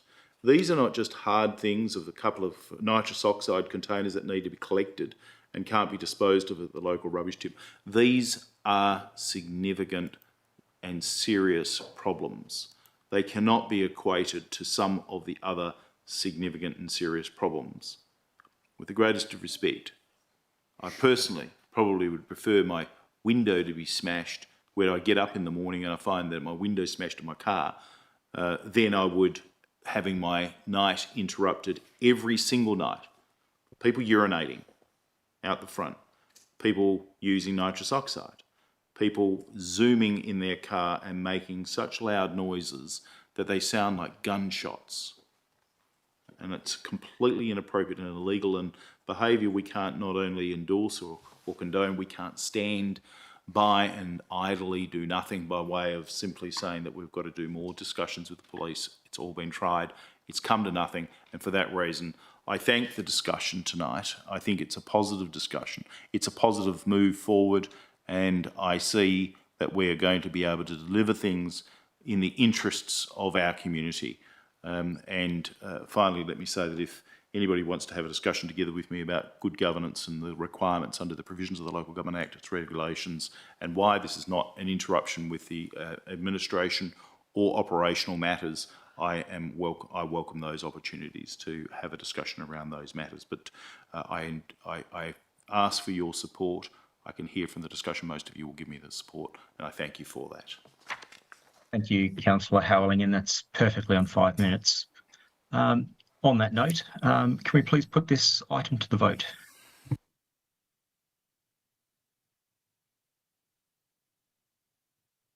And for the administration, I confirm I am for this item.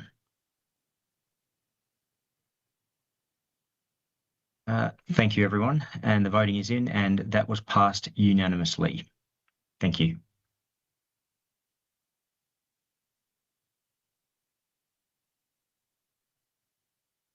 Okay, if I could ask the administration to see if the Mayor is available to resume the meeting.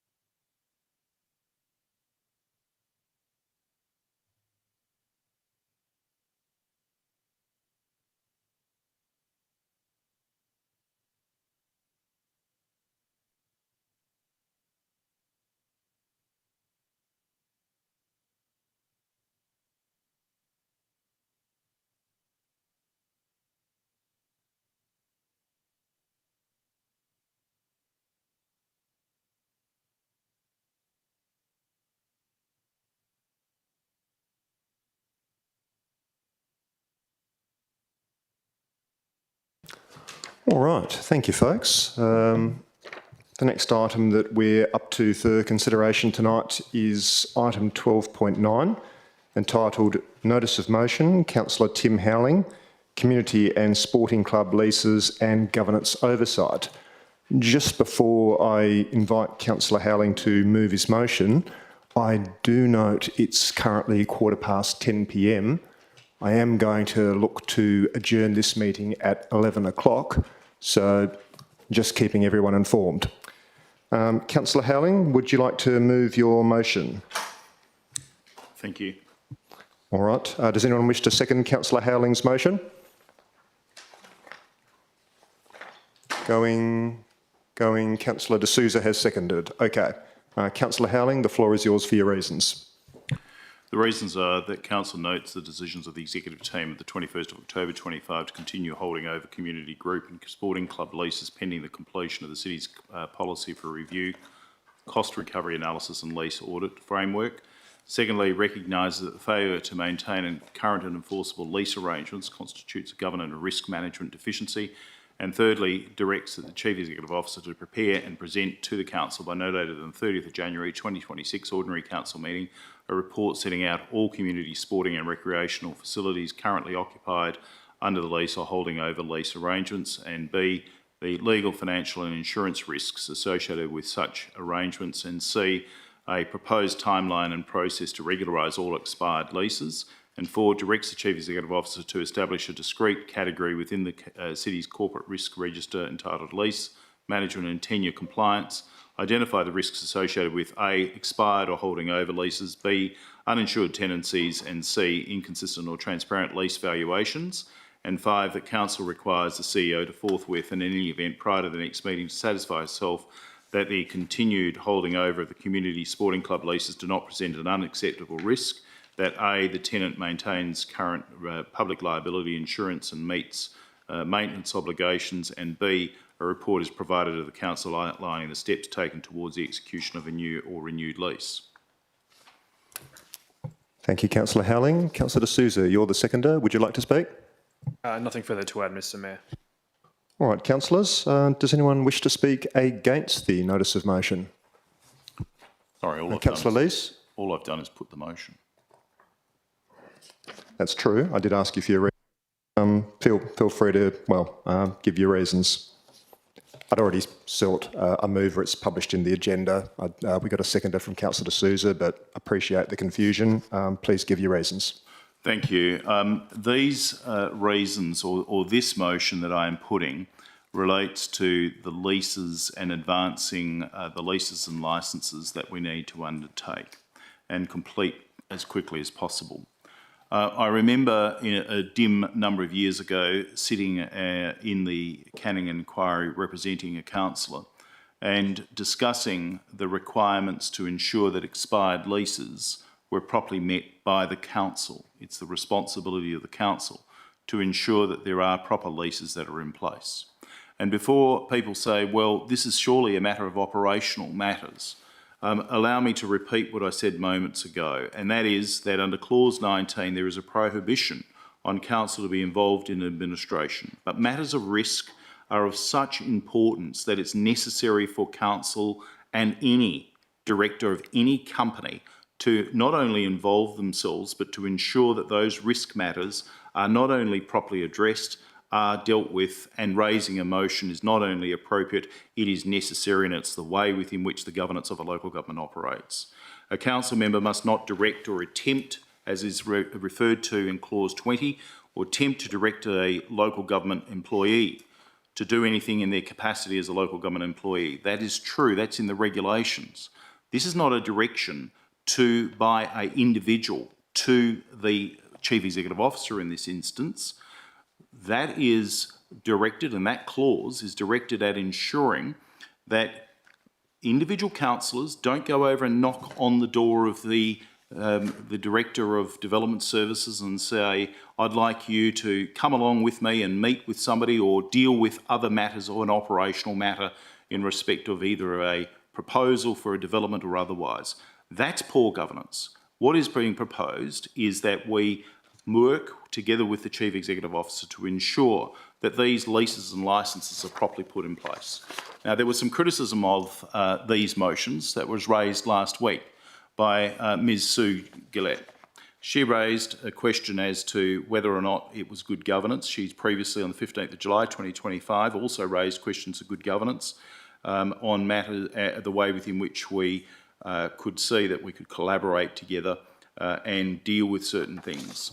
I have reviewed the notices of motion, and I have to say that what was stated was very similar to what's been stated repeatedly in these chambers. And that is, surely you can just work with the individual officers. It's true.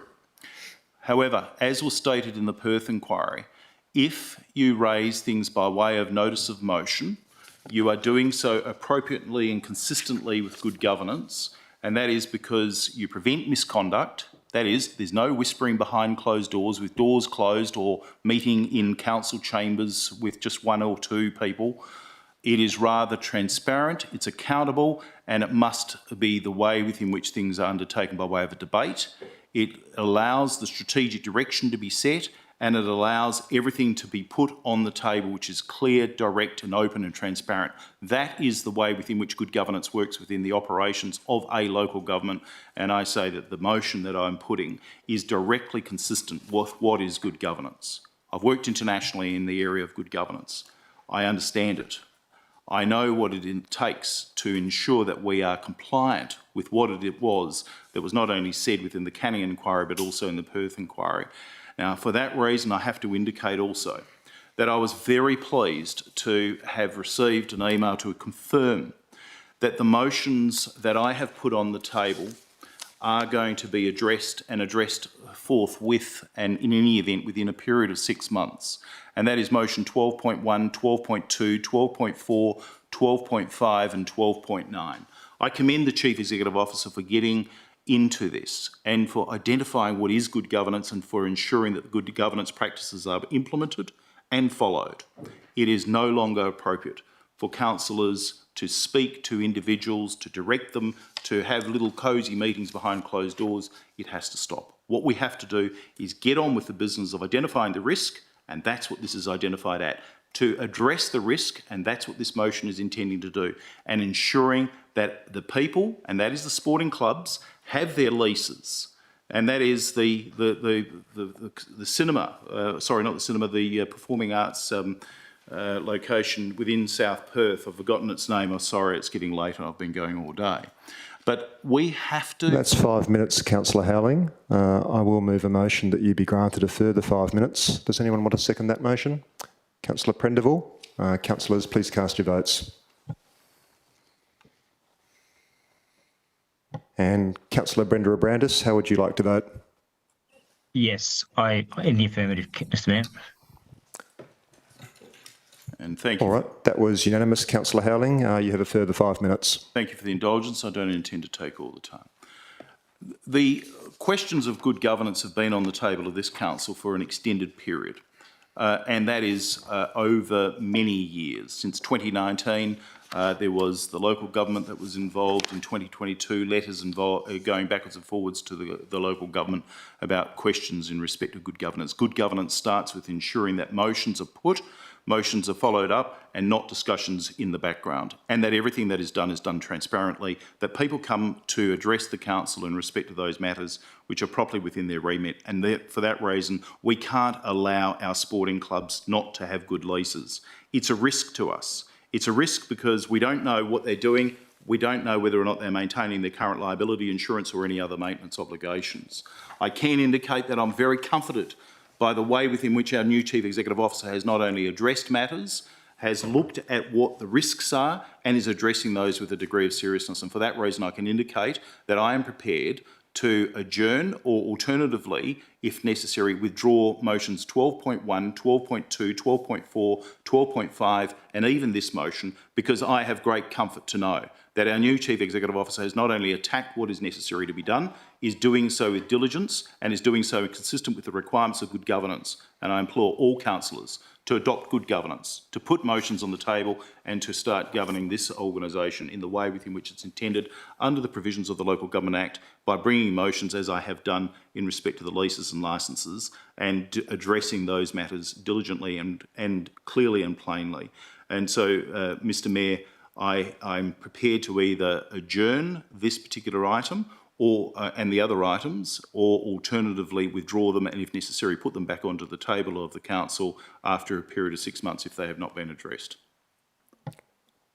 I can't do it for you, Councillor Howling. Are you withdrawing items 12.1, 12.2, 12.4, 12.5 and 12.9?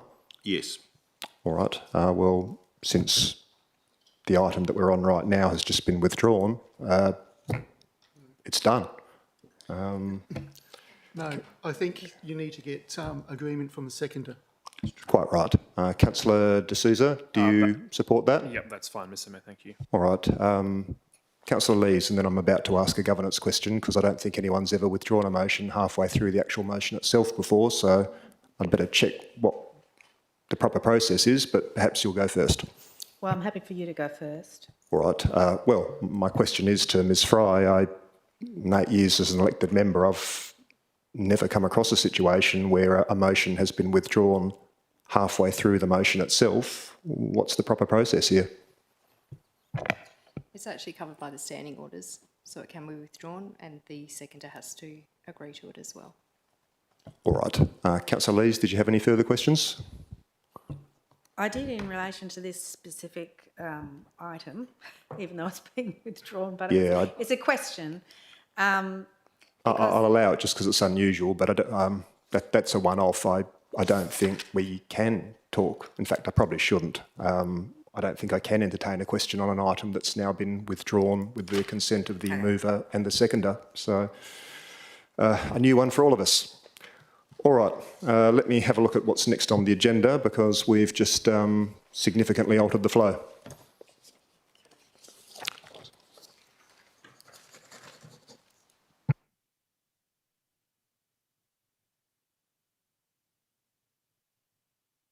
Yeah, no, I don't think it's 12. It's because I'd already indicated we'd moved a motion that it was 12.11 next, then 12.12. Okay, so the next one that we had for consideration tonight was item 12.11.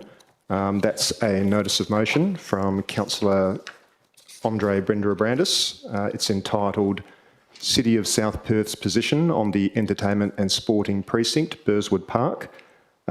Councillor Brenda-Abrandis, I'm going to ask you if you'd like to move your motion. You don't need to read the motion itself because it's in the agenda and everyone's got a copy. But if you'd like to move it, then I'll see about a seconder. And yes. All right, so happy to move it. Who would like to second that? Councillor Russell, thank you. Can I just understand the order that you're now moving in? 12.6 was not one that I had withdrawn, just so that you might have overseen that. No, Councillor Howling, like we voted on earlier this evening, we were going to address firstly item 12.7, which has been done, item 12.8, which has been done, 12.9, which you have withdrawn with the consent of Councillor D'Souza, and then move on to 12.11 and then 12.12, and then go through the remainder of the meeting in the order. Just drawing it to your notice. All right. So if Councillor Brenda-Abrandis has moved, Councillor Russell has seconded, I guess, given the time that we've got, I will ask if anyone wants to speak or whether or not we can just, if anyone doesn't oppose, sorry, I'll rephrase that, if no one opposes, just declare it carried unanimously. Councillor Brenda-Abrandis, Councillor Russell, do either of you particularly want to speak?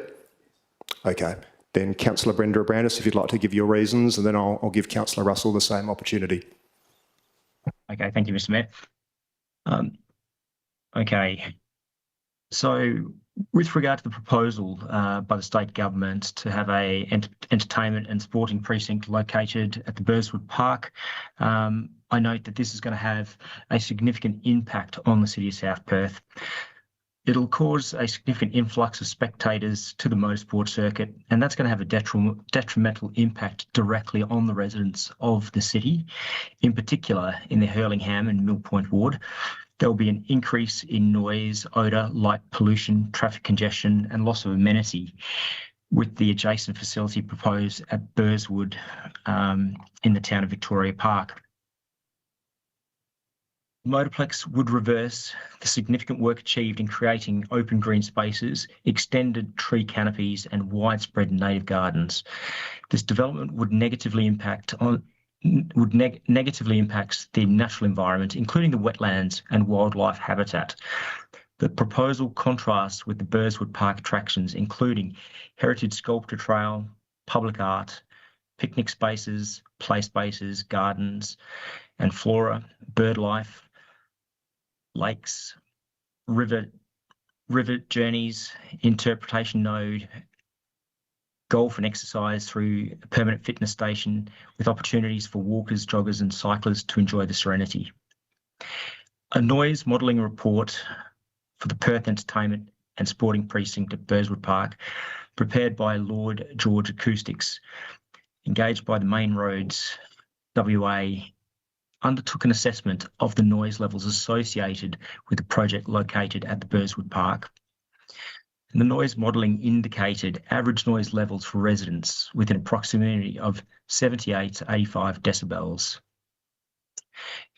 per hour. The maximum noise level permissible is between 84 and 91 lax LA max during the Supercars Australia race event. Acceptable noise levels mandated by the Environmental Protection Noise Regulations 1997 for noise-sensitive premises assigns a maximum level of 65 decibels unless the motorsport venue has an approved noise management program. So this indicates that there is already an exceedance with regard to the permissible noise levels that would be emitted from operating a motorplex. In January 2025, the Premier announced an election commitment of $217 million for the Motorsport Street Circuit and Entertainment Precinct.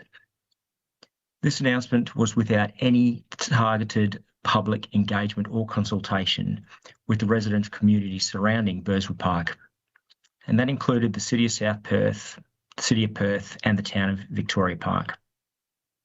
The commitment had been made without consideration of and specific consultation with the districts most impacted by this decision. At the commencement of this year, the project was costed at $217.5 million, and 10 months later, the project remains unchanged despite construction index prices rising throughout the year. I'm concerned with the accuracy of the costing of this project. $217 million worth of funding could also be better applied for other essential state services, including education, relocation, crime and safety prevention, which we have heard about quite a bit tonight, impacting our Mill Point ward. It could also be provided for social housing, health services, or main roads and traffic congestion. Antisocial behaviour has been raised as an issue in the Mill Point ward, and this has been characterised by hooning. We've heard about this tonight. We heard about it at the agenda briefing last week. Residents have complained about the disturbance emanating from noisy gas sniffers parked in the median strip directly below bedrooms, with engines running and being revved, music blaring and skid marks as they leave. We've heard this directly from Mill Point ward residents.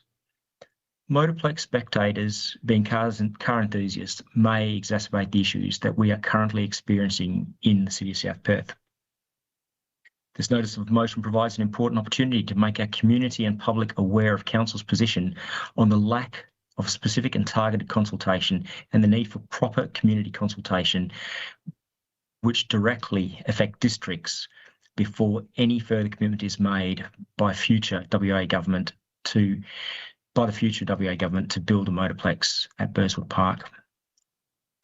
The town of Victoria Park expressed concern about the lack of community consultation. Councillor Brenda Abrandis, that's 5 minutes. I'll move a motion that you be granted a further 5 minutes. Would anyone like to second that motion? Councillor D'Souza. Councillors, please cast your votes on a motion that Councillor Brenda Abrandis be granted a further 5 minutes. And how would you like to vote, Councillor Brenda Abrandis? In the affirmative, Mr Mayor.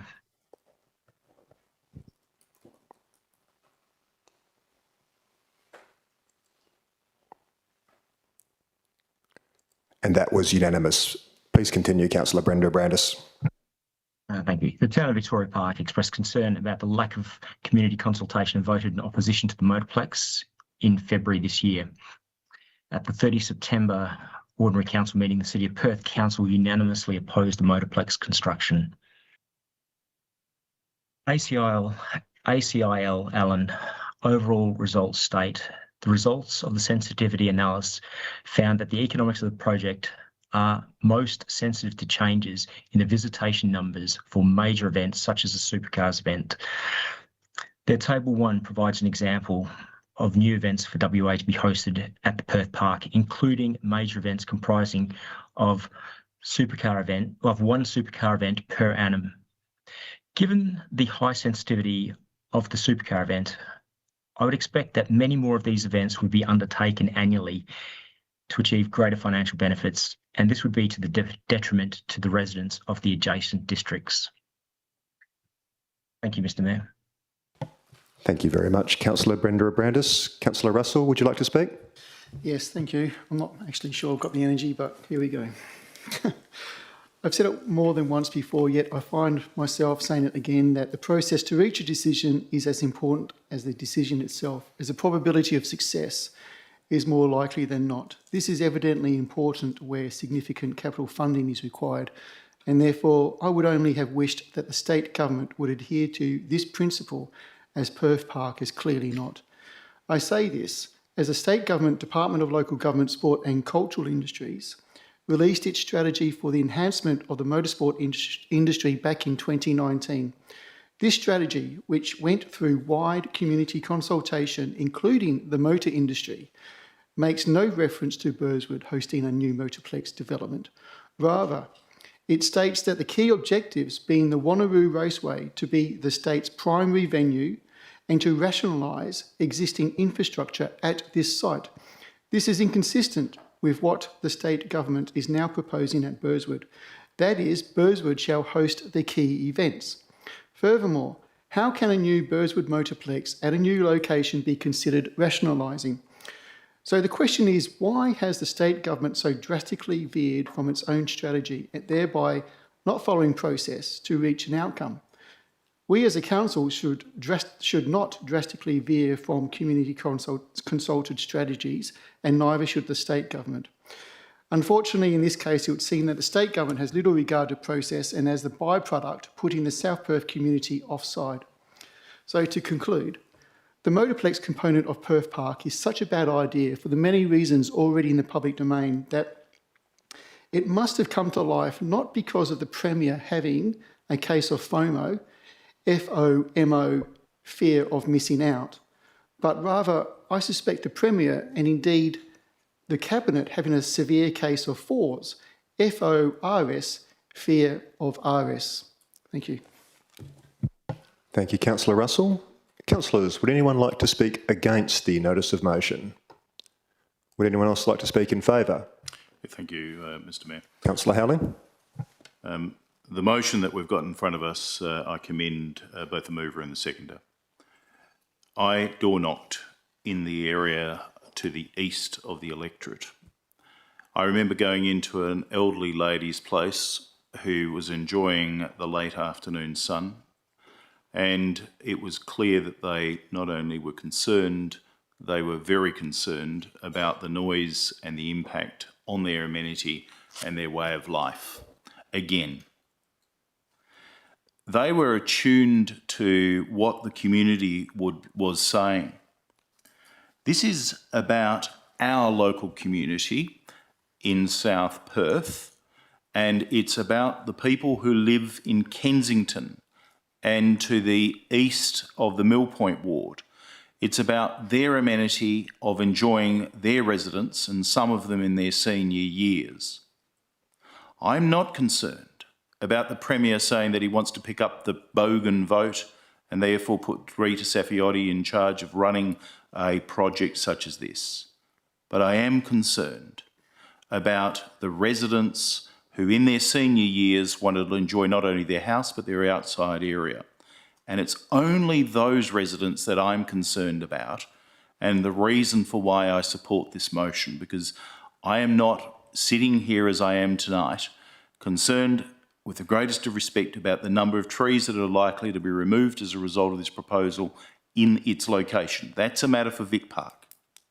I'm not as concerned about some of the likely pollution effects that are to occur in and around the location of the racetrack. Again, that's a matter for the Environmental Protection Agencies and their remit. But what I am concerned about is that there is going to be significant noise impacts to those residents.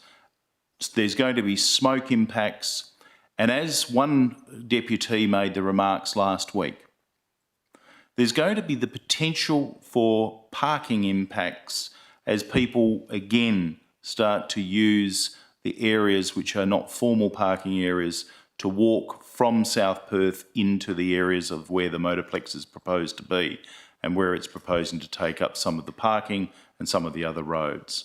And so for that reason, I'm supporting this motion because the very good people of South Perth who are in their senior years don't want to be impacted by the proposed Bogan show just a few kilometres away and the impact to their lifestyle.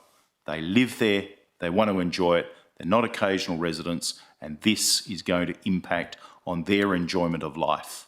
And for that reason, I stand strong, I stand with them, and I also stand with our residents in Kensington who say enough is enough. And for that reason, I commend Councillor Brenda Brandis and Russell for not only bringing the motion, but also for seconding it and speaking tonight as they have. Thank you. Thank you, Councillor Howling. Councillors, is there anyone, I think Councillor Lee's put up her hand first there. Thank you, Mr Mayor. I'll just be very brief. When I was first contacted by a resident just after my election, I think it was about the second week, regarding the Burswood racetrack, I believe the matter fell outside the city's remit. However, I've since become aware that the city's advocacy strategy makes it very clear that we should engage in projects beyond our boundaries when there is a direct impact on our community. I am in little doubt that the racetrack will adversely affect residents living to the northeast of our district, so that's Kensington and the eastern end of South Perth, particularly in relation to noise. I am equally concerned about the likely impact on local wildlife along the South Perth foreshore, again, particularly because of noise.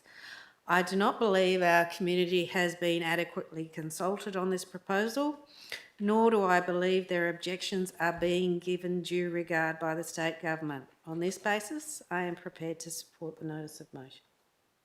Thank you, Councillor Lees. I think Councillor Prendeville might have put her hand up next. Thank you, Mr Mayor. I'd like to acknowledge and thank the Save Burswood Park Alliance and their advocacy, and Jane Ardern for coming along and making her deputation last week. I support this motion because even though Burswood Park is in our neighbouring local government, it is still considered a vital part of our community. It is more than just open space. It's where families gather, people exercise, the local community connects. This proposed development would significantly disrupt the amenity that residents have come to rely on. Increased traffic, noise, all of these sorts of things would impact the daily enjoyment of this area and fundamentally change its character. The ideas of an outdoor amphitheatre, parkland enhancements, investment in public transport and infrastructure, pedestrian and cycle paths, and there's a lot of other things that would be fantastic if done properly. A motorsport street circuit bringing with it the noise levels that we have heard is just crazy. Protecting this space isn't just about preserving the green space, it's about safeguarding our biodiversity, our community health and the well-being of our future generations. I've also heard, like many of us, from all the people within our community, and I've heard from many of our Moresby ward who are terribly concerned about the impacts on their amenity and the environment. And it's quite baffling to me to think something like this could be considered a priority when I know this council could present a long list of projects that the community want, that we need, and that would provide much more benefit to all. Imagine what we could do with $217 million. Thank you. Thank you, Councillor Prendeville. Councillor Waugh, I saw your hand go up. Thank you, Mr Mayor. I am speaking strongly in support of this item this evening, and I want to begin by commending and thanking Councillor Andre Brenda Brandis for bringing this motion and for Councillor Russell for seconding it. This is a very important motion and it is timely and it is absolutely necessary. Over recent months, we have heard our community speak and they have spoken clearly. Residents across South Perth are deeply concerned about the proposed motorsports street circuit and entertainment precinct, not because they are opposed to economic development or are anti-sport or resistant to change, but because the impacts are real, immediate and profound. We've heard, including through deputations from the Save Burpswood Park Alliance, the high-density residential developments in the area have stalled. Deposits have been returned and projects have paused because of uncertainty created by this proposal. So in circumstances where we're facing a housing crisis with young families, key workers and older residents struggling to secure housing, yet we're being asked to prioritise a racetrack on land that has long been identified for broader community and residential outcomes. This should concern every one of us, and it is not an abstract planning debate. There are real consequences affecting real people right now. Secondly, I want to speak about the process. A project of this scale and impact was announced as an election commitment before meaningful consultation occurred, and communities most directly affected were engaged after only a few key decisions had already been made. And that is not best practice, it is not genuine consultation, and it is not how trust in government is built. And I am saddened to see that this project is costed and the full amount is budgeted while our schools are not. Como Secondary College has been waiting for a very long period of time and has very little in the budget. In that context, I want to formally acknowledge the deputation that we heard from Mr. Chris Groom at the agenda briefing last week. Mr. Groom's contribution, I thought, was measured, detailed and grounded in his lived experience. He took the time to engage deeply with the consultation material, to review the business case and correspond with government agencies, and to clearly articulate the practical impacts that this proposal will have on our residents in South Perth. His deputation highlighted very serious concerns around noise, traffic congestion, environmental risk, consultation failures and governance. But most importantly, it reinforced that these are not theoretical issues. They are day-to-day disruptions that residents will carry, often without receiving any corresponding benefit. So I thank Mr. Groom for the effort that he put into engaging constructively with this process, and I believe that his contribution underscores exactly why this council must speak clearly and firmly on behalf of its community. We already know what large-scale events mean for South Perth. We've had quite a few of them. We've lived the traffic congestion, the access restrictions, the parking pressures and the cumulative impacts that flow from events held in our own and neighbouring precincts. We know that South Perth often carries a disproportionate share of the burden, while benefits accrue elsewhere. Those impacts are compounded by the fact that South Perth does not have a direct train station, unlike other major event precincts. Our community relies heavily on road-based access. That means increased vehicle traffic, increased congestion along Canning Highway, Millpoint Road and greater disruption to residents simply trying to get home. Without high-capacity public transport infrastructure, it is entirely reasonable to expect a greater proportion of attendees will drive, further intensifying the impacts that South Perth already carries. A permanent motorsport precinct will not reduce those impacts, it will magnify them. There are also unresolved questions around the environmental risk, the reclaimed lands, the noise exceedances and neighbouring Vic Park's existing infrastructure capacity. These are not minor issues, they go to the heart of whether this proposal is appropriate in this location at all. So I appreciate the motion that Councillor Brenda Brandis has put forward because it asserts that community impacts are real and need to be acknowledged. Consultation has been insufficient. Due process does matter, and that residents of the City of South Perth deserve to have their concerns formally, clearly and unequivocally communicated to the state government, and that is our role as a local government. So even if the state ultimately proceeds, and that may well occur, it is still incumbent upon us to advocate for our community, to put those concerns on the record and to ensure that the impacts are not minimised, dismissed or ignored. Because silence would not be neutrality, silence would be acquiescence. Councillor Brenda Brandis' motion is both principled and measured, and it reflects exactly what our residents expect of us, that we stand up, we speak clearly and we act in their interests even when it is uncomfortable to do so. So for those reasons, I'm strongly supporting this item and I respectfully encourage my fellow councillors to do the same. Thank you. Thank you, Councillor Waugh. Councillors, does anyone who hasn't already spoken wish to speak either for or against the motion? Councillor Raison. Thank you, Mr. Mayor. I am aware of the time. I am speaking in support of this motion. I would just like it on the record that as I door knocked in the recent election, a very, very significant part of the Mill Point ward. As I went, I kept track of all the issues that were raised with me and I published them on a website. And I would like on the record to say that unsolicited by me, the racetrack was in the top 5 issues. And while at the time I naturally diverted conversation on things that were to do with local government, I would like that on the record, that that was opposition to the racetrack for noise reasons. It was in the top 5 issues, and I conveyed that at the time to our local member. Thank you, Councillor Raison. Councillors, does anyone else wish to speak either for or against? No. No one has spoken against the notice of motion, so there's no need for Councillor Brenda Abrandis to wind up. I'll simply put the motion to the vote. Councillors, please cast your votes. And Councillor Brenda Abrandis, how would you like to vote? In the affirmative, Mr. Mayor. Thank you. I think I'm missing one vote. Hopefully it's not me.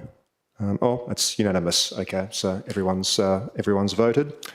All right, we now move on to item 12.12, which is a notice of motion from Councillor Kathy Lees entitled Retention of Existing Trees as part of the redevelopment of Como Secondary College. Councillor Lees, I assume you'd like to move that? Yep, there's no need to read the notice of motion because it's published in the agenda. Would someone like to second Councillor Lees' motion?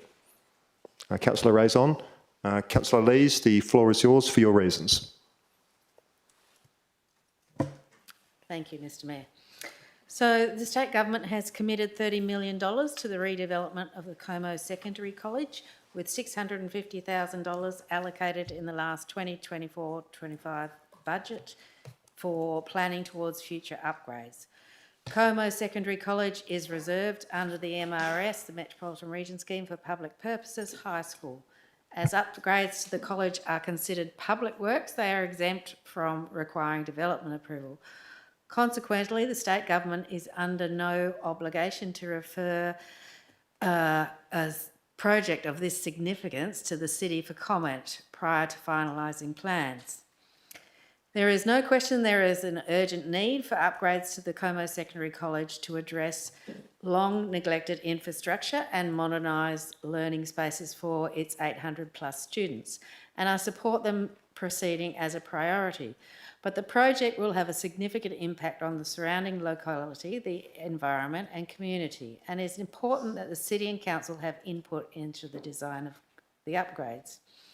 It is important that they are well designed and environmentally sustainable to meet the needs of the students and protect and enhance the amenity of the locality long into the future. But of particular importance to me is the retention of as much of the tree canopy on the site as possible. The college site has an area of nearly 14 hectares and is occupied by a substantial number of large trees. Not surprisingly, a number of community members have expressed the need for tree retention to be prioritised as part of the future upgrades.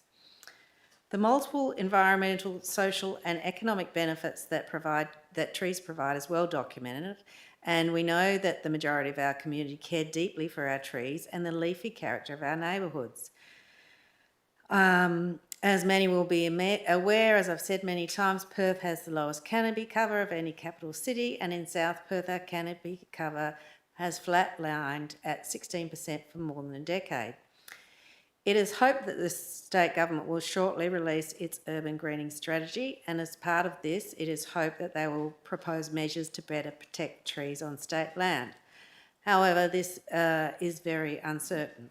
In July 2025, the Council adopted its urban greening strategy 2025 to 2050, which seeks to protect and retain existing trees on city land wherever possible, and to collaborate with stakeholders to protect, enhance and manage urban greening. In August 2025, the Council also adopted the Local Planning Policy 3.2, Tree Retention, which seeks to prioritise the retention and protection of large trees on private land.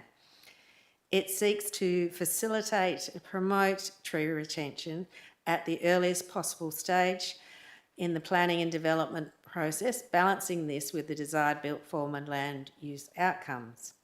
It is reasonable for the community to expect the state government to be held to the same standards as the community, and for the council to advocate strongly for the retention of as many large trees as possible on this significant site. The site is part of the former Collier pine plantation, and therefore many of the large trees on the site are pine trees. However, several other large tree species are now present, having been planted since the college was built in the 1960s. As it stands now, the site, together with the Collier Park Golf Course, account for a large proportion of Como's and indeed our municipality's urban canopy. According to the State Government Urban Tree Canopy Dashboard, in 2024, the college site had 30 to 40% canopy cover, or more than 4.8 hectares, with 4.1 hectares being provided by large trees, so trees of significance, trees 8 metres or more in height. This extensive canopy makes a major contribution to the health and well-being of our municipality, and a notable erosion of it would be unacceptable. The pine trees have heritage significance as remnants of the former Collier pine plantation. They form part of Place 20 on the city's local heritage survey due to their aesthetic and historic value. While they are a Category 3 place on the survey, it is worth noting that an independent heritage consultant recommended a Category 2 classification. The pines form part of a crucial roosting area and food source in Perth metropolitan area for the endangered Carnaby cockatoos, and it is important that their retention... Councillor Lees, that is 5 minutes, but I will move a motion that you be granted a further 5 minutes. Would anyone be willing to second that motion? Councillor Prendeville. Councillors, please cast your votes on a motion that Councillor Lees be granted a further 5 minutes. And Councillor Brenda Brandis, how would you like to vote on that? In the affirmative, Mr Mayor. Thank you. Thank you. Just waiting for one more vote. Oh, is that me? All right, that's unanimous. Please continue, Councillor Lees. You have a further 5 minutes. I won't take much longer. The pines form part of a crucial roosting area and food source in the Perth metropolitan area for the endangered Carnaby cockatoos. It is important that their retention is prioritised, consistent with federal and state legislation.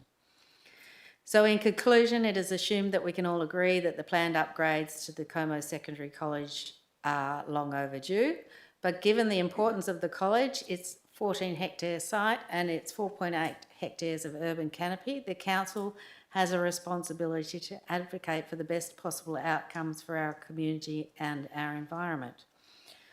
I am not suggesting that every single tree should be retained, but I am suggesting that the council must seek to ensure that the upgrades are designed to a high standard and protect as much of the existing tree canopy as possible. Thank you. Thank you, Councillor Lees. Councillor Raison, you're the seconder. Would you like to speak? Thank you, Mr Mayor. No, in view of the time, I will just be happy with what's been said.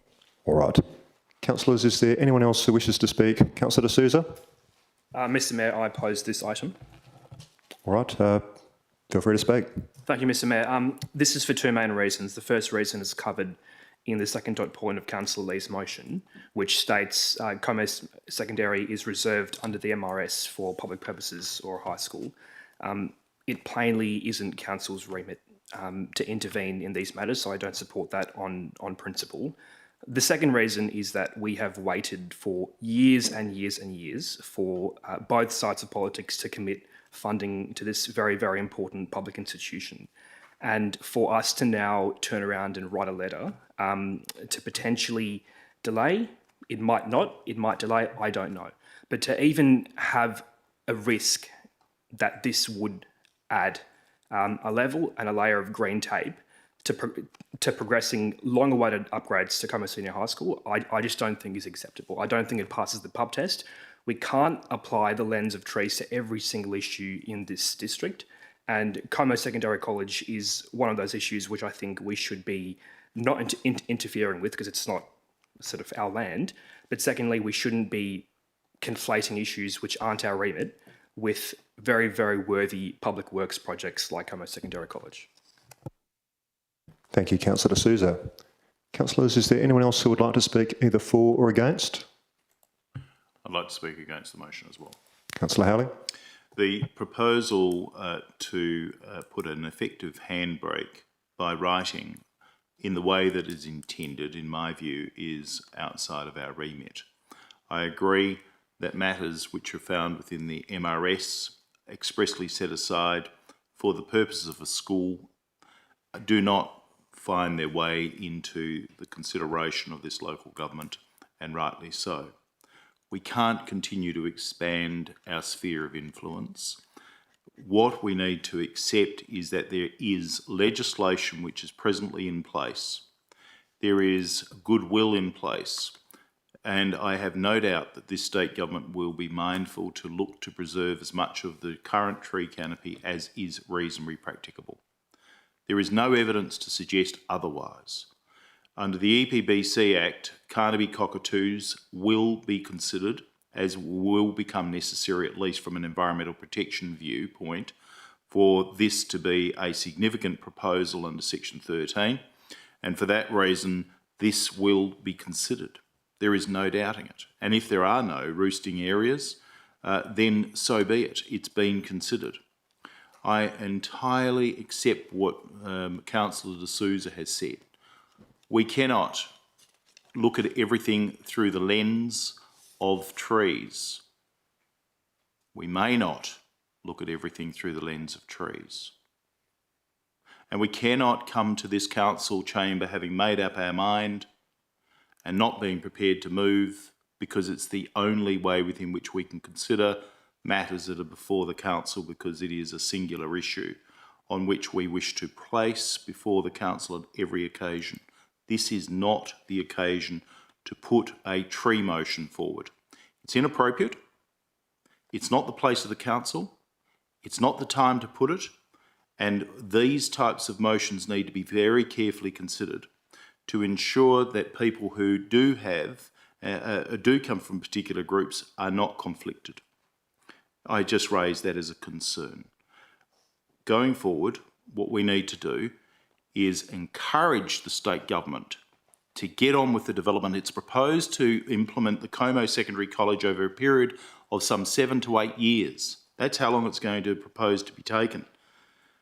We need to get on with supporting the state government to ensure that it's able to do what it needs to do to be able to get on with this project and not put a handbrake in place. And for that reason, I commend what Councillor De Souza said. I support what he says, and therefore I cannot vote in favour of this motion. Thank you, Councillor Howling. Councillors, is there anyone who wishes? Councillor Waugh, speaking for or against? I'm speaking against. Thank you, Mr Mayor. And I want to be clear from the outset, it's not opposition to environmental stewardship, and it's neither dismissal of the importance of trees. I expect that any redevelopment of a school site will be subject to rigorous environmental planning and regulatory oversight. My concern is not what is being requested, it is when. Even as framed as a request, I believe this motion is premature, and it's why I can't support it. At this point in time, the project is in an early stage. Detailed design has not yet been undertaken. Ground truthing has not occurred. Cost certainty does not yet exist. And critically, the funding envelope for this project is extremely limited. Introducing formal request around tree retention now before these foundational steps have been completed risks constraining the design process before it has even properly begun. We in this council have just lived through a very real and very recent example of what happens when well-intentioned constraints are applied too early in complex public projects. At Challenger Reserve, tree retention expectations materially limited design flexibility, increased complexity, and contributed to cost escalation. This is not a criticism of intent, it is simply a lesson from experience. We should be learning from that and not repeating it. So even a request from council carries weight, it sets expectations, it creates pressure, and it can narrow options in ways that are difficult to unwind later, particularly when projects are already operating within tight fiscal constraints. Como Secondary College is not a discretionary project, it is essential infrastructure. The students at Como Secondary College desperately need upgraded facilities. They need contemporary learning environments. They need certainty, and they need this project to proceed efficiently, affordably, and without unnecessary delay. I am concerned that advocacy at this stage, however well-meaning, risks contributing to the increased design complexity, higher construction costs and reduced scope or delayed delivery. And when that happens, it is not council that bears the consequence, it is the students. It's also important to note that this project will not occur without environmental oversight, as Councillor Howling has already said. The state government will be subject to the Environmental Protection Act, EPA guidance, planning requirements and all of the relevant statutory frameworks. There are already safeguards in place to ensure that environmental impacts are properly assessed and managed. And given that, I do not see a compelling reason for Council to intervene at this point in the process with specific requests that may inadvertently undermine the deliverability. There will be an appropriate time to advocate for outcomes once design options are known, once the impacts are quantified and once trade-offs are properly understood. That is when advocacy can be targeted, informed and constructive. But doing so now before those fundamentals are in place risks elevating a single consideration above the broader public interest in delivering a much-needed school redevelopment. I want the state government to be good stewards of the environment, absolutely. I also want them to be good stewards of our public money, and most importantly, I want them to be good stewards of our children's education. So for those reasons, whilst I do respect the intent of the motion, I do not consider it appropriate at this stage and I cannot support it. Thank you. Thank you, Councillor Waugh. Councillor Brenda Brandis, understand you might have a question? Yes, thank you, Mr. Mayor. I have a question for the administration with regard to the Environmental Protection and Biodiversity Conservation Act. Just could I have some clarity as to whether the Como Secondary College would actually have to report back or seek approval with regard to the removal of the pine trees and also the marri trees on that location? That's my first question. And my second question is... I might get the... sorry to cut in there, Councillor Brenda Brandis. I might get the first question answered and then I'll see about a second question. Who should I send that question to, Ms Ledger? Ms Shaw? Thank you, Mr. Mayor. So the onus is on the landowner, in this case it'll be the state government, to undertake any referrals required to the federal government under that separate piece of legislation. In terms of the threshold for the referral requirements, it's difficult to determine other than the standard 1 hectare because an analysis needs to be undertaken to see whether or not there is roosting or foraging habitat. I would say given that there's pine trees there, it's likely the case. But again, the onus would actually be on that landowner to effectively self-assess and undertake the referral. There's no requirement for the landowner to report back to the local government on whether it's undertaken that referral process. Thank you, Ms Shaw. And your second question, Councillor Brenda Brandis. Thank you, Director Shaw. Thank you, Mr. Mayor. And the second question leads on from the first. With regard to the EPBC Act being enforceable and there being a requirement for whatever the organisation is to actually report back, I just want to understand how that may not have happened with regard to the Royal Perth Golf Club, and if they didn't actually request approval with regard to the trees, and they've also got pine trees, would this process also not occur with regard to Como Secondary College? Ms Shaw? Thank you, Mr. Mayor. I would just note that that question isn't necessarily relevant to this particular item. In terms of the requirement to refer it, the city is not the landowner of the Royal Perth Golf Club. It just has the management order over the land. The onus would be on the landowner to undertake any necessary referrals. Thank you, Ms Shaw. And did you have a follow-up question, Councillor Brenda Brandis? No, thanks, Mr. Mayor. That's fine. Thank you. All right. Councillors, is there anyone who hasn't already spoken who would like to speak either for or against the motion? Yes, Mr. Mayor, I'd like to talk to the item. Councillor Brenda Brandis. Thank you. I need not be lengthy. It's been a late night. I do support this motion. It's quite clear Como Secondary College falls within the district, and this is well within our remit to actually have an opinion on request support to maintain trees which are actually within our district. This is in within our remit as much as the previous item, the motorplex in Victoria Park, was within our remit.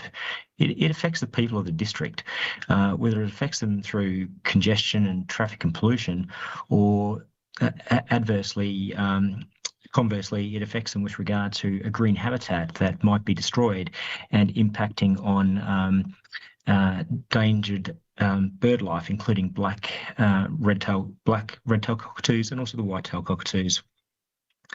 I think it's quite important that if the community are concerned with regard to trees and the loss of foliage, and also the impact that this actually has on the fauna and the avian species in particular, then it's important that we should actually take a stance. Again, this is within our remit as much as would be the new floating public jetty and boat moorings. We may very well argue that there is a process, whether it be a state process or a federal process, another organisation would be looking after it. I think it's quite important for us to actually acknowledge that this is directly within the City of South Perth, and we should be engaging with the other authorities to ensure the best possible outcomes.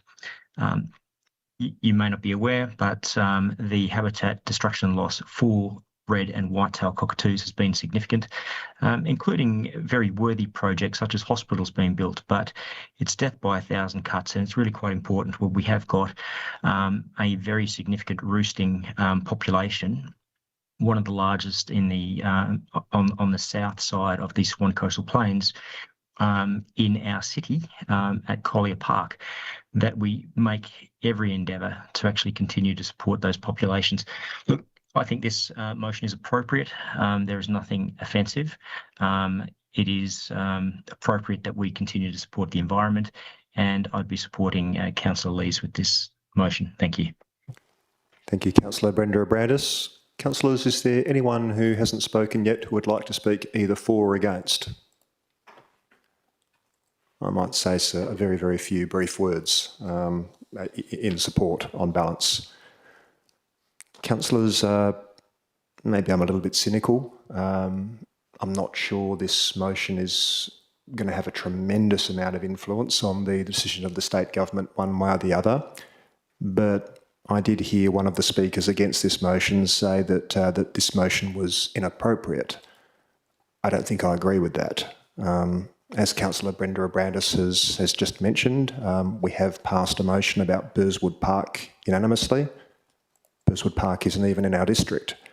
I don't really see the difference in terms of appropriateness in this council asking the state government to try and retain as many large trees as possible. I don't know if it's going to have the desired effect, but I certainly don't think it's inappropriate. On balance, I'm happy to support the motion. Councillors, is there anyone who hasn't spoken who would like to speak? No. Okay. Then I will give Councillor Lees 5 minutes to rebut any opposing arguments made during debate, and then I'll put the item to the vote. Thank you, Mr. Mayor. So, a lot of issues raised there, and I will try and cover them as best I can in a brief time. But there is no suggestion here that this is a handbrake, that the school upgrades won't continue. I accept entirely that they are essential and need to happen as a priority, and I'm not suggesting at any point that every tree be retained. I am requesting that the state government seek to retain as many trees as possible. It is not green tape. It is a request, respectful request for the retention of as many green trees, as many trees as possible. This is a 14-hectare site. It is of significance to our community. I have had, and some may say they're tree huggers, but I have had a number of people contacting me, getting indications from the school that plans are underway and there are trees to be removed. I think that this is the perfect time to be raising this issue with the state government. the best time to talk about this is at the preliminary design stage and not once they have gone down a track of landing on a design and having fixed ideas about what they're going to do. So I don't believe that it's appropriate to wait until they have a set plan in their minds. So I also note that the state it's been suggested that the state government has regulatory oversight, but the retention of trees and canopy cover is not high on the list of priorities of the state government. I am not convinced that we can rely on them doing the looking to do this. I think that we should be making it clear that the community expect good outcomes on this site and that they should be doing that and looking at that from the very beginning. So now is the time to speak up from my point of view.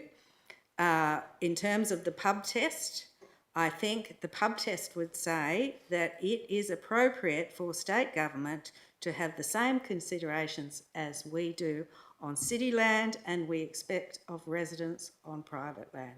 So that is my view, and I hope that the majority of you will support it. Thank you. Thank you, Councillor Lees. Now putting item 12.12 to the vote.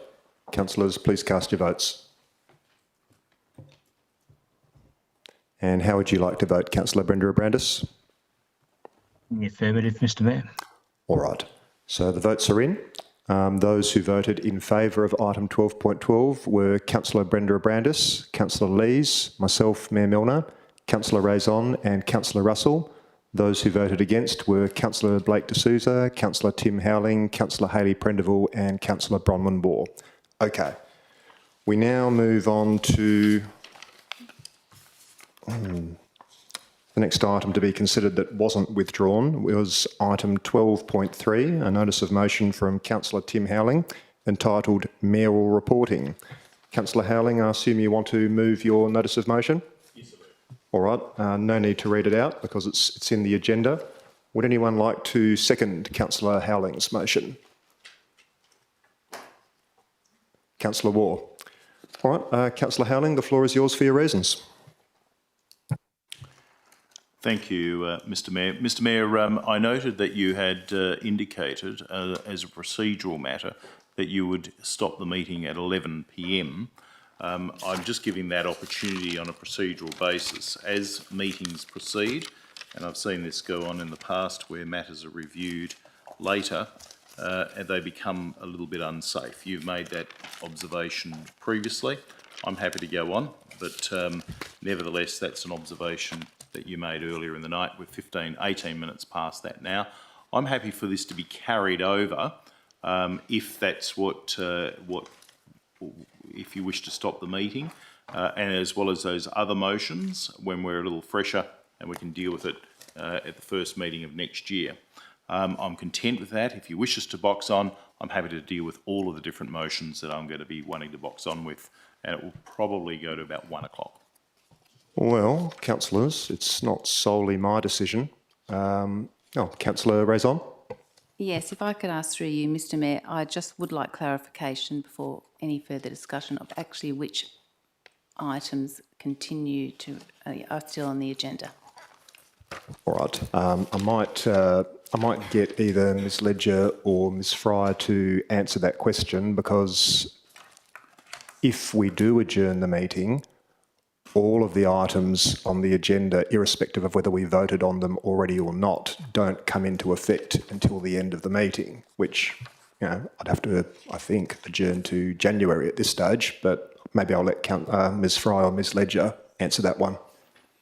Mr Mayor, if that's the case, may I suggest Councillor Howling just briefly move and then propose a deferral for each of his outstanding motions? One thing at a time, Councillor D'Souza. A question's been asked by Councillor Raison. I'll allow the administration to answer that question first. Who should I send it to, Ms Ledger or Ms Fry? Through the Mayor, thank you. Items 12.3, 12.6 and 12.10.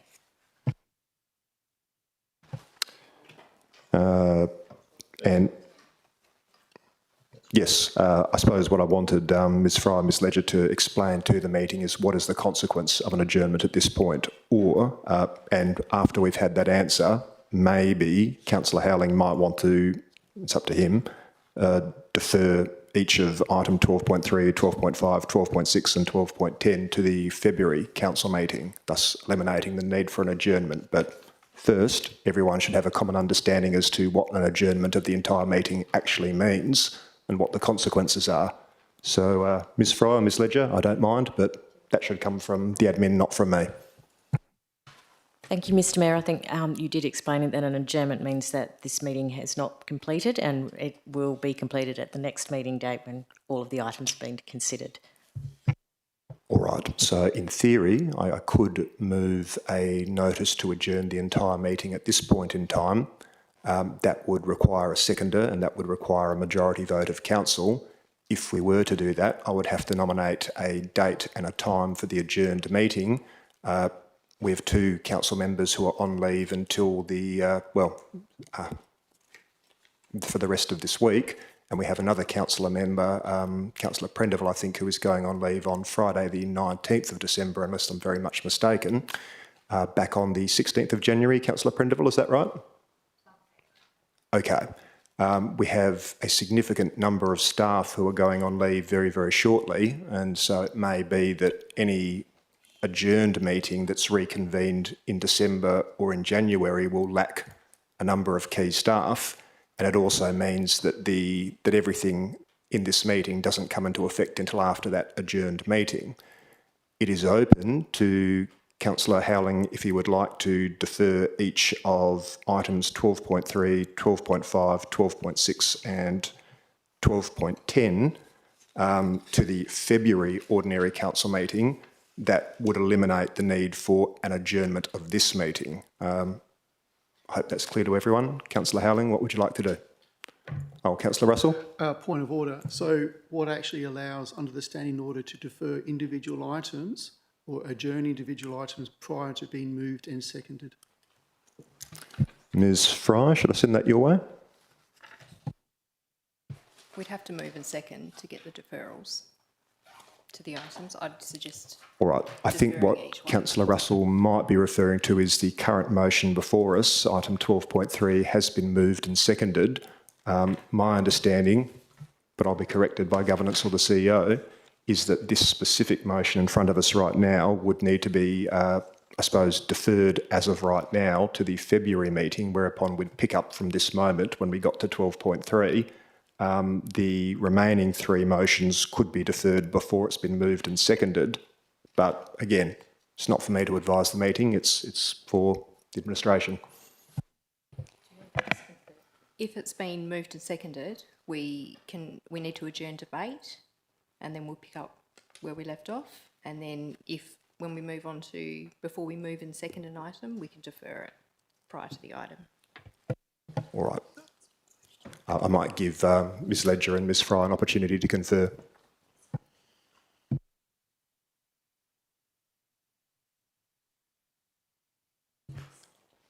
May I, so the standing order is that you could either adjourn a meeting or you adjourn a debate. There's no other adjournment. So if you want to adjourn an item, then it has to be adjourned post moving and seconding. I think it's the distinction between adjourning and deferring. I absolutely agree that our standing orders are not wonderful on this point. Please, state government, if you're listening, we'd love the uniform standing orders sooner rather than later. But Ms Fry? The other alternative would be to withdraw the items and then resubmit them for February. Councillor Howling, I realise we're jumping all over the place at the moment, but if we were to adjourn debate on 12.3, would you be willing to withdraw items 12.5, 12.6 and 12.10 and resubmit them for the February ordinary council meeting?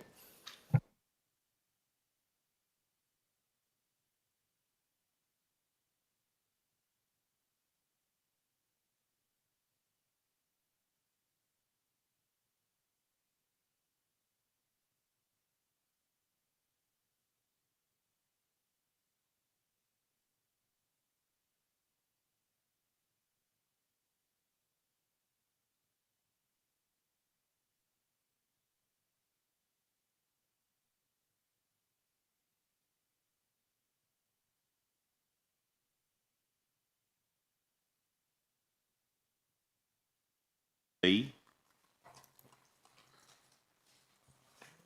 I don't have that directly in front of me.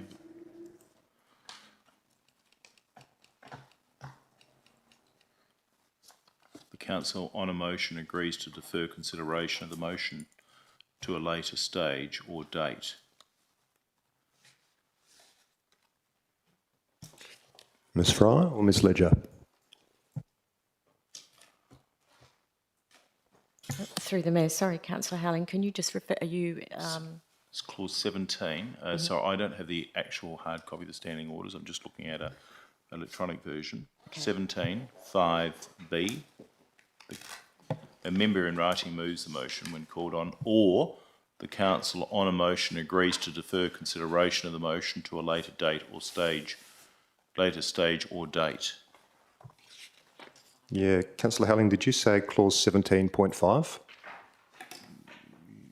Yes. The City of South Perth standing orders don't have a clause 17.5. AI does.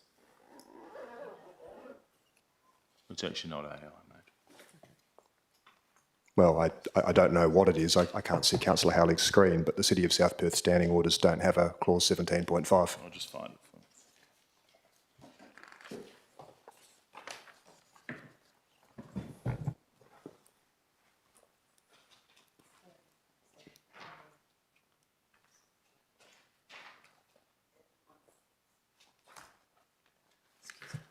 That's right. a hard copy if that helps.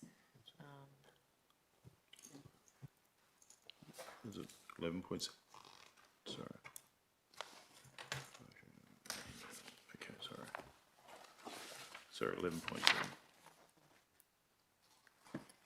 I appreciate Councillor Howling's trying to help here, but perhaps we'll have the CEO and the governance officer advise us as to the best way of going about this. Say this, that it's not clear. I'm content. Councillor Howling, I didn't ask you a question. I'm asking the question of the city's governance officer and the CEO. Thank you for your attempts to help, but I'll be guided by Ms Ledger and Ms Fry.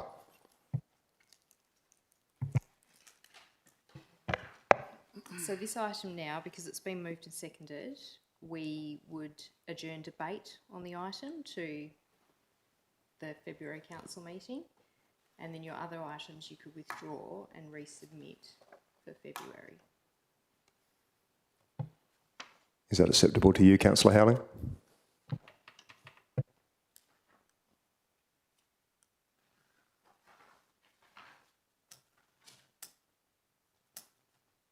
I'm content to resubmit. All right, so just confirming, we're about to have someone move and second a motion that debate on item 12.3 be adjourned until the February 2026 Ordinary Council meeting. And Councillor Howling, I confirm that you're withdrawing items 12.5, 12.6 and 12.10, albeit with the intention of resubmitting them at the February 2026 Ordinary Council meeting. Is that correct? Correct. All right. Would someone like to move a motion that debate on item 12.3 be adjourned until the February 2026 Ordinary Council meeting? Councillor Lees, thank you. Someone to second? Councillor Prendeville? Okay, councillors, this is a procedural motion. Councillor Lees is entitled to give her reasons for why she's moving that motion, but otherwise there's no debate. Councillor Lees.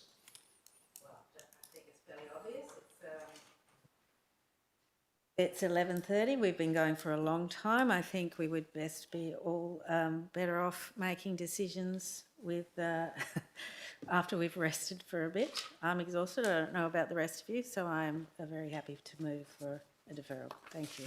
Thank you, Councillor Lees, and thank you, Councillor Prendeville, for seconding. Councillors, there's no other debate on a procedural motion. I'll simply put the motion from Councillor Lees that we adjourn debate on item 12.3 to the February 2026 Ordinary Council meeting to the vote. Councillors, please cast your votes. Councillor Brenda Abrandis, how would you like to vote? Affirmative, Mr Mayor. Thank you, that was unanimous.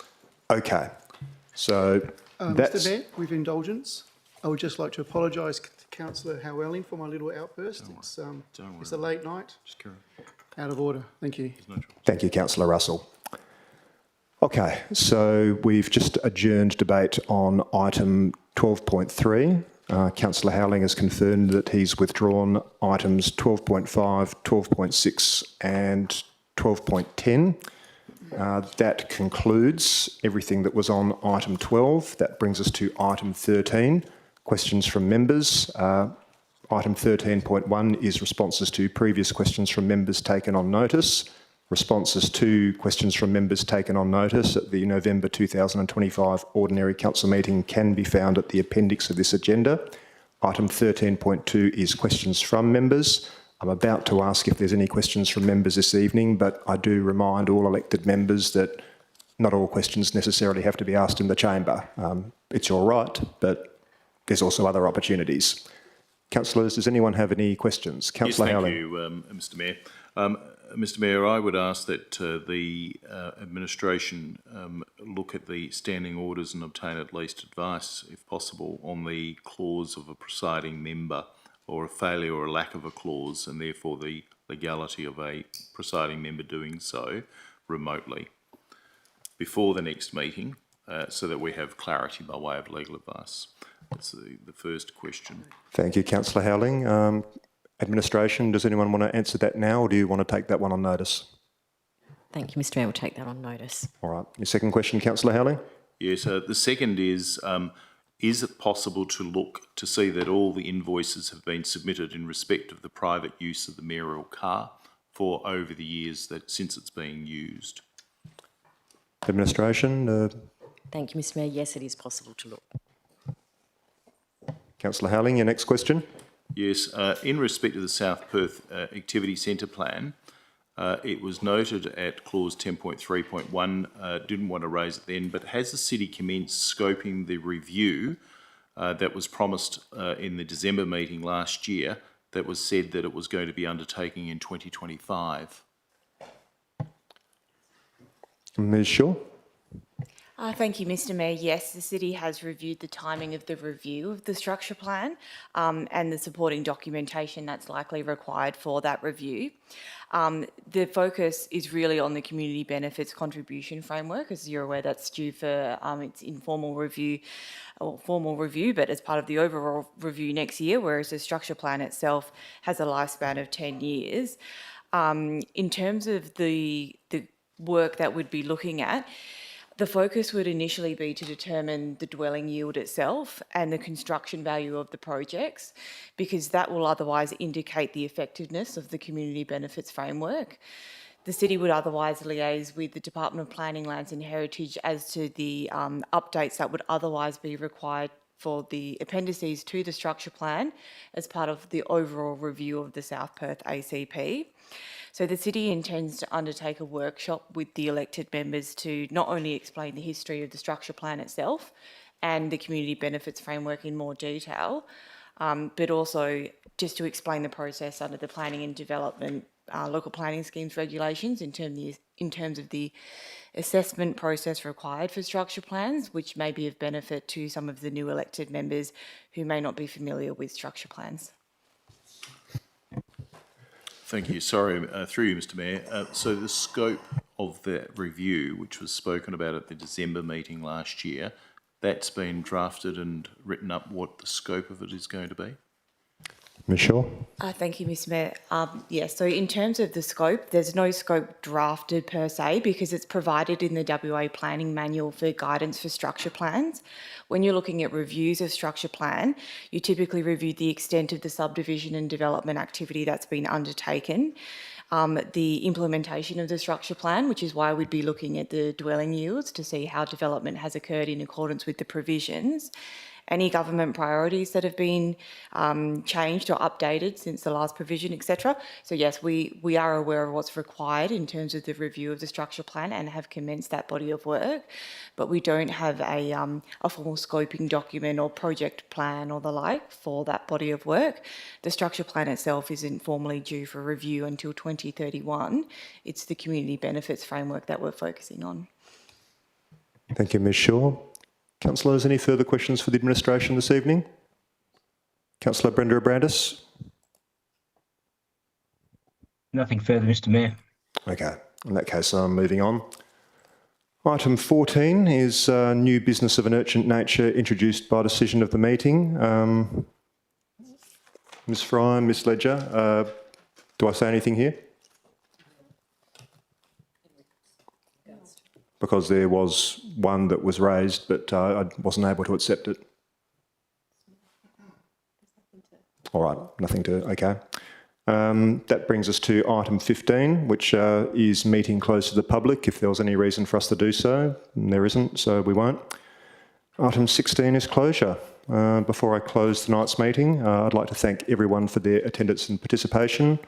I'd like to wish everyone in the City of South Perth a very Merry Christmas, and I declare the meeting closed at 11:36 p.m. Thank you all, and good night.